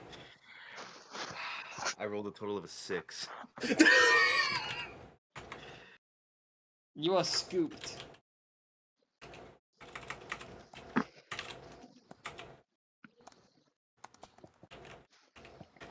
I hope personally that she pukes on you. You, when I scoop you and put you up on my shoulders, you're going to like feel the firmest grip ever. See, it's fine. I've got you. I wouldn't let you down or hurt you, especially not after meeting your sister. She'd kill me. Spirit, as an action, can I throw up? Shove your fingers down your throat. Make a ranged attack roll. Okay. Um,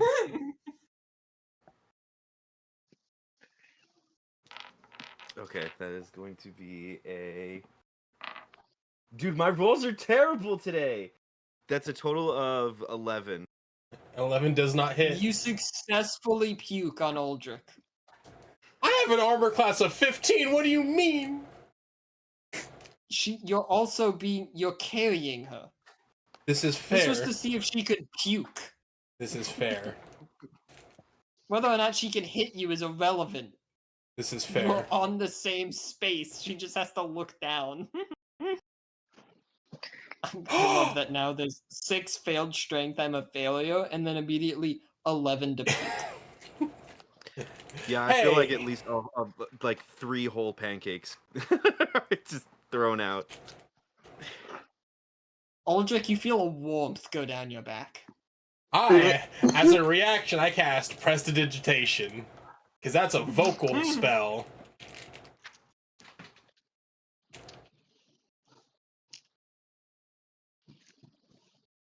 No, some other dice. Cynthia I don't think you're helping by carrying her. But Aramis, look! We're safe! And Aldrich's going to start, like, just walking around with you on the shoulders. It's as if we're on land. You hear the sound. You've never heard something like it before. It was almost like a small explosion in the air. Uh-oh. And you turn and you see the captain of the ship holding a pistol. Oh god. Of course she's got a pistol. Of course she's a pistol packing Pete. One warning. Put the girl down. Or I have you exit the ship now. And she just gestures to the far, far ground below. Can I just walk around and investigate the ship? Like, just look around? Oh yeah, well this is happening. Yeah, feel free. Yeah, sick. Cool.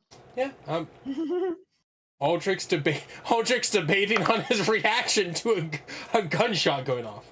You have fireworks?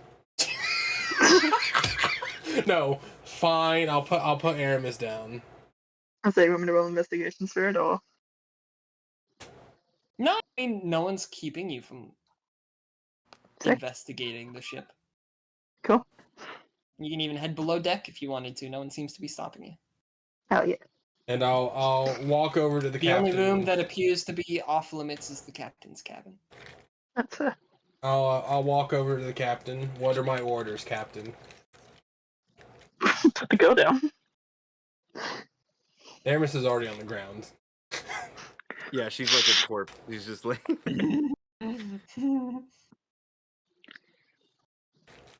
I can already tell that you are something that I don't have the patience for working amongst my crew, so stay out of the way is probably my main goal for you. Aldrich is going to look offended. I'll have you know I am very well skilled. She incredulously looks you up and down.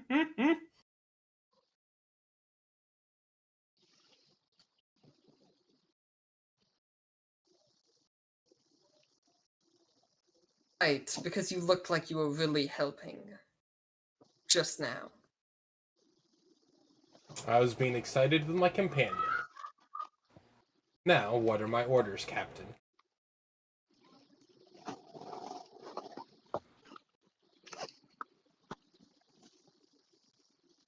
Saltbeard and a aging dwarf man with a graying beard and hair comes over. Aye, Captain. Deal with this one. He wants to be helpful. And he kind of looks you down. We can put you to work. Did I hear a prestidigitation spell a moment ago? Yes, sir. I am also very skilled with my hands and arms and strength. Can also be good use in the kitchen. Always cleaning work to be done. Yes, sir. Lead the way. Saltbeard, was it? Yes, Belkin Saltbeard. I'm the navigator of this fine vessel, and one of the spellcasters that help keep it afloat. You are looking at one of the last relics of the Thornova Empire. Aldrich will, for once, do something that he doesn't normally do. He will reach out a hand. Aldrich Stormborn. He spits on his hand and shakes yours. Oh. Before he shakes it, Aldrich will go, "Oh, is this what we're supposed to do?" And he'll spit on his hand and shake it back. Your hand is now slimy, and you feel like you've made a deal with a pirate.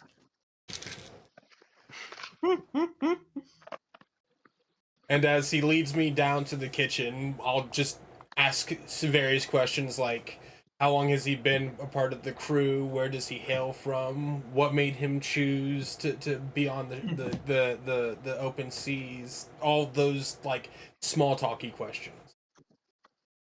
Oh, I've been working on this crew for how long has it been now? Around 200 years. I served under the previous captain.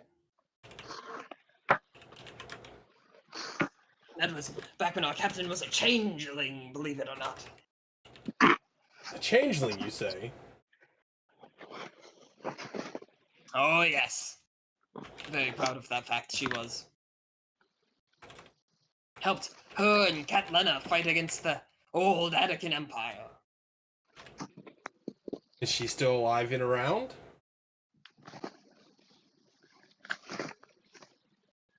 Oh, the old captain? No. She passed some years ago. Oh, my condolences. I'd love to hear stories of her adventures with you. Yeah, of course, you've met her daughter. Adopted, of course. After all, she's the current captain. As spicy as her mother? I'm not sure I want to know what that meant. I mean, in attitude and personality. Oh, you'll get much of that. Understandable.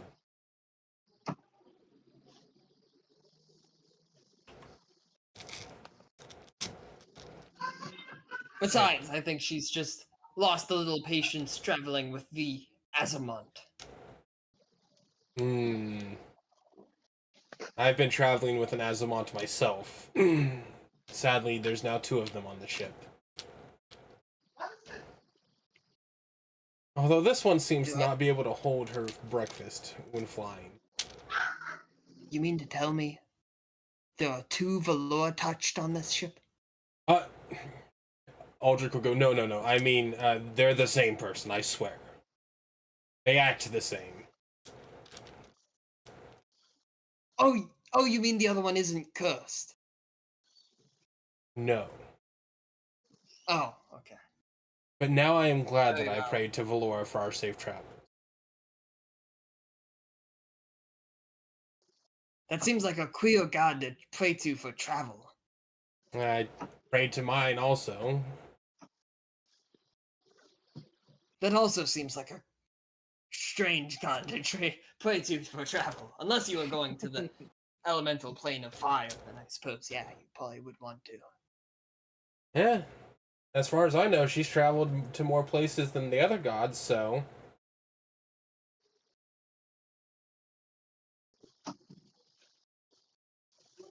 Not sure I agree with the validity of that, but I didn't come for strangely incorrect conversations about gods. Yes, sir. You said you wanted me in the kitchen cleaning. Yes, if you don't mind using your prestidigitation for a few things. Of Our course. crew cycles out in shifts, so that also means that meals happen in shifts, which means that there's a good bit of cleaning to do. I can also show you to the quarters, of course. Everyone hot bunks here. Understandable. I will probably try and sleep on the open deck and stare at the stars, but understandable. And I mean, there is still a night crew, I hope you know. That's fair. I will say, our very own Marmalade, who has joined us, the fluffy dragonborn, she's quite good at cooking. She might be of good use in the kitchen also. I'm sure they won't mind the help. They don't get insulted over that sort of thing. Understandable. I assume I assume I will report to you for anything that needs to be done, since the captain does not want to do it. Don't bother the captain. Gotcha. And If you Aldrich need anything, see to me or the first mate. Who is the first mate? I'll introduce you later, but he's a moon elf man named Florence Galleon. Okay. It sounds like good. I will go to work now then. And yeah, he'll show you to go to work. Marmalade, of course, you're quickly able to discern there.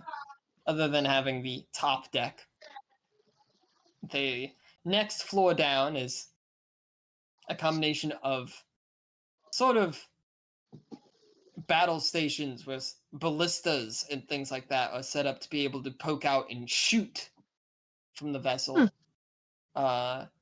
In the next deck below is where the combination of crew quarters and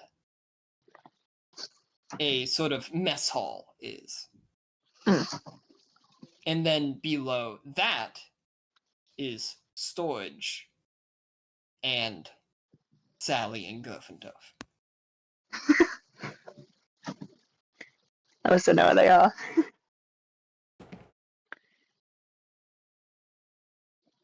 Yep. Alright.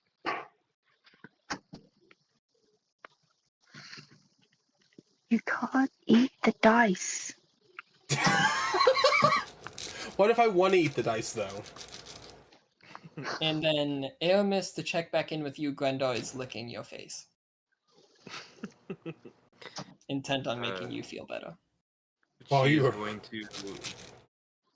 I feel like it's just going to take her a minute to adjust. So she is not walking. She is crawling across the deck. Cynthia and Ella are both going to offer to help you. Dodo, I need to get my sky legs in order. I am fine. You go do your duties. I will join you when I am ready. Would it help to look over the edge? No, I think... When you look over at her when she suggests that, obviously you can't see over the deck from where you are, but you do see a cloud exact opposite of you guys. Her limbs go weak and she falls forward.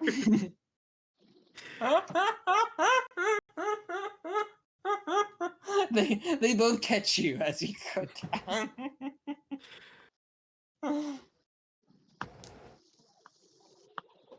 Yeah, I think she's gonna just attempt to get below deck for now, where she cannot see the open sky. You are the open sky now. And yeah, you're able to get below deck. You can even just go down to the living quarters. All of the beds are, of course, not beds. They're, what do you call it? Hammocks? Cots? Hammocks, yeah, thank you. They're various hammocks.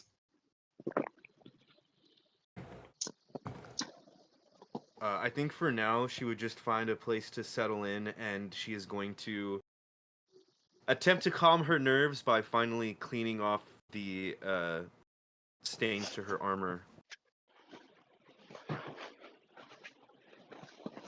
Cynthia heads off, but Eleanor remains for a moment. Do you need assistance with any of that?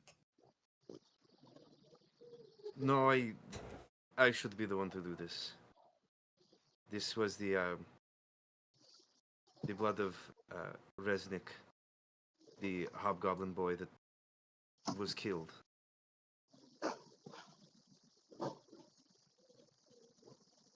I'm so sorry. I wish I was here to help.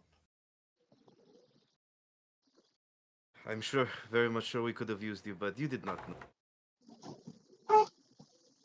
In fact, most of the people down there did not know. It wasn't until we got involved we were able to do something about it. And I'm worried now, leaving the city, that we'll go back to the way that it was.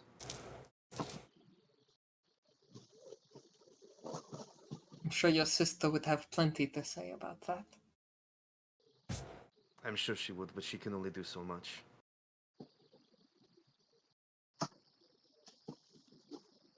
I can't say that I know much of this land. I only left my land because I found out that Cynthia disappeared, which led me to be a ship full of interesting people. What, if you don't mind me asking, what made you pick up the sword? With that, I think she's actually going to pull out said sword. Vapier. House Azamont looks after a land rather far from here. There's a northern kingdom. It's not that far from Starhaven. Of course. Jovan. And there, we don't have any particular wealth. We are not nobles in the sense like what you've been spending time with. People who have all sorts of riches and a palace or anything like that. We have a decrepit castle that's slowly falling apart. A small town to look after and a village that exists outside of our castle. And that's basically it. That is all my family has. But our people have been able to live fortunately. They never lack food, or farms are always plentiful. And we have always felt that we are the sort of guardians of our land. I took up the sword so that I could protect those who don't have the choice to be able to. Because I recognized my own strengths. And I wished to make my family name Azamont more than a name that is whispered in disdain and disgust by those around us.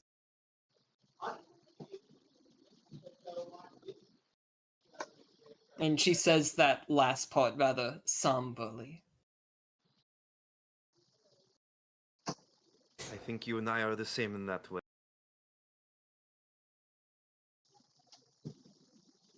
And Aramis will kind of like look up from cleaning her armor and give her like this, I guess you could say like a knowing smile, kind of showing that she understands to an extent. Right. She nods to you, not wishing to pry into your own closets.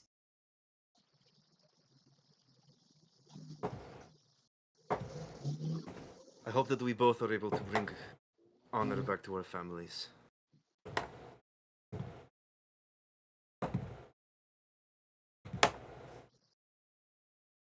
That I hope.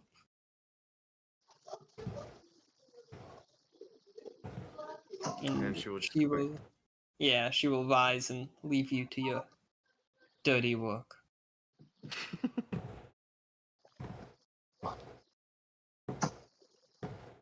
And with that, the first day of travel will begin.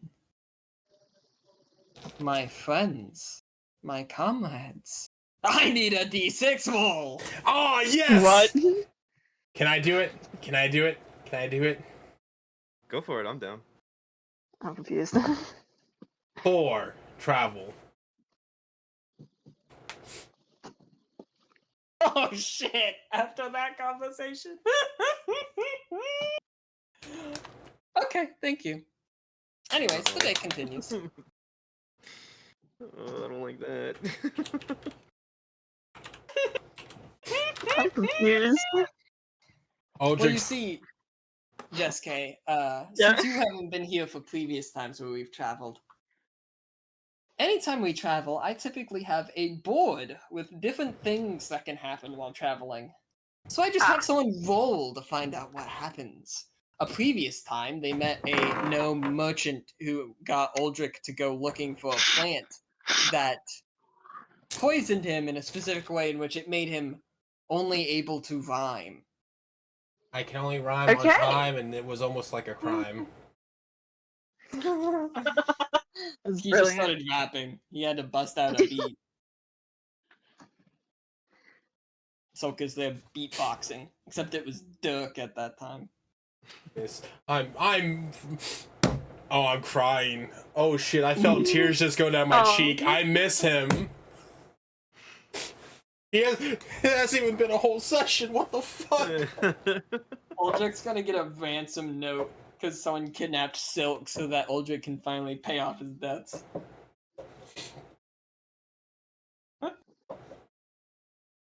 I kid, but Aldrich would actually cry over it. Anyways, so yeah, the day passes without too much happening. Aldrich's just toiling in the kitchen, cleaning every dish that he can. Yeah, and if Marmalade does choose to, they will accept her help as well. I will happily go into the kitchen and help to cook. I'm not giving Aramis the option to help anyone yet because she is recovering. Yeah, I like to imagine it's like a montage of multiple failed attempts to go back up out on the deck again. I love the just pure shock to the system that I just ended up aiding.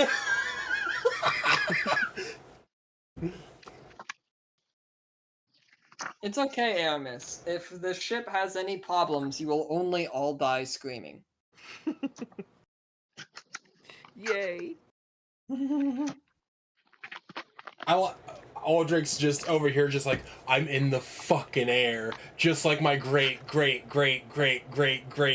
ancestors.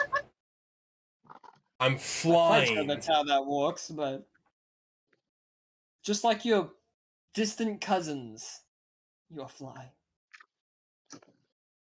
He's just so excited to be in the air as a dragon. This is what they feel.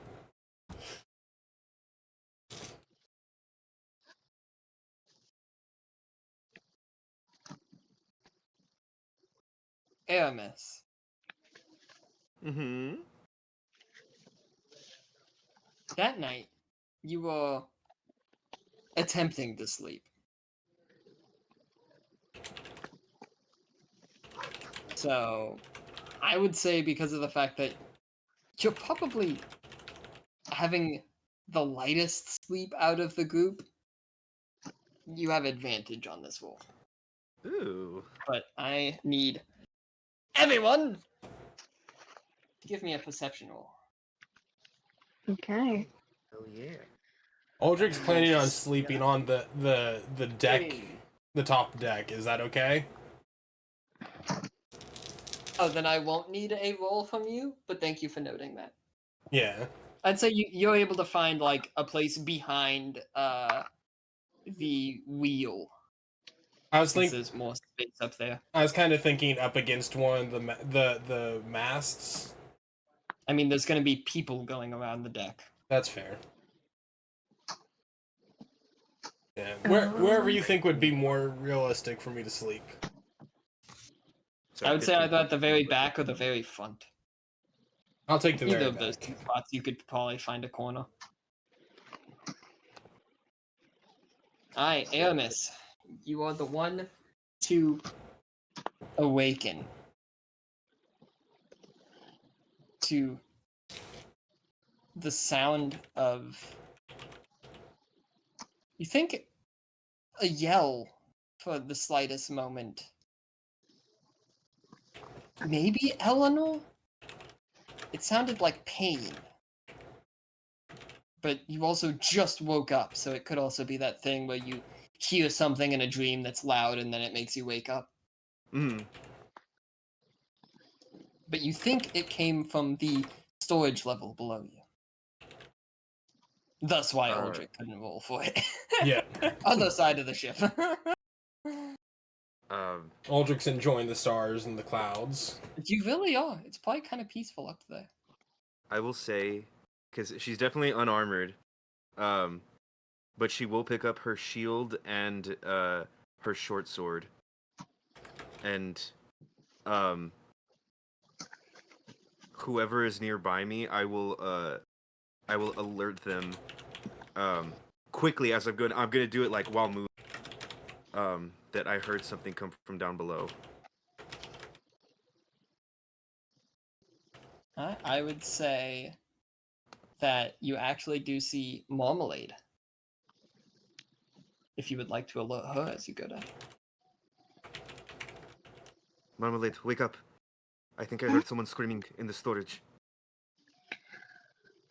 Oh dear. I'm just gonna quickly rush up, grab my shield and mace. And I'll rush down. I still love that the small fluffy dragonborn has a mace. So sick. Crack some skulls. Get her a flail. Oh my. Maybe she should have the meteor hammer. You both go down to a very startled Gryffindor and Sally crowding the stairs. And on the far side of the room, you see a bright, glowing light. On the other side of the room is the Countess Eleanor Azamont, still in her same usual regalia. Still armored, surprisingly enough, at this hour. She's almost sitting in a fetal position, upright, as she's getting out that same bottle you had seen before. Except, when you see her now, her eyes are glowing a bright yellow light, like fire in her eyelids. And her hair on her head, it's not even that her hair appears to be on fire. It is fire. Simply ablaze, as she's glowing in a warm light at the far end of the room. I'm gonna holy shit, dude. Shit. I'm going to push past The startled Gryffindor. animals. Yeah, Gryffindor and Mule number 2. And Say your name. Say your name. And she is going to rush over and kind of sheath her sword, but still having her shield in the other hand. I would say get about like 10 feet away from Eleanor. What is going on? How do we help? And as she's going and pulling out her bottle, she looks over at you. I didn't mean you to see. And she quickly uncorks it, drinking, and slowly the light all begins to dim down. Her eyes return to normal. Her hair sort of transforms. Almost like the spell that you had seen Cynthia deactivate when she took off her necklace. The enchantment.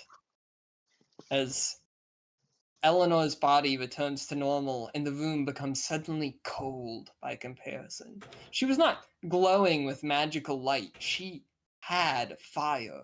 There was warmth to this room radiating from her. And it is now suddenly colder by its absence. I didn't mean to. Can Marmalade rush over and just like wrap her arms around Eleanor?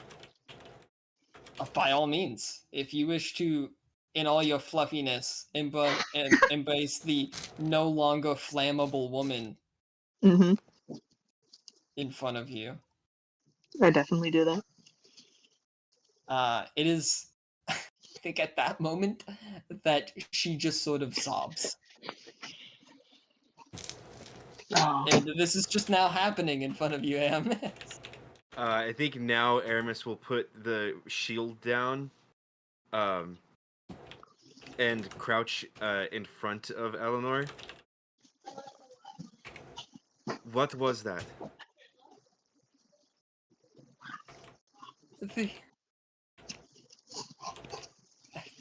I suppose you are all from foreign lands. You wouldn't know about my family.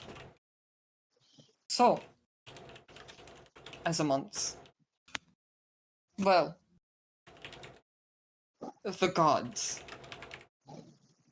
have always been known to pass down blessings upon certain individuals of their people. Like, for instance, how some dragonborn have been blessed by Vera before, and their entire bloodline will be blessed. Their children will be blessed in the same way that they are, and so on and so forth. That's why, for instance,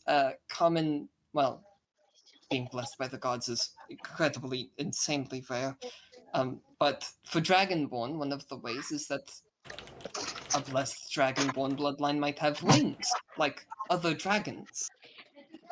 Or how someone blessed by Goliath in the Hobgoblin bloodline might have a much greater physical strength and almost appear like they have a bit of a giant blood in them.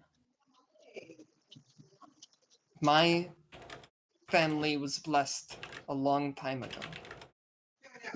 But where most people were blessed by gods that they view blessings as good, my family had apparently contacted and been blessed by Valor, the Queen of Hell. And so, my family have always been partly beings of fire. I drink potions to sort of calm it down. It doesn't harm me, it just... others certainly treat it differently.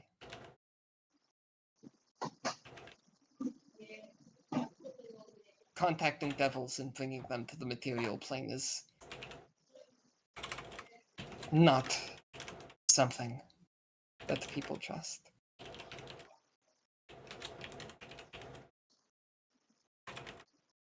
And she's just gonna sort of curl even more into the fetal position, seemingly preparing for whatever judgments that she assumes you're both going to bludgeon her with. Oh, God. I think Aramis will make like just quick eye contact with Marmalade, and then also kind of like sit beside them, and she'll put her hand on Eleanor's shoulder.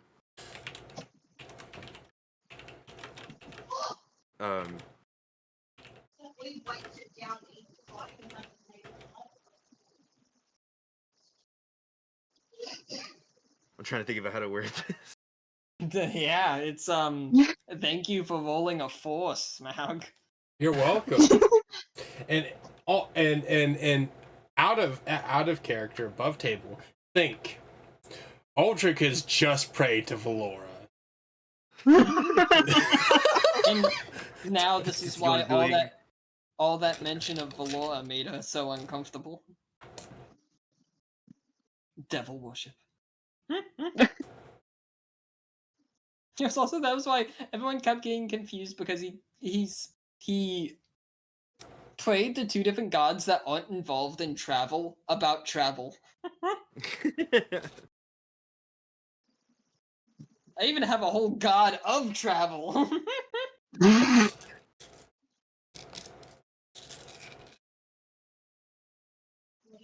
You will You have no judgment from us. And I understand why you would want to keep something like this secret. Eleanor, when you went into that mirror, what did you see? I had told Cynthia about it because she knows about all of this. She found out when she was visiting me and she didn't judge me for it. That's why when I thought that she might be in danger, I didn't want her to be alone. When I went into the mirror, I was looking suddenly into a silver mirror. And I could see my own reflection in it. Without my potions. My true reflection. And then my reflection spoke to me. It was her seeing me. She said, in a voice that wasn't mine, I have given you a gift, but yet you hide from it. Fire is destruction, and yet does it not burn with warmth and light? Is it not the first creation of man when seeking aid against the dark? You are light, passion, guide, and those before you will need you before the end. And with that, I felt my reflection reach through the mirror and grab my own hand. And when it pulled me into the mirror I was looking in, I came out of the one I stepped into. That's a lot that I'm going to need. There's a reason I said hers was my favorite one to write. That's badass. That's awesome. And I could not type fast enough without my mouth just being open. So your family... Are they all... I guess, consumed by flame? Do they not look like you? It isn't as if we are completely fire. What you just saw is more or less what we typically look like.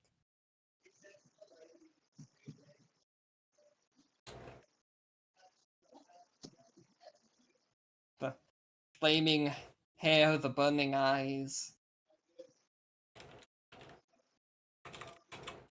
But yes, for many generations, this dates back to all the way back to the First Age, when the North was considered a desolate wasteland full of barbarians and other horrible things. That's why there's not actually much historical records of the time. It's just known that the Azimuths maintained their power through some sort of connection to Valor. And we have ruled over our lands since even that far back. We are, in essence, the oldest kingdom, though we lack any sort of wealth or power.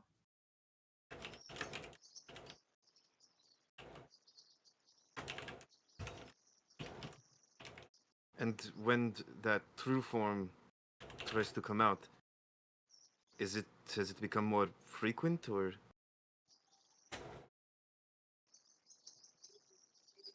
Sometimes it is harder than others to keep it contained. I don't think the mirror caused anything, though, if that's what you're wondering.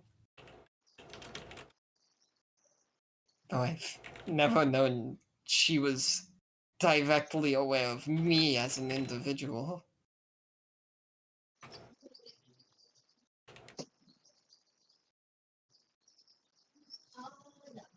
Perhaps she is right, though, that it is something to be embraced.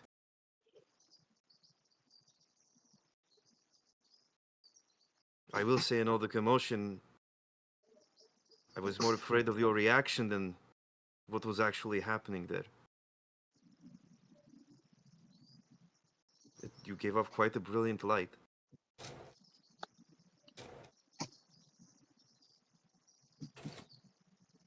He looks at me in fear. Or hate.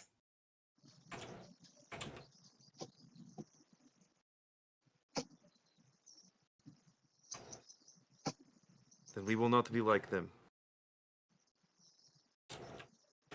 I can speak for myself when I say I do not fear you. You have only shown yourself to be different. Someone of valor and honesty and strength. Just from the brief time that I've met you. And I think at this point she will add to the embrace. Yeah. The pile. The cuddle pile.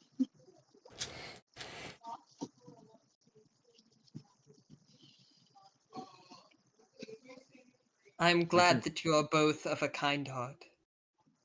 And Cynthia, who is coming down the stairs, steps over to everyone.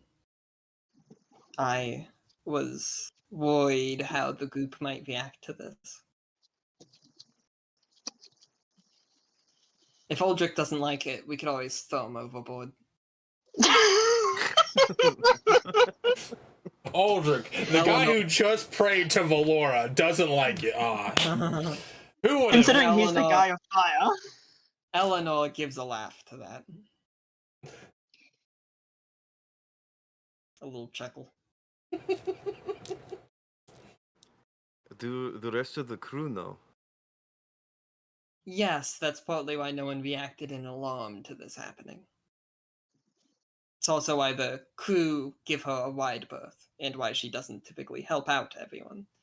Am I getting that correct, Eleanor? How did you... Oh, I am very good at knowing when my friends are distressed.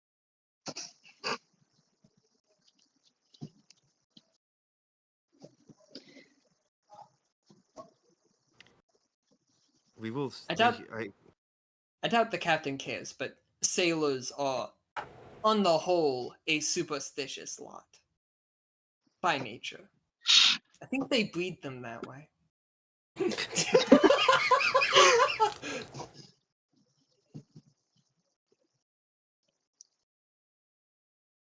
Wait, okay, in this room too, can I look around? Is there, like, a sort of sleeping setup that was meant to be for Eleanor down here away from everybody? Give me an investigation roll.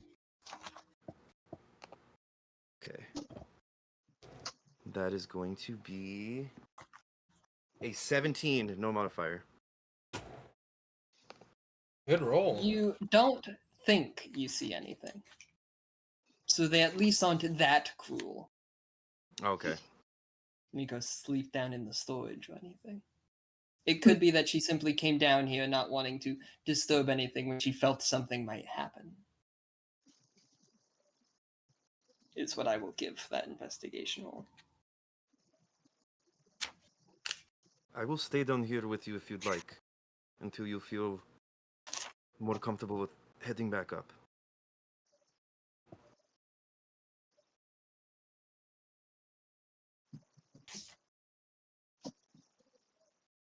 No, it's fine.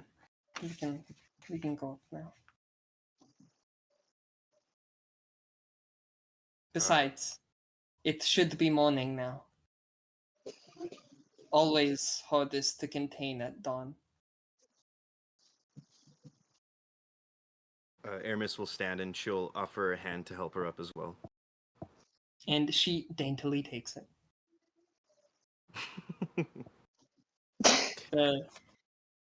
The name I had listed for this event was simply A Fiery Visage.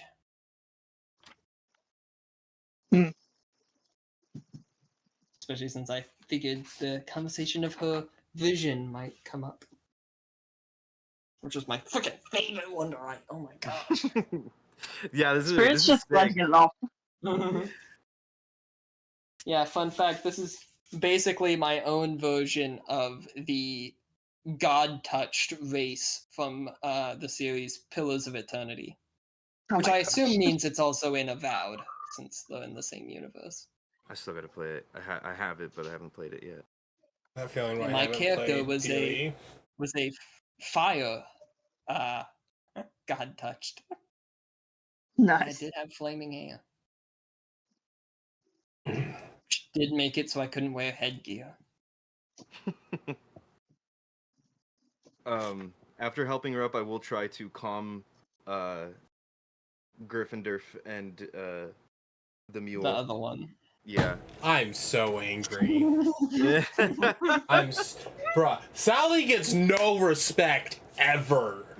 I'm calming them both. I wasn't just focusing only on Gryffindor. Or do they both get treats? Oh, absolutely. From the, you know what? From the rations that was given to me, I'll look for any of the veggies that will be good for them, and I'll mark one of those off. There you go. I'd say you could definitely find some stuff for them. I'm just going to keep a nice grip on Eleanor's hand, just softly rubbing my thumb against the back of it. And she does seem to have calmed down for the most part. How many more of those potions do you have to suppress the? She's good. You see, there is a pause. She's kind of confused with whether to use the word blessing or curse. But she's gonna say the fire.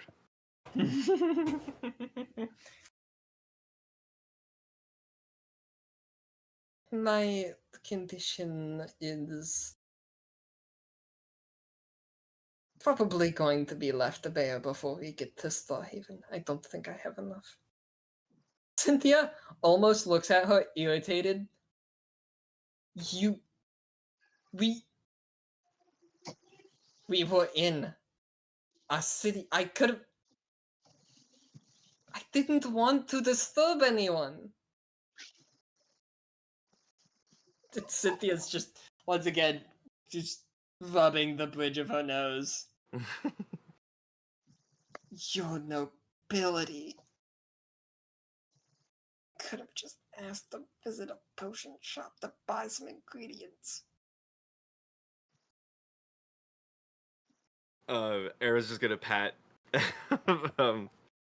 Eleanor on the back. Look, she's only upset because she cares about you. And perhaps you should speak up a bit more. You know, don't keep this all to yourself. The more that you treat it as a burden, the harder it's going to get for you.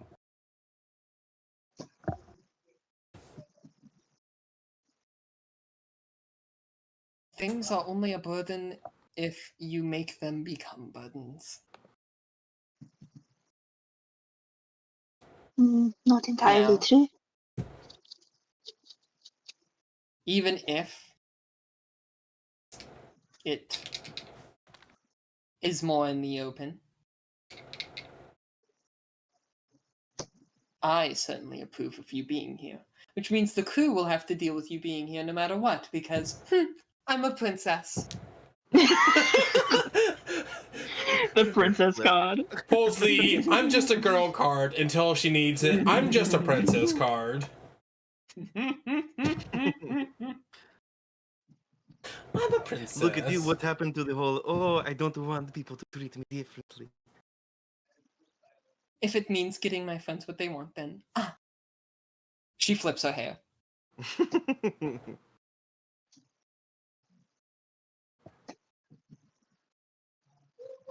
But yeah, after that, Aramis will go back upstairs and sure enough, the sun is rising.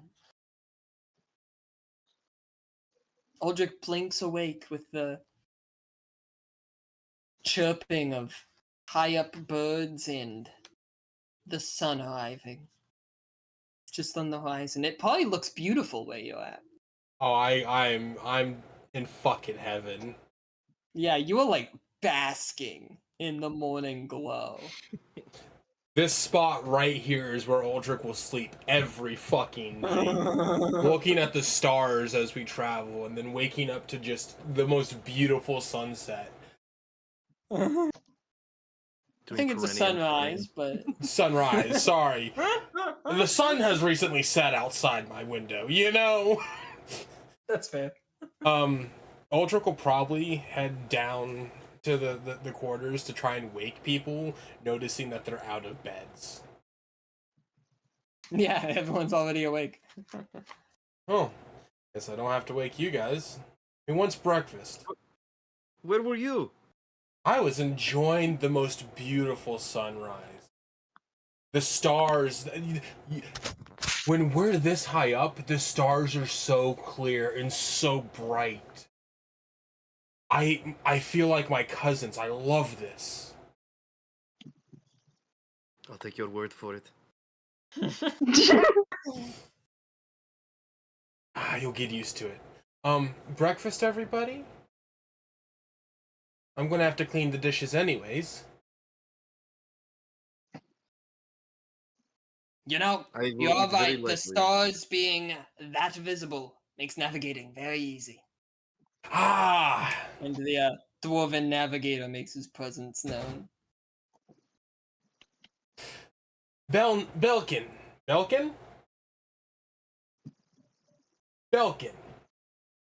I'm calling him Saltbeard. Saltbeard, what's for breakfast?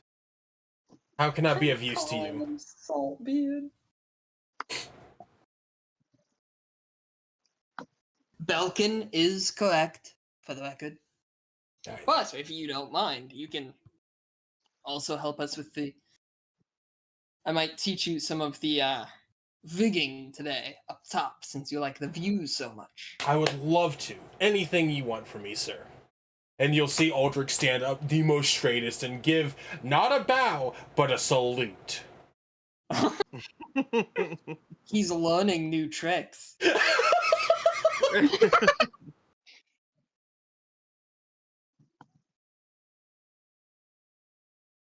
Cynthia leans over to you, Aramis, and says, next he's gonna play fetch.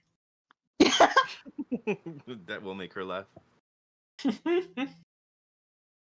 I'll show you how to fetch. As I go to as I jokingly go to scoop up Aramis. She is going to the moment you get close, she's going to do like, you know, the stats that Chris Pratt does in the Jurassic Park movies? Yeah. With like the hand out. Yeah, that's what she's doing. Do not fucking touch me, because I swear to God, this time I will hurt you, Dragonborn. Sure. Aldrich will laugh a little bit and then just mess up your hair. She's going to smack your hand out of the way. Aramis is upset because it's starting to feel more and more like she has an older sibling following her around again. Yeah. She was the youngest child. Listen, that's not fair because you don't have hair. If I try to do that with you, I'll just scrape up my hand. Oh, I mean, you can pull out my horns if you would like. Scrape up my hand is wild. Eleanor, just at hearing that directed at Jadric, just looks over at Marmalade and then at just who? Jadric? Where did Jadric come from? Oh my god, Aldrich. At hearing that directed at Aldrich, just looks over at Marmalade and musses her hair. I smile absolutely widely. So, Belkin, what's for breakfast? And then, right after that, tell me what you want me to do and I'll follow your lead.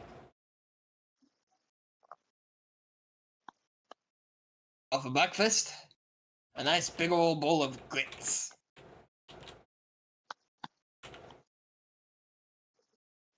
I need to Google That's what it. grits is. What are grits?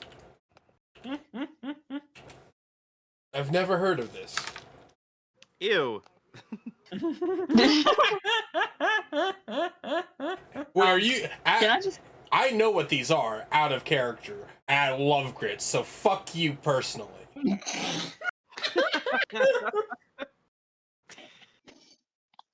It just, the first picture that I see did not look appealing.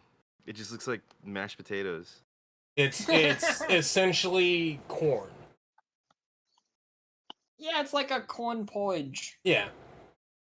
I am not being convinced that this is good. Often has shredded cheese in it, or Or Can I, as Marmalade, hearing that that's what's going to be for breakfast, she kind of just like looks over skeptically and just says, how about you guys go do your reading now? I'll cook breakfast. Oh, don't worry, it's already made. Just under her breath. Damn what Aramis putting up a hand to I her mouth. love She that- swore. I love that Aldrich is gonna enjoy his old man food while everyone else goes, "What is this?" Well, no, because Aldrich's very much because Aldrich doesn't know what grits are. I don't think he would have ever encountered something like that. So he's curious. It's like a porridge. Yeah. Porridge does it have fruit in it? Don't think so. Cheese? Meat? It's got cheese. Oh, Bit of corn. this sounds wonderful. I think they're serving it with a side of bacon. Ooh, even better. Is there any fresh fruit on the ship, by the way? I've heard tell of sailors needing to avoid scurvy. Yeah. Oh, there's plenty of fruit. I will pay you gold if you make something that is literally anything but grit. And there's also plenty of rum. Ooh! I should not drink if I'm going to work, but I will keep this in mind for after I'm done with my shift. And And you do Aldrich not have to boy. pay me. I'll make you anything else. Aldrich is going to head off to the mess hall and get the biggest pile of grits with some bacon and some cheese. This looks Aramis is just gonna hug you, by the way. interesting. And he'll sit down at a table waiting for his group to join him. Love that I needed to explain grits to Imp, and somehow got to be insulted. I love grits. I love grits so fucking much. They're so good. I'm not big on grits, to be honest. Mumbly's just gonna sneak off. By all means. Make your She escape. sneaks off to the kitchen. Aramis will join you at the table, and she's gonna take out her book of learning giant that she bought off of Rome. Oh. And she's just gonna be reading through that. Oh. There's a little note in it that says, "I hope you enjoy your book." Oh, I could hear him. Oh, I forgot about Rome. He's still here. We didn't say goodbye to him. We didn't say goodbye to him or Rukak. That I feel less bad about. If it wasn't for Rukak, we wouldn't be all here together. Let's be honest. He set the ball in motion for what came. What did I ever do to you? Pay you?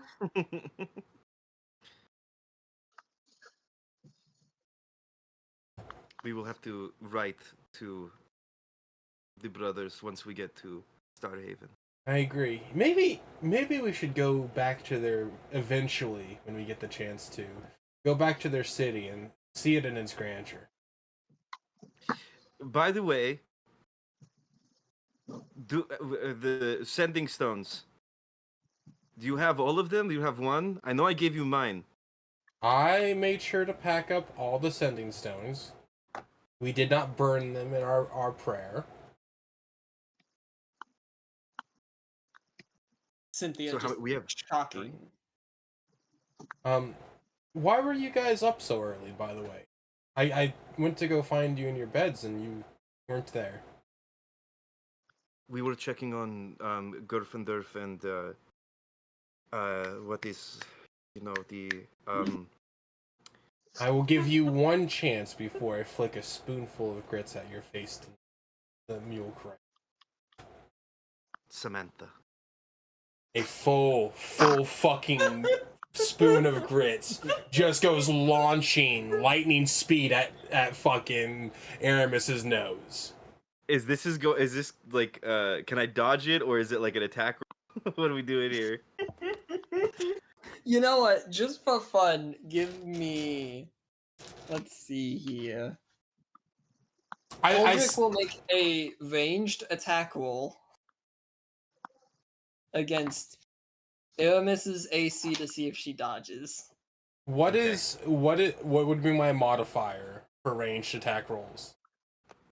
Because I've never I think made in these. this case, it's dexterity based off of what you're trying to do. There's not really strength involved in lobbing. Gotcha. So it would be a D20 plus 2. Yeah. 16 plus 2. You just hit. God damn it. Just barely got that. Actually, you know what? Because I wouldn't really have my shield equipped, so my AC would be 16. So yeah, you would definitely hit. You now have grits you're wearing. There's just a glob of grits dripping down your face. She's going to scoop it with her hand and try to throw it back at you. He'll open his mouth and catch it. Other way. Nah, he'll open his mouth and catch it. Oh my god.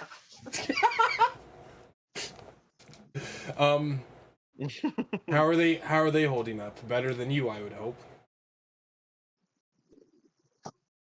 Better than you, I would hope. Yes, they're doing fine.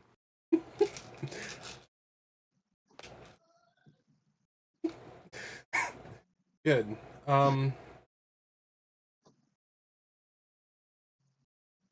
Hey, Aramis.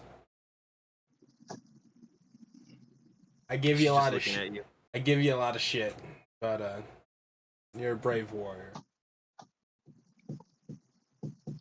And he'll just take another bite of grits. You know what, Aldrich? I don't care what they say about you. You're all right by me. Ah, I'm the best Dragonborn you've met. What they say. Whoa, those some competitive words. I would not say that now that we have the lovely Marmalade with us. I'm the fastest Dragonborn you've met. Cynthia just says, "You're the best scale Dragonborn that we have on this ship." So, here, question: would I have noticed them all coming up from the storage bay? I think by the time you would have come down, they would be in the living quarters again. Okay. You had a relaxing start to your morning. I got to enjoy the most beautiful sunrise ever. It was probably blissful. Aldrich is genuinely in heaven right now. It's like in his mind, You're an old man on a cruise. He's out sunbathing. I mean, yes, but no. You are so. No. God, I made him 39. He's not old. He's just the oldest of the group. He's an old soul. Whatever you say, grandfather. I'm taking that as if it was above table. Aldrich take 1d4 psychic damage. You know, I haven't taken damage in a while. I'm down for it.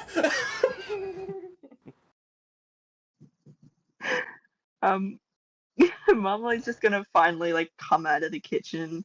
She's got like a plate she's tucking near her chest to keep hidden, and then she walks over and she puts it in front of Aramis, Cynthia, and just like pulls out jam, a small little container of like white egg meat with sugar beat into cream.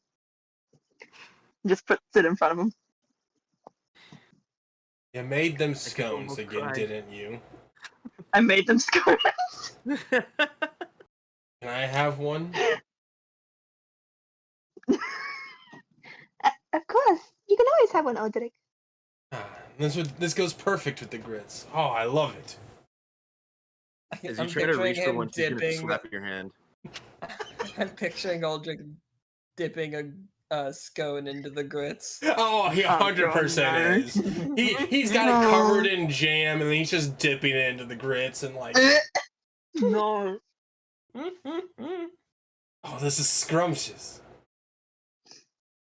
Even said scrumptious. He really is an old guy on a cruise. I can't wait to be in bed by 6 p.m. I feel like he stays up late the most out of everybody, to be honest. He does do that a lot, canonically. This is true, yeah. He's up researching and like going through fucking tomes constantly, like, oh, what the fuck is this? I gotta look back at my day. In the textbooks. So, well, since we're strapped to the ship, are you guys looking forward to anything today? I need to get to my workout in. This will be the first time I've seen you work out and not in a fight. How dare you? What? I wasn't lying when your sister said make sure you exercise, and I said I don't think I've ever seen her do that. Whereas Cynthia's reaction is, well, I, for one, think it will be wonderful to see her working out. She'll look to Cynthia. My dearest princess, do you happen to know how long it will be till we reach Creature's Chasm? Bite your lip. That is an interesting question. Oh, I know. Eleanor chimes in. It will be 2 days. Ooh, exciting. And also, I apologize, but good morning to you, Eleanor. I hope you had a good sleep. It was a vast. Hermes puts her hands up. Eleanor, you do not have to speak to him. It's okay. Would you? And he's gonna take like another scoop of his grits and like, would you like some? I don't think you got some of the food yet.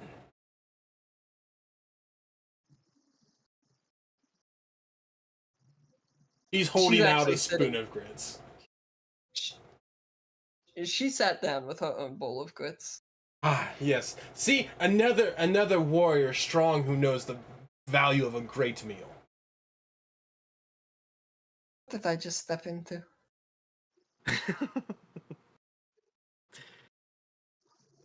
Hermes just gonna angrily eat her food. Aldrich's gonna dig into his fucking grits. He's so happy. He woke up with a great view. He slept under the stars. He's eating grits for the first time in his life. They're like the most unique texture to him ever. It's like, and they're cheesy, and there's a little bit of salt, and you would think it was sea salt, but no, it's actual salt. And Hey, what sea salt you got in the air? Air salt. Aerosol. Anyways, D6. Oh. I've done it. Marmalade? Oh, I can do it. Yeah, why not? Why not? I think, yeah, that's a 6. You guys got the two most unique interactions to start. Oh, sick. Oh, And fun. As you all are settling in and enjoying your meal, you hear a call out from above deck. Dragon! Oh my god. My cousins! And with Aldrich's cousins is where we end our session this week.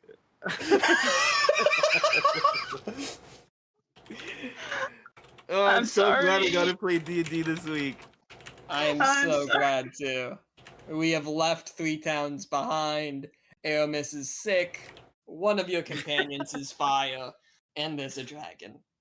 And there's an Aldrich who's just on a cruise. Yeah. So, how did you guys enjoy Chapter 13? Will you light my fire? It started off so bad. And there were so many fires. So many fires. Aldrich finally fessing up to a fire. Yeah, the name of the session ended up very multi-layered. And half of that was off of random events. Aldrich got to set a fire in his backyard. I finally It's got ironic. to share my favorite vision. It's ironic. gotta There was follow up literal fire.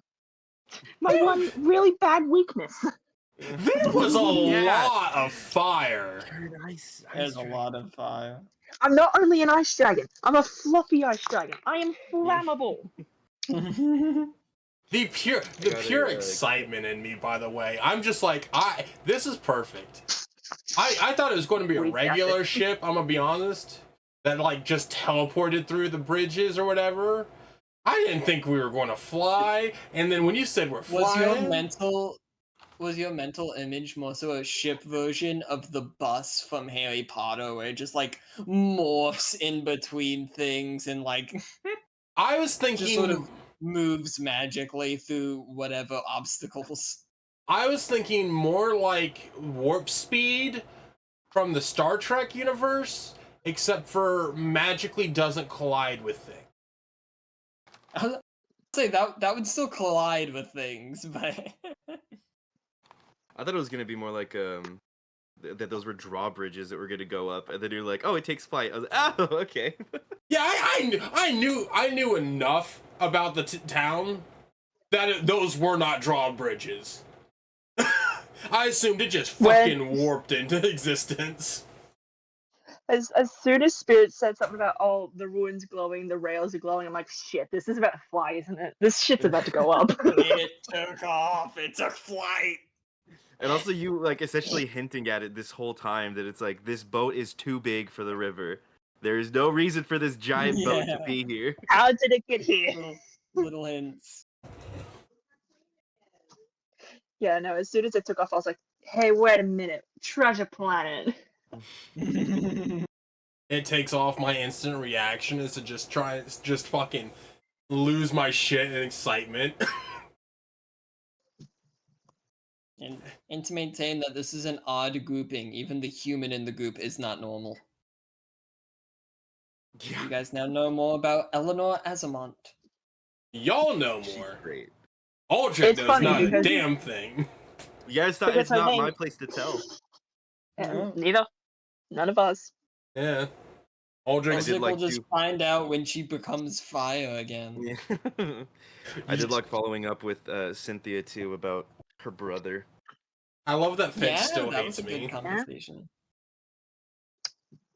Was there anybody that you were hoping we would talk to at the funeral?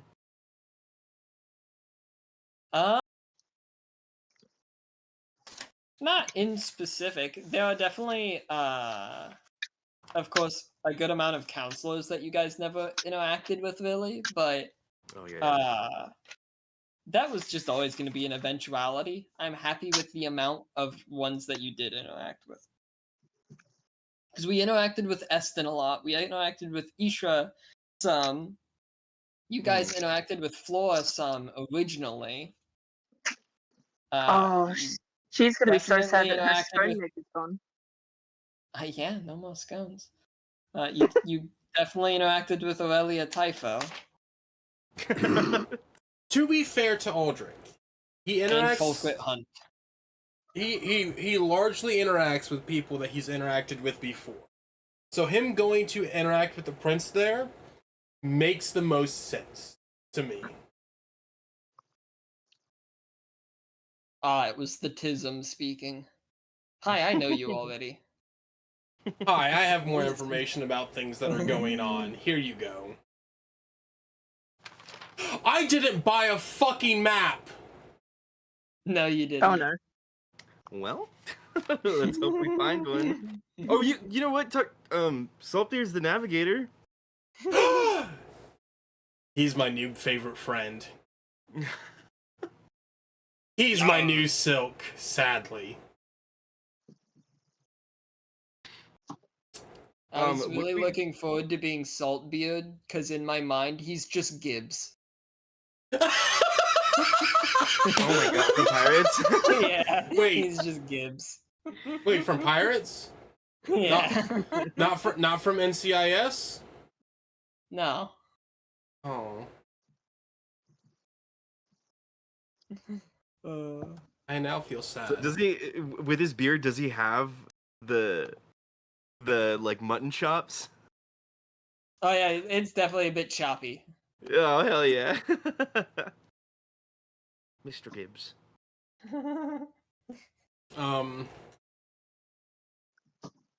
I just realized something.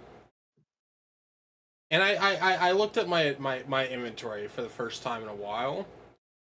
I have 10 pieces of parchment and calligrapher supplies. Mm-hmm.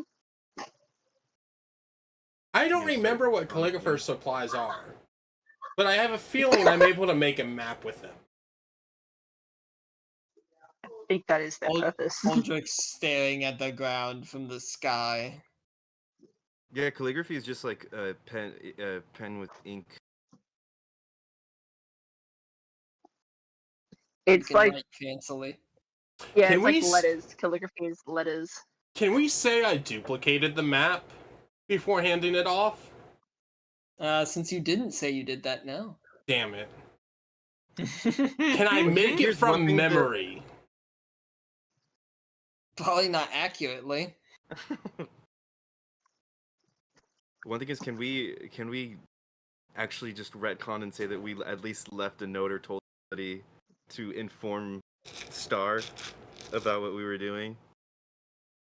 I would say she'd even hear from it because it is already being made known what the. Oh yeah, you're so right. Yeah, it's like I feel like doing. she would have been in the crowd when we were up on stage. You know, It's baked in.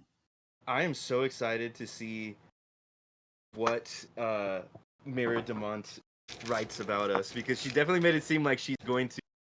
She's spreading the word. Yeah, but like she's going to like kind of conflate it a bit. Embellish. Yeah, embellish. That's the word.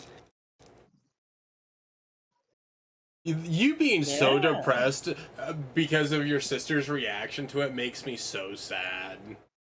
Like Aldrich's over here, like, you know, trying to have a fun moment with Aramis for the first time in a while. Just bummed. And Aramis is just like, flames of unity, and he's flames of unity, fire, and I like to imagine.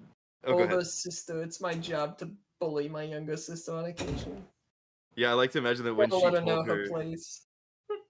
when she told her like flames of unity, Evelyn did that thing where it's like the kind of like the smile, but almost like a wince, like you're good. That's great. I'm so glad that we have this relationship now. It's still a bit misunderstood. I approve of the name. I'm sure Eleanor Azamont loves the name. Oh yeah. Loves. Man, there's part of me that really wishes I was below deck for that. There's like a part, but like I know that Aldrich wouldn't have been. I know in my heart of hearts he would not be below deck, flying in the air. No, he's enjoying himself too much. But there's it's a part. Okay, we sent the fluffy one down to check on the burner lady. Aldrich is going to think about that. Aldrich's eventually going to see it and go, "That's badass." Is this your Dragon Aura too? And I knew it was gonna make for such a sad interaction because no matter what, Eleanor was still just going to expect more pain. Yeah, like the way that she responded to was already like I'm expecting the judgment. It's like, oh, that's really bad. Like just turtling up already, waiting for it.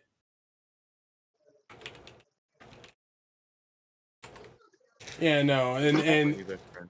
the Jess K just going and instantly giving a hug just seems like such a marmalade thing. Because full on, even in Eleanor's mind, it definitely went to maybe they at least won't be physical in their abuse. God. Instantly physical. It'll in just be abortion. emotional. Yes, Blake. We just wrapped up with the dragon, my cousins, attacking the ship. Yeah, it doesn't like the fact that some of its flightless relatives are taking to the air. You guys got the two biggest ones immediately. I'm glad so. But we're in the That's all it air, takes. and Aldrich's in love with everything. We're flying through the fucking air. It's wait. Hey, Spirit. Mm-hmm. I'm going to ask you a question. Mechanically, how big is the dragon? We don't You know. don't know. Yeah, we're down below still. Fuck. I want Don't tell me you're gonna fuck the dragon. No, I want to ride it. Oh my god. Get the And mustard ready. This is where you'll need a second character. Lua?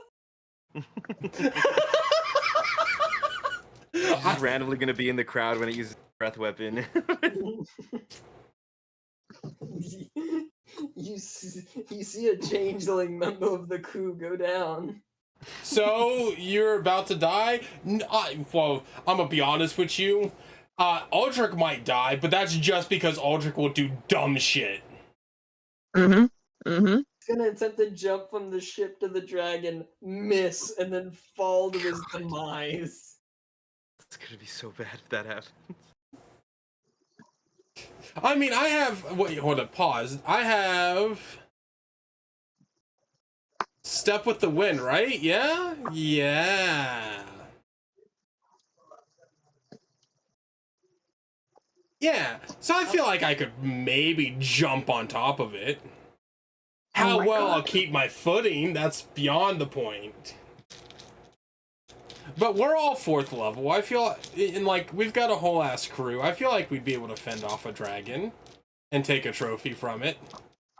Okay, give me 1 second. God, this was an amazing session. Oh, you say that to all the DMs.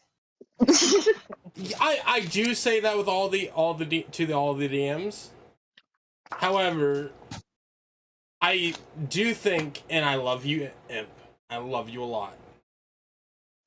I do think your session, Spirit, might genuinely be my favorite, just because of how descriptive and intricate they get to be at times.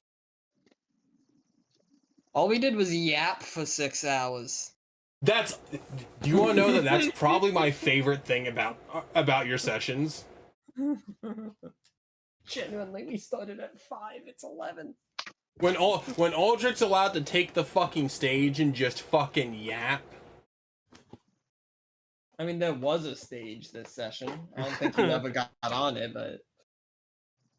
It wasn't my place. Oh, you got on it for a moment. You breathed fire.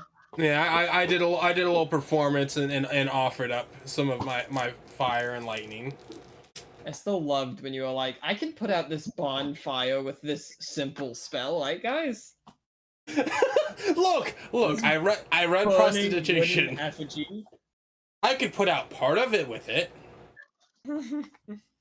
Yeah, luckily I was literally looking around because I was like, I knew I gave Eleanor some cold spells because I knew it would be really sad if a fire person who's afraid of herself has cold spells to put out fire. Man, Just now I really- feel bad. Really ham in the depression This of how is... little she thinks of herself. I bet it was pretty uncomfortable seeing Aldrich actively, prayed. This is traumatizing for her. Aldrich actively, openly accepting Valora and It's then... also ironic you and Garlock were playing the Valor. Within the past 24 hours, Eleanor spoke to Valor. Yeah. Literally eye-to-eye meeting. I loved writing that. Oh my gosh. It just came to me randomly while I was waiting to clock in at work one day. Of like, I know what it's going to be. She's going to see herself in a mirror and talk to Valora, who's going to be Now- strangely positive for the Queen of Hell. Now I'm wondering what the mirror showed her, because it shows you past, present, future, wisdom, and need. That's 100% wisdom and need. Yeah, it's either wisdom or need, I think. No, you once Oh wait, again, no, you it's explained present. this It's multiple present times. wisdom need. Past, future, present, wisdom, but only what you need. All of it is need. Okay. It's So is it wisdom? It's Future, definitely present, present wisdom. It should be noted, though, that the mirror can sometimes have hiccups. No. to be fair to the mirror, it is guarded by a worshiper of Valora. I can fully see Valora just going and saying, "Hi, this is my property. I will do what I want with this." Well, I mean, you talk about it being guarded by him. It was a part of a temple to her. True. My And house is going to be vastly different when I return. since Infernal is the language of devils, you can assume devil worshippers made it. Yeah. It is her language. I love that Aldrich is completely unfazed by people's reaction to him saying he prayed to the god of devils and the god of dragons for safe travel. Oh, and you were like, I think they've traveled a lot, and they're just like, that's technically not true, but I mean, you do you. We're not here for theological discussions. It's that one friend that keeps really bringing up God every time. Like, it's just what God wants. Oh my gosh. He is an old person going on a cruise. Oh my. Look, Aldrich's logic to praying to Valora and Vera is very much one, he has a mummy who's a priest of Valora in his basement. How do I show the mummy respect and also sit down and maybe have some luck going forward into this? Pray to a god. Why would I pray to Vera? Because she's another one of Gallus's kids, and I'm gonna be honest, if I were to pray to a different god and not pray to her, I feel like I would have been struck. That bitch. Hey, may I add smoke to strengthen this whole old man thing? You also give your money away to very charitable situations. I'm not an old man! I'm changing my age to 32. Look, you're almost as old as that one human guy that your Herringong is obsessed with. And you're gonna be right up there with Albus. Oh yeah, Albert. Well, Albert. I thought you did that on purpose, and I really started to cry. No. There are actual tears at the moment. I forgot there's a bunch of Alberts. Yeah. It didn't help either that their last, well, the king's last name and then the mage's middle name both start with like the same four letters too. Yeah. I did not realize it until after. I was like, God fucking damn it. It's fine. It's like it's the Smith of that world, you know. It's the letter V of this world, you know. Yeah. Well, that's the thing for mine is all of my fucking characters' names start with A's. There's like 3 gods that start with the letter A. I'm gonna be honest. Is that why your entire family in this campaign starts with? I just want. When I named Aramis first, and then I was like, you know what? I think it'd be fun for the whole motif of the family to start with the letter A. And now we're chasing down one of your family, Venator Alexis Agin. Yeah. Great motif. I love. I honestly still love that reveal of, oh, that's an agent that we're going after. Fuck. What do I do with this? Here's the thing. With like the first big reveal of it, I was like, do I know this person? Like, is this person really important to this party? Like, and then you were so secretive about it. I'm like, why are you keeping it so secret? Like, what's going on? And then I learned that it's Aramis's last name. I'm like, oh, okay, now we're hitting something. This is bad. Yeah. Oh no! Marmalade really got dropped straight into the fucking deep end. With shit just going down, and we're just like, gotta keep going, gotta keep trudging. And I love when dice support storytelling so well, because like on the first day's travel, Aramis and Eleanor have such like a heart-to-heart moment, and then it is immediately followed, thanks to the roll of dice, Aramis interacting with Eleanor in the most like vulnerable position possible. Yeah. And you just suddenly learn all the little hints that were dropped about her recently since she arrived had a reason. And it's not even something in her control. Because she was born that way. I love this game. D&D is chaos, man. Yeah, it's really fun. Your lore is great. Thank you. I love your game also, Imp, especially with how often I broke out Alfonso's Forest, because like, oh my god. I've actually genuine, like, just case caught it recently. Like, I will just break out Alphonse's voice completely randomly during stream. Yep. I'm gonna kill that rat one of these days. I'm a rabbit.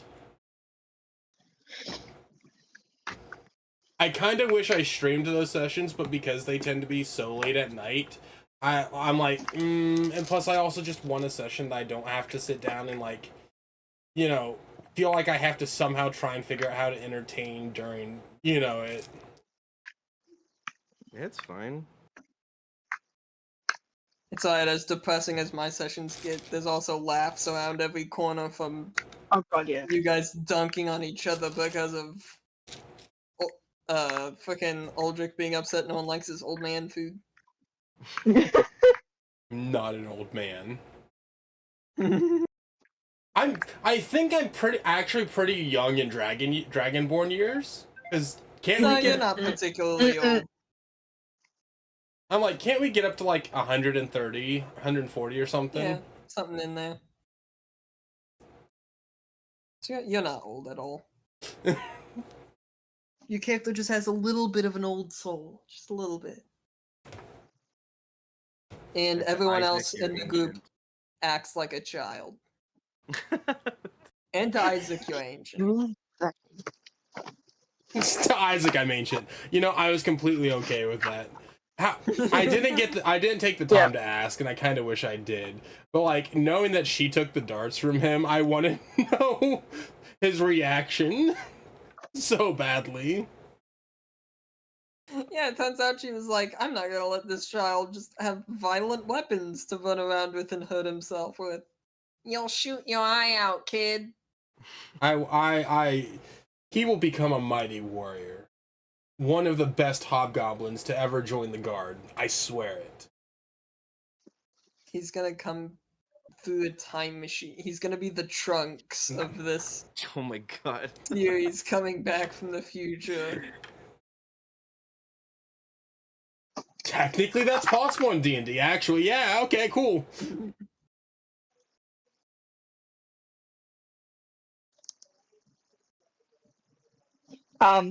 Smog, you're actually pretty old, depending on if Beerit has different dragon-born stats and lifelines in this game. About another century, give or take. Yeah, because in the handbook they actually only live to 80. Yeah, they got like closer to human life. Yeah, no, they mature very quickly, according to the manual. I mean, I know we mature very quickly, but like we live long lives. By comparison. Now, in my lore, everyone lives a little longer than typical. Yeah, I like And that too. in particular, spellcasters live a little longer per each race. Yeah, that would make sense. Yeah, when you said like So- Cynthia's like centuries years old, I was like, oh my god, it's so crazy. I She's wonder. not centuries, but she is over a century. I wonder how old my Oh. dad is. Which one? Yeah. The one that abandoned me. If he's alive, I maybe they got him. don't know if you. Here's the thing: is like I have a feeling that's bait. That's emotional bait to me. That's emotional bait. But at the same baiting time, I wouldn't put it past you to go, hey, your father's dead. Here's his fucking gravesite. And you all appear as you all emerge from the dungeon. You see before you a grave. The lightning strikes, revealing its name. I don't know his name. Yet. X. It's not like you even know his last name. Yeah. No, Although he could be a Stormborn and just left me at my uncle's. True. Left you at a different relative. His name's gonna be Jadric. Just so you can call. The way that, when you said it, it was so funny how just like smooth that came out. It's like, oh, Jadric, and I'm like, wait a minute, wrong campaign. Do you need me to change my name, Spirit? No, because that'll just add more confusion. The amount of times It is ironic that they both end in Rick. To be fair, I haven't done it for sessions. No, This is true. Yeah. No, I think the last time you did it once before, I think. No, I think the last time she did it was session 9. I want to say it was session 9. The different universe sneezes. It's okay. He has a very loving woman in his arms. He goes to sleep and just wakes up panicked the next morning. I had a vision of another me. Why do I suddenly feel overwhelmed with existential dread? Why is he traveling with a fluffy dragonborn and they're not wearing a mask? And they're on a ship in the air? Why do I have this intense feeling to gamble? The ship in the air would not be surprising in that universe, though. Oh, would it not be? They've already been on a skyship. And fought a dragon on a skyship. Well, then, then Jessica's answer, why do I have this intense feeling to commit gambling? To commit gambling? Which Aldrich hasn't done in a few sessions. As Aldrich's gonna be like, why do I, for some reason, feel like simping for a muscular woman right now? Specifically Gith in nature? Looks like a toad. As literally everyone in that group would say, Toad Mommy. I will Oh say, like, I was not even joking. Silk is my favorite character. I love Silk. Little goblin spy man. Silk is my romantic interest. And leaving him behind and all my favorite people behind, it's just like, it kind of sucks. As excited as he is to be in the air, you know, in his mind, he'd already been like, this is now my home, and I have to leave. So, you must know, you were my adventure. Now It is better though to leave characters behind though, because then Spirit gets a chance to introduce new people that we could also end up adoring. We didn't interact with Rom or Rukak. Oh yeah. I wonder whatever happened to those guys. I feel like Rom was giving Aldrich dwarvish lessons. If I remember correctly, we had determined that being the explanation. That was a part of how you learned a little dwarven, yeah. Yeah. So like, I feel like he would know that like I was leaving soon, but I would still practice dwarvish. Didn't come to say goodbye. This makes me think that non-canonically, Rome is a linguist because he's also given me a book to learn Giant. Hobby to him. Just Man. an extra pastime. He should be the leader of his brother duo. Yeah, I don't disagree in the slightest. I will say I like that Edric, I think it is, Rohan. I'm going to go double. You talking about the council? Rodrin. Yeah.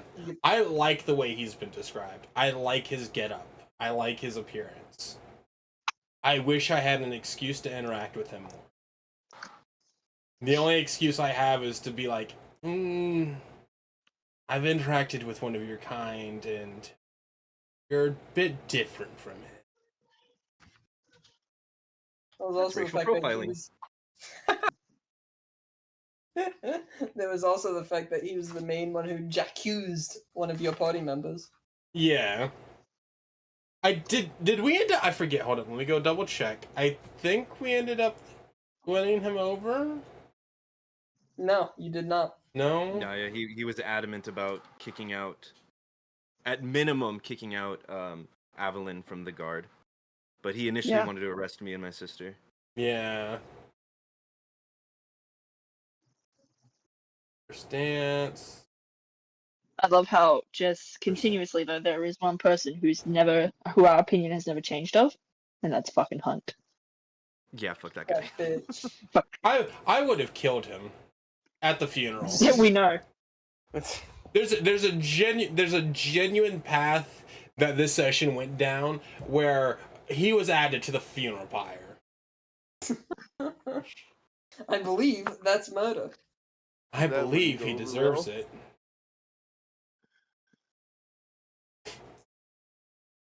But I get why.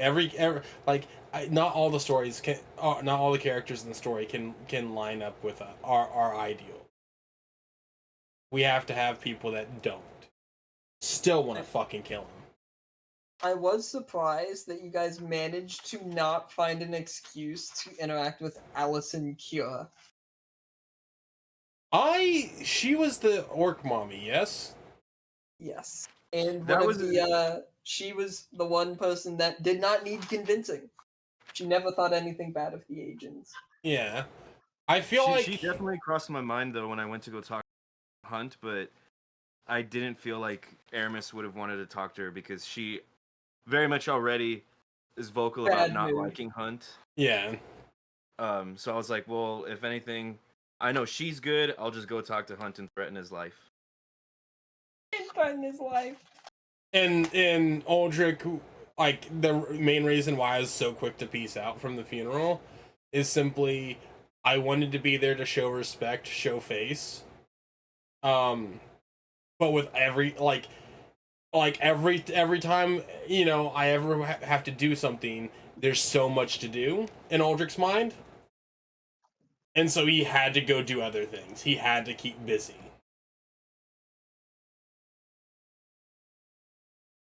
Knowing that we were leaving out the next day, if he stayed up, it would have just been wrong for him in character.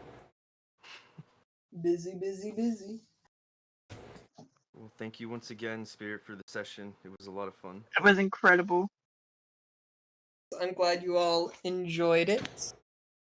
I'd have to double check my schedule, but I think we should have time this upcoming Friday.